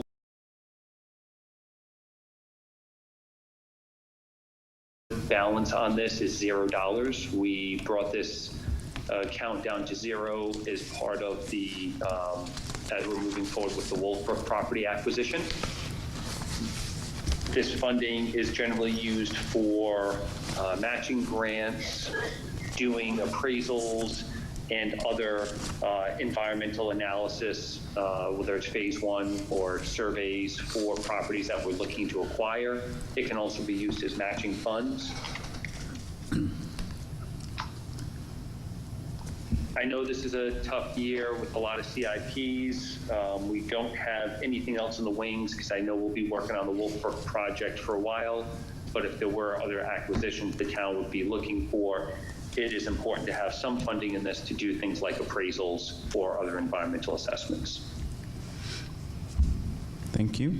Councilor Kassiri, I'd like to move a new number. what's your number? 0. Second.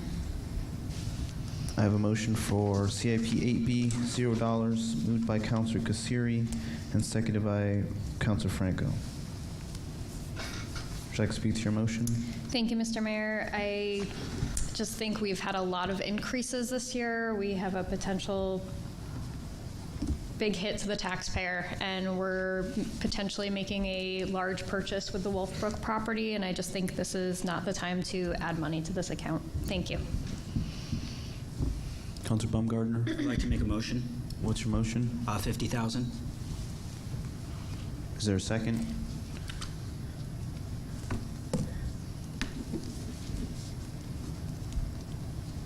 All right, I'm not seeing a second. I'd like to make a motion. What's your motion? 40,000.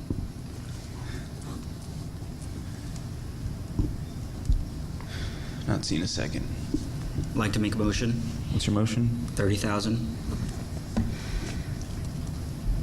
That's dilatory. The original motion's 25. There's no second.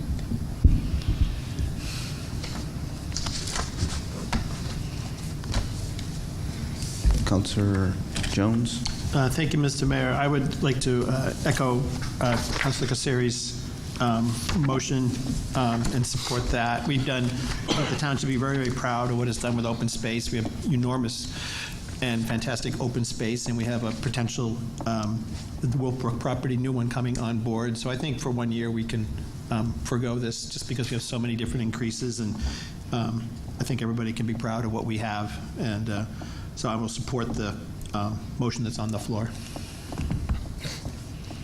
Counselor McBride? Thank you. I'm going to support the original motion, and my reasoning is we've gone around and around today and all week long, cutting hundreds and hundreds of thousands of dollars and adding things to ARPA and so forth. And I don't think $25,000 is that significant of an impact, so I'm not in favor of it, especially because the director strongly recommended we have some money set aside in this account if something were to come up throughout the year. So I'm supporting the original motion. Counselor Baumgartner? Yes, I stand in strong opposition of this motion. Quite frankly, I think it'd be embarrassing to move in this direction. We've done this for some folks who have not been on the council. Just a little bit of background on this item. Open space acquisition funding, this funding pool is constantly on the chopping block. And this is my fourth budget session, got appointed to the council in early 2018. And every single year it is on the chopping block right after we vote on allocating at least $25,000 to $50,000 to the Economic Assistance Fund. So in my eye, part of the reason why I had initially made those motions were to make this fund more whole. The Economic Assistance Fund will now have a positive fund balance of over $141,000, and now this one is still at zero. Last year, there was originally a motion to fund this account to $25,000. It was reduced to $10,000.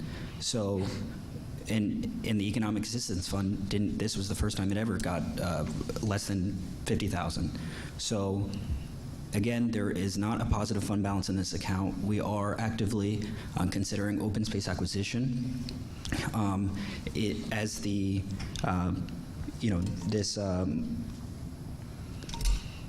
project detail explainer mentions, some of these funds can be used to pay for some of the surveys, environmental assessments. Many properties that the town has considered acquiring, we've had to do that. So I would strongly advise that we vote down this motion and support the $25,000 on the table, as supported by Director Reiner. And again, also I would note the Conservation Commission did request that the amount, we would raise that amount to $40,000 to make it more whole. So this would very much be moving in a negative direction, in my opinion. So I strongly urge the council to vote this $0 motion down. Thank you. All right, I'll take a turn here. Councilor Baumgartner, I certainly appreciate the spirit of your motions. I didn't second because, it's quite simply, I don't think there's the votes to pass higher than $25,000. But I will be supporting $25,000. And I ask that other counselors do as well. All right, any other discussion? Counselor Franco. Thank you. What is the balance right now in this account? Zero. The unencumbered balance is $0. And what do you mean by unencumbered balance? We had the money set aside for Wolfbrook. I know, but what is the balance, though, if not spent on Wolfbrook? I believe it was somewhere in the $40,000 range. I don't have the exact number in front of me. Last I knew, when we were having discussions, it was at $90,000. Wolfbrook was brought to us, and then can you tell us what our purchase price, what the town is on the hook for our price? For Wolfbrook, the town is on the hook for $220,000. So we're on the hook for $220,000, and this came up mid-year. It was not during the budget session. We didn't have the full funding for it in our account, but still the council moved forward with it regardless of our full funding. So regardless of what's in this account, things can be purchased. You don't need to have an account, money sitting in an account waiting to be purchased. I think of the 90,000, I mean, I'm sure you might have spent down from the 90 due to surveys and such with the Wolfbrook property and brought it down to 40. But last I knew it was at 90 before those expenses were probably incurred. So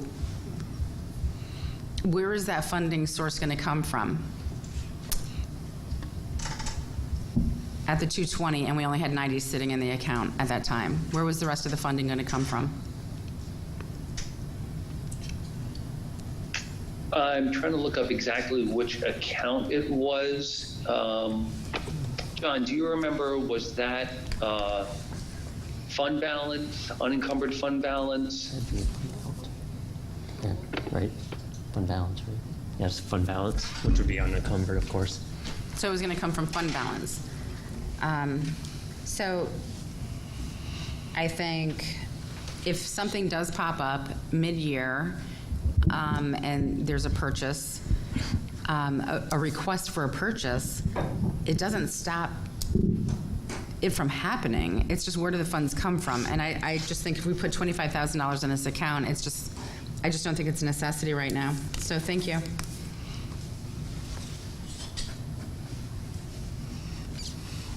Any other discussion? All right. Oh, Counselor Parker. Can I ask Director Landry a question? Sure. Yes, I'm going to put you on the hook. I'm sorry. I know last year we did put 10,000, and we have zeroed out this account before, have we not? In the last 4 or 5 years that I've been on. This is the open space acquisition? Correct. I believe, yes, when we bought the Spicer property, we drew this down to zero. Okay. So we have zeroed this account out in a timely manner, then we'll bring it back. But right now, sorry, Director Reiner. Right now, I'm for a zero balance. We do have a lot of open space. We are in a potential acquisition of the Wolfbrook property, and we have a lot of open space. And I know everybody loves open space. I do, but we're also trying to look at other things to apply towards infrastructure. So this is not an infrastructure type of thing. So thank you.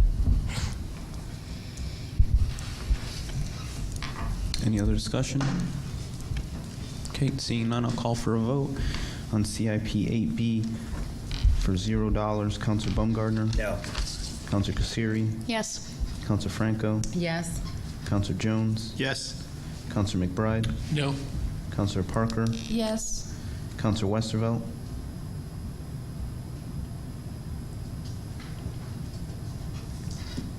For $0.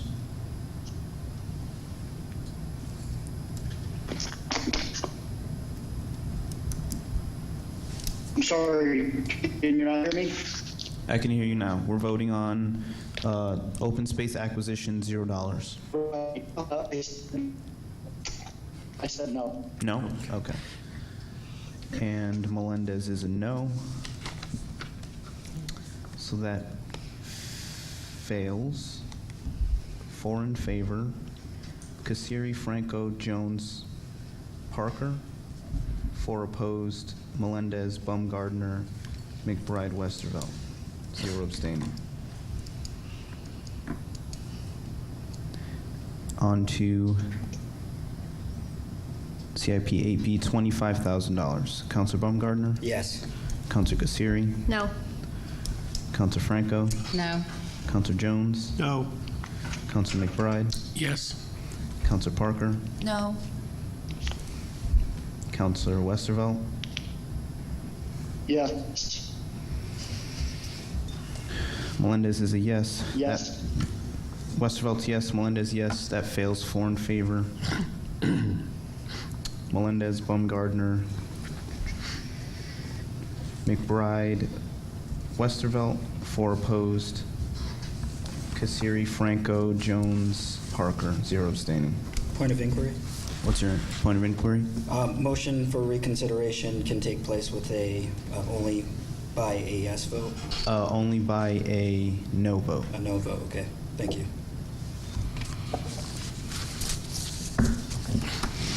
Okay.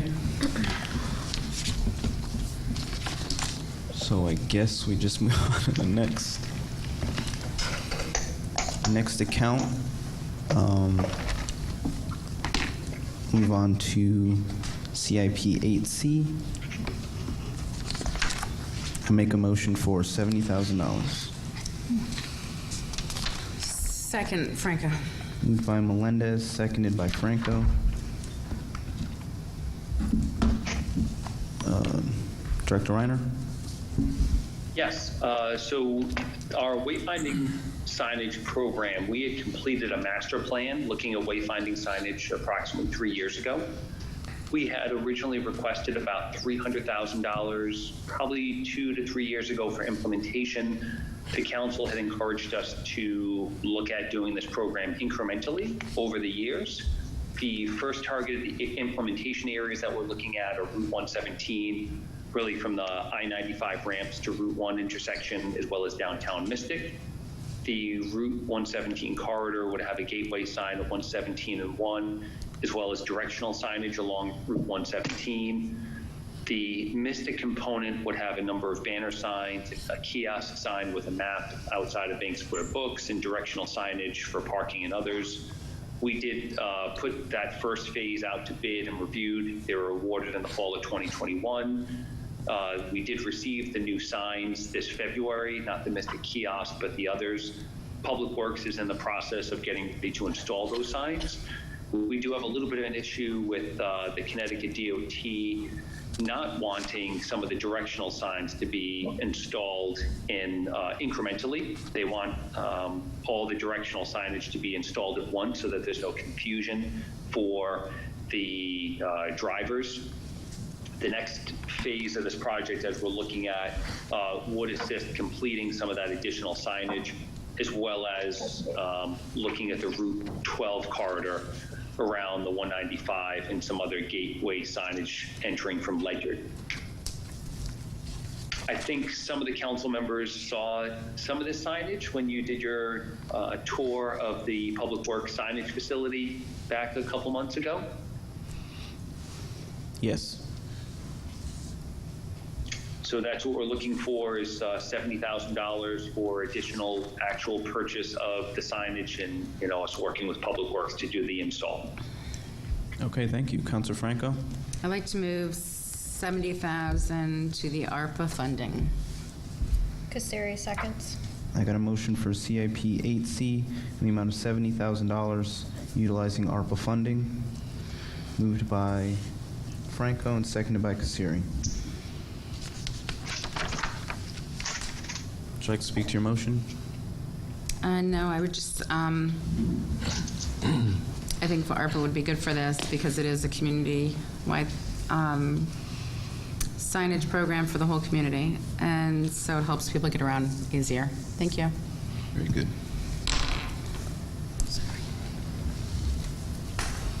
Any discussion? Okay. Seeing none, I'll call for a vote. CIP 8C, $70,000 utilizing ARPA funds. Counselor Baumgartner? No. Counselor Kassiri? Yes. Counselor Franco? Yes. Counselor Jones? Yes. Counselor McBride? No. Counselor Parker? Yes. Counselor Westervelt? No. Westervelt, no. Counselor Melendez is a yes. So that passes 5 in favor, 3 opposed, Baumgartner, McBride, Westervelt, and 0 abstaining.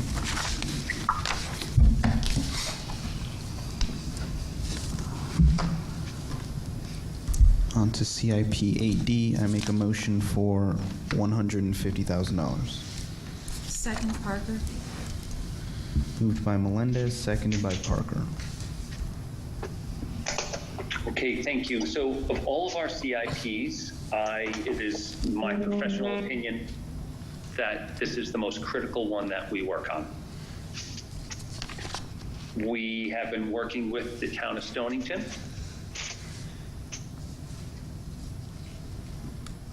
Sorry, I just muted myself there for a second. Sorry. We completed a Mystic downtown parking study a little over a year ago. We came back to the council last month to just kind of give a refresher on that project. We do have John Burke under contract again.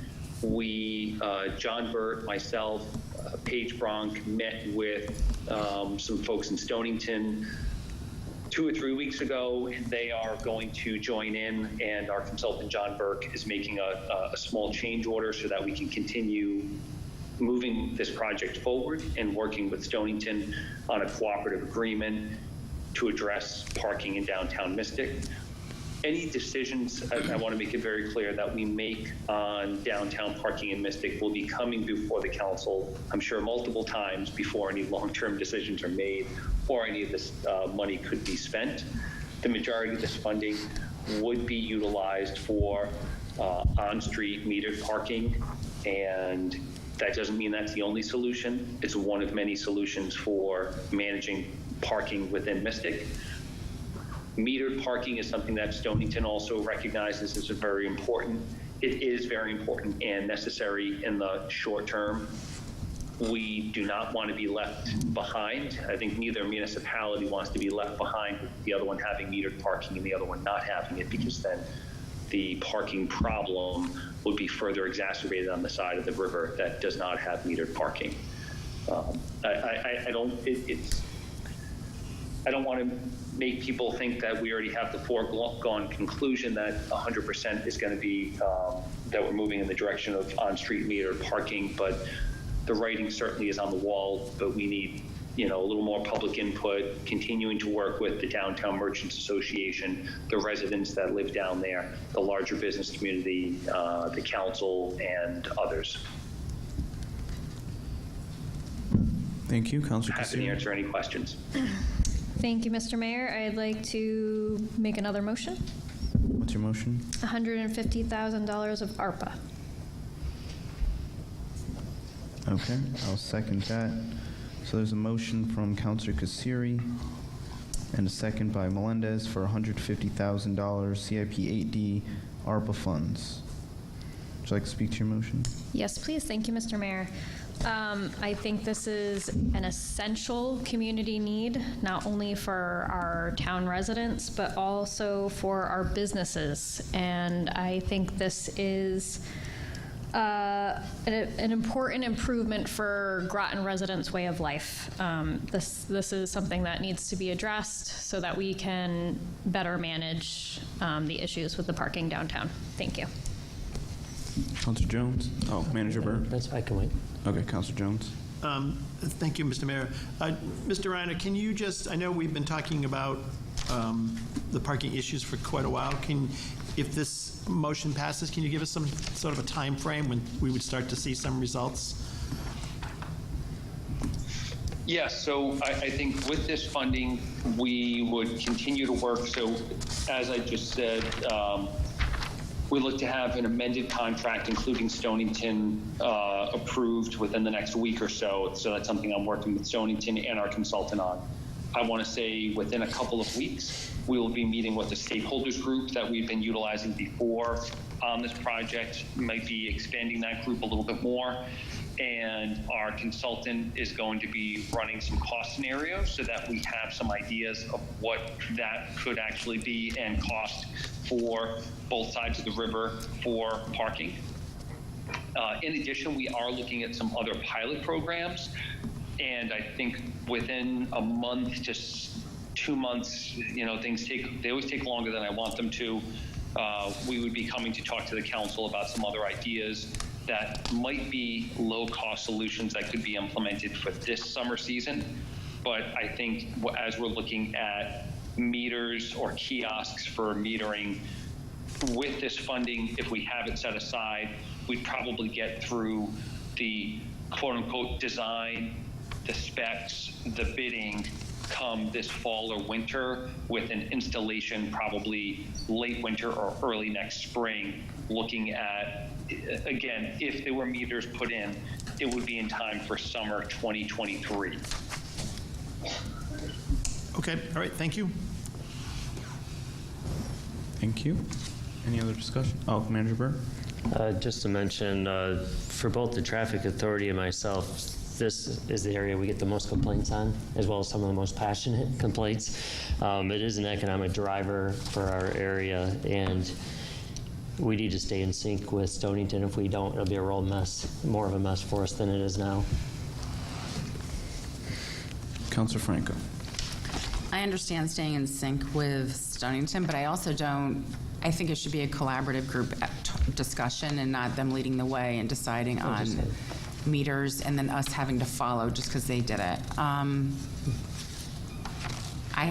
I hear what they were talking about with the meters, but I also have some other great concerns. And honestly, I don't think the downtown area is that big to put meters in all these places. I mean, I think it's a very small area to just start metering things. But that's more of a council discussion and not this type of discussion. So I think it's important to fund this, but I don't know.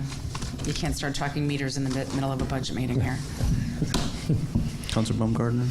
Yes, how much has the town of Stonington committed to funding their first phase of implementation? We just met with Daniel Cheeseborough. They haven't funded it yet. They wanted to get this study done, which would be sometime in the summer. Her hope, she told us, was she would like to at least have something going in there happening by the fall, earlier if possible. But she needs the numbers from this study to actually know exactly what cost she has to come up with. But I would imagine the town wouldn't be able to amass any form of funding for the project if it hasn't gone through their own Board of Finance. Yeah, when she has numbers, she'll have to take it through whatever they need to take it through. Well, part of the reason I caution us committing to spending that is, I mean, as evident by some of the issues that we've seen with the bridge funding in particular. Can't hear you. As we've seen with some of the bridge funding concerns, you know, in the past, Groton hasn't funded, and then Stonington, and so there's been a lot of back and forth with providing funding. So I wouldn't feel comfortable supporting any form of appropriation unless, you know, obviously both sides came to an agreement that they were going to move forward with a comprehensive parking plan, because I'd agree, it can't be done in a piecemeal way, especially if we start installing parking meters and now all of a sudden people are flocking over to Stonington, and now, you know, we've got disgruntled customers on both sides of the river. So I would caution us to wait. Again, this is something after we meet and have a more comprehensive conversation with Stonington, have a plan in place. We can always make a mid-year adjustment or appropriation to get a plan in place, but I think right now it is a little bit too early, so I would not support either of these motions at this time. Thank you. Point of information? What's your point of information? When is Stonington coming to talk to us? I thought there was possibly a scheduled meeting. Yeah, I'm working with her on it. Is it anytime soon, or are we looking? We don't. I'm waiting to get a date back, so we're.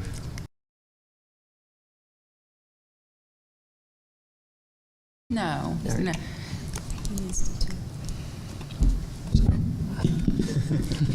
We're working on it. Okay. I'm just, I'm sure it's not going to be like 6 months down the line or anything like that. It could be No. relatively soon, is that correct? Yes. All right, thank you. Councilor McBride? Thank you. Director Ryan, I want to let you know I'm completely supportive of this project because I do think this is a sincere issue that we need to resolve. However, I'm not going to support moving this tonight due to moving it to ARPA. And my reasoning is pretty much what Councilor Baumgartner had to say, is that I don't believe the ARPA funds need to be approved as part of this budget process. I think it can be done later. And the prime example is if we're going to have a delay to work with Stonington, there's no reason why this can't be approved a month or 2 months or 3 months from now and still move the project ahead. Thank you. Thank you. Okay, seeing no further discussion, I'll call for a vote on CIP 8D in the amount of $150,000 funded through ARPA. Councilor Baumgartner? No. Councilor Kassiri? Yes. Councilor Franco? Yes. Councilor Jones? Yes. Councilor McBride? No? Councilor Parker? Yes. Councilor Westervelt? Oh, No. And Melendez is a... no. Westervelt is a no. Melendez is a yes. So that carries 5 in favor, 3 opposed, Baumgartner, McBride, Westervelt, 0 abstaining. I'll make a motion for 8E, CIP 8E in the amount of $15,000. Second, Franca. CIP AE, $15,000, moved by Kassiri, seconded by Franco. Okay, so this would be the continuation of our Mystic Coastal Access Trail and Signage Program. For this year, we're requesting $15,000 so that we can refine the plan that we'd worked on and do some additional public outreach. Coastal access signage and coastal access in general are very difficult and often contentious issues. We had put that plan together so we could have some decisions, debates, our future planning, zoning commission approvals and decisions on where we need access and connectivity through downtown Mystic. And we do think it's very imperative that we continue to have a more public conversation on that matter. And this would be to have our consultants that were working on this, Kent and Frost, assist us in that project. Any discussion? Councilor Baumgartner? Yes, Mr. Reiner, what services will this $15,000 study pay for? Like specific services? I understand you had mentioned that, the refinement of the plan and public outreach, but, how do you envision that process looking like? I envision a number of public meetings, trying to organize some meetings with different groups within downtown Mystic, whether it's the Merchants Association and the folks down there, some of the residents, having some separate meetings, but also bringing folks together, also helping to refine the actual plan itself. If there's some changes, because, we've received some feedback from both the council and some residents, or why did you make this decision or why that? So I think a lot of it is really going to be spent on the public outreach component and a little bit on further refinement of the plan. But again, how do we arrive at a $15,000 price tag for that? In talking to the consultant from Kent and Frost and what we're looking to do with, a number of public outreach meetings, they thought that was an adequate sum of money to assist us with additional drawings and their attendance at these meetings, as well as refining that draft plan. So you would say there is still an ample opportunity to further refine the scope and scale of the study that was conducted now 2 years ago? Yeah. Okay, thank you. Councilor Franco? And when you're talking refinement of the plan and the public outreach, it's not the change in any of the type of the look of the signs, is that correct? Maybe the size and the shape, but not the look of them. They're all going to still be similar to what was presented to the council previously, is that correct? I think so. We did get some feedback that people like the look of the sign, the way we're doing the signs, maybe some of the locations. Again, we'd be looking for direction from the public, but I really think it's trying to get people on board and have some good public conversations and do our best to avoid litigation, because on coastal access and coastal rights of way, it often becomes very litigious, even when you're trying to utilize areas that you have a clear right to use. It often becomes difficult, and just reminding people of what those rights are, where those areas that the public can use, how they can use it. I see it not only in Groton, but in many other municipalities and states across the country. All right, thank you very much. Thank you. Any other discussion? Okay, seeing none, I'll call for a vote. CIP AE, $15,000. Counselor Baumgartner? Yes. Counselor Kasiri? Yes. Counselor Franco? Yes. Counselor Jones? Yes. Counselor McBride? Yes. Counselor Parker? Yes. Counselor Westervelt? Yes. Westervelt, yes. Melendez, yes. That carries 8 in favor, 0 opposed, 0 abstaining. And to be clear, that's not out of ARPA money, correct? No, not at ARPA. Thank you very much, everyone. Have a good rest of your day. Thank you, you too. Can I request a short recess before we move on to the other accounts? Yes, we'll do 10-minute recess. Be back at 3:37. Thank you. 3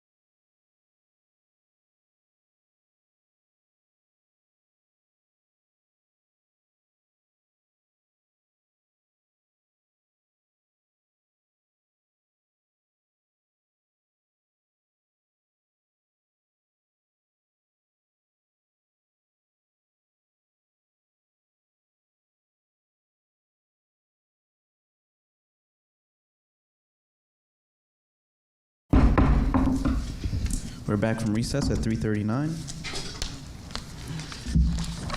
And we are on to town functions, human.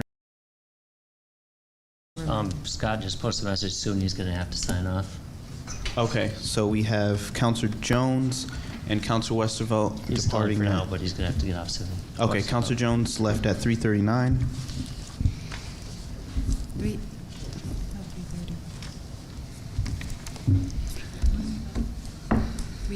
3:30. He's not off Counselor yet. Jones He's just left at getting ready to 3:30. soon. I'll let you know when I get the word. Okay. Director, welcome. Okay. Good afternoon, everyone. So we can just jump right into 1012. So this is our everyday functions, basically. So you can see that we did have an overall decrease, a large decrease in personnel services due to a change in our staffing, obviously, and also a refill at a different level. So that saved us some money as well. And we do have some additions to the operating expenses, still keeping us in the decrease side. And those include training and development, and most importantly, additional funds for DEI. We are looking to possibly squeeze in an evaluation when we're thinking about the DEI collaborative and really sitting back and thinking about what is the state of DEI, what are the pillars we want to work on, and really giving it some infrastructure so we're able to better coordinate our efforts. I can answer any questions that you have on this. Thank you.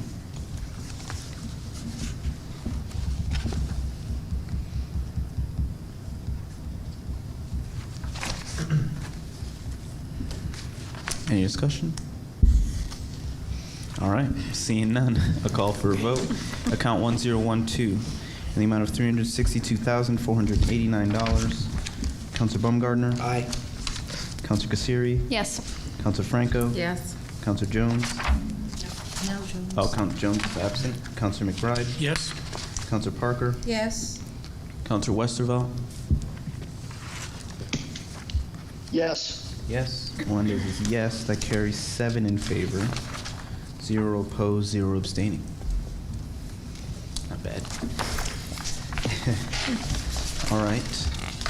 On to insurance and claims, 1070, page 82. I make a motion for $859,861. Right? Okay, I'll second that.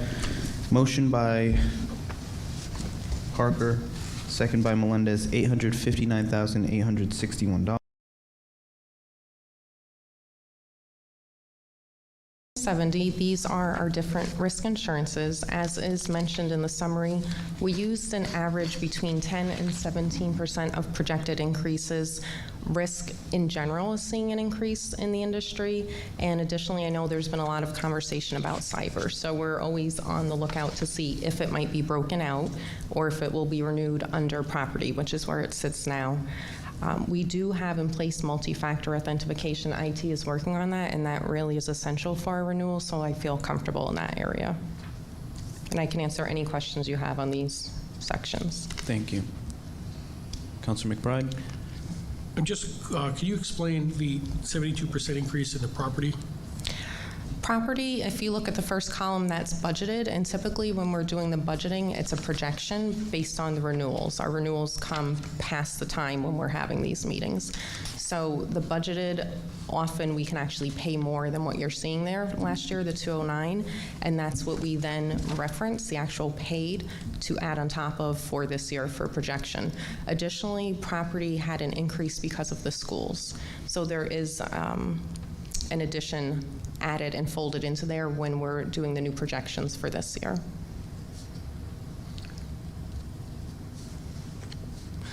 Would we have a decrease for the, I'm trying to think of the timing of when the other schools came off. So we had a couple, they were on the builder side, and then they came over to the property side once the handover happened. And that was actually in this fiscal year, I believe. There was a small bill for it that we took care of, and then we're projecting into the new fiscal year. Yeah, I've had some, we need to, there's some percentage breakouts between Board of Ed and us for how the liability is distributed. We need to sit down and hammer that out And hopefully next year, we're going to move some of that cost over to Board of Ed. But for this year, it's on ours. I guess it's just a whopping increase, $150,000. 3 big new schools. So it's policy based, it's premium based, it's nothing. Its premiums were added on, correct? So nothing we can change. Maybe if you can just provide some detail, just so we have it. I'd like to better understand why that increase is so substantial, but there's nothing we can do about it, I guess. All right. Councilor Baumgartner? Yes. Perhaps either the manager or the human resources director could answer the question about, I know we heard a few times with the police accountability legislation, or now law, some significant rising costs in terms of insurance and just in claims, if you will. It doesn't seem like much of an increase, about 2% or $1,000 increase in total. Am I looking at the wrong price tag? I just want to double check for you which one police is under, just to be sure. Under law enforcement? Are you on page 82? Yes. Thank you.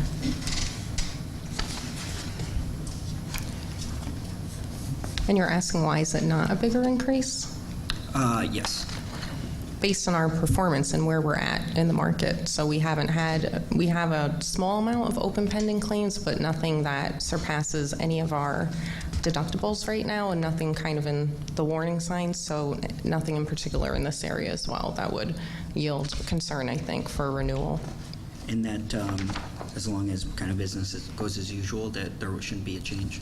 That's my understanding, yes. Okay, excellent. Yes, I had heard several times that there were going to be significant rising costs to this item, so it's nice to see that this is in line with really, a 2% increase is really, I think, in line with most increases for anything these days, so thank you.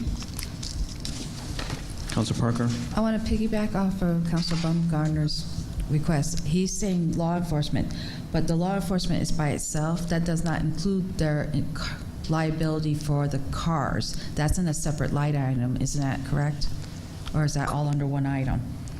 Property would be separate than actions by the police officers. Right, so yes. this is only action, and the other, the general liability, which is that's probably general liability for everyone, because you guys probably grouped everybody into a lump sum of a insurance claim to get a better deal. And compared to other departments, they have to separate theirs out, so it doesn't rise the cost of the liability on the other side, if I'm thinking correctly. From a pooling perspective, Correct. you're saying? Yes. Correct. Okay, thank you. Councilor Franco, did you have a hand? I did. I took it down. Thank you. Okay. Any other discussion? I'm sorry. I will jump in. I'm sorry. So when it was discussed about the property, the chunk of the increase is basically, it says property/boiler. And when I'm reading it in the breakout, it says also includes boiler coverage for the buildings and pump stations.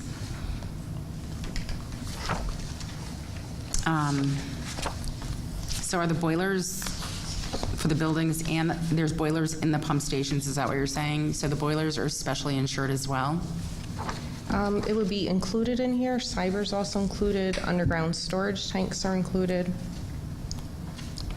They're all insured, so... From under property. Under property, okay.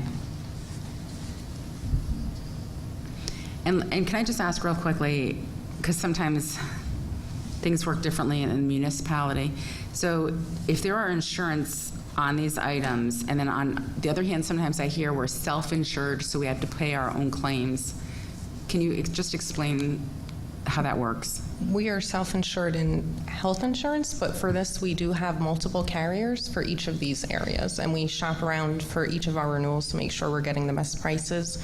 So when something comes in, we'll work with our consultant as well as the individual insurer for that particular line to submit. And there's a claims officer, and the reviews happen. So in this area, we're not self-insured in that sense, but there's always a deductible that we would have to pay should something happen. Okay, good to know. Thank you very much.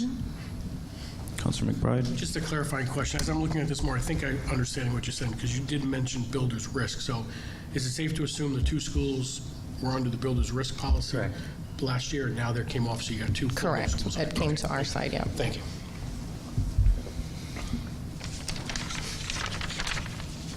All right, seeing no further discussion, I'll call for a vote.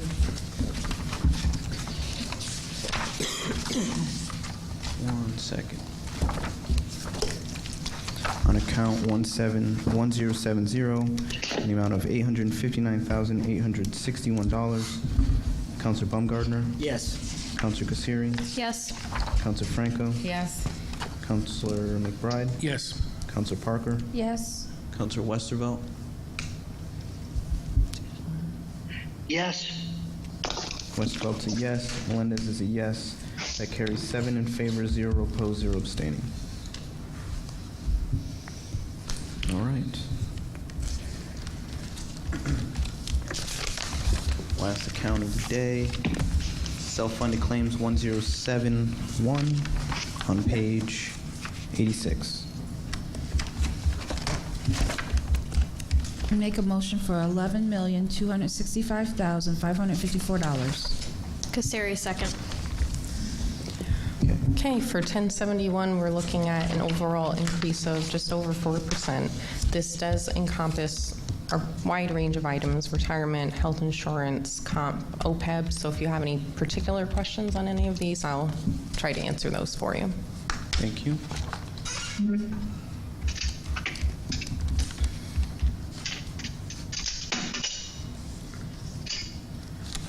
All right.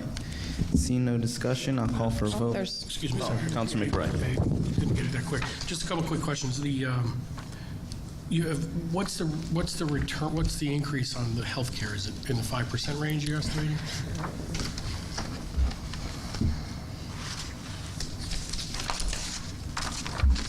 We are looking at, it looks like a combined 7.2 trend they used and 11.4. Oh, I didn't bring my phone up with me for a calculator. Thank you. Okay, I see it in the bullet point. Thank you. Thank you. And then, and I apologize, I probably should have had this answer, but the reasoning for the jump in the retiree health benefits, are there just more retirees? Well, there's a range for health insurance. It's all included in there. So one of the big things we're actually looking at is lasers. We're up in general in some large cost for health insurance for employees. Claims 50,000 and up. Lasers, it's usually at 200,000. Anything over 200,000, it's a different conversation. So we're being asked at this point to possibly accept risk greater than 200,000 right now. So we're out for renewal and looking at if we can do anything from a laser perspective to get a better rate on that. So that is one of the things that is driving a large part of the cost, besides greater outcomes, I guess you could say, for employees and their health.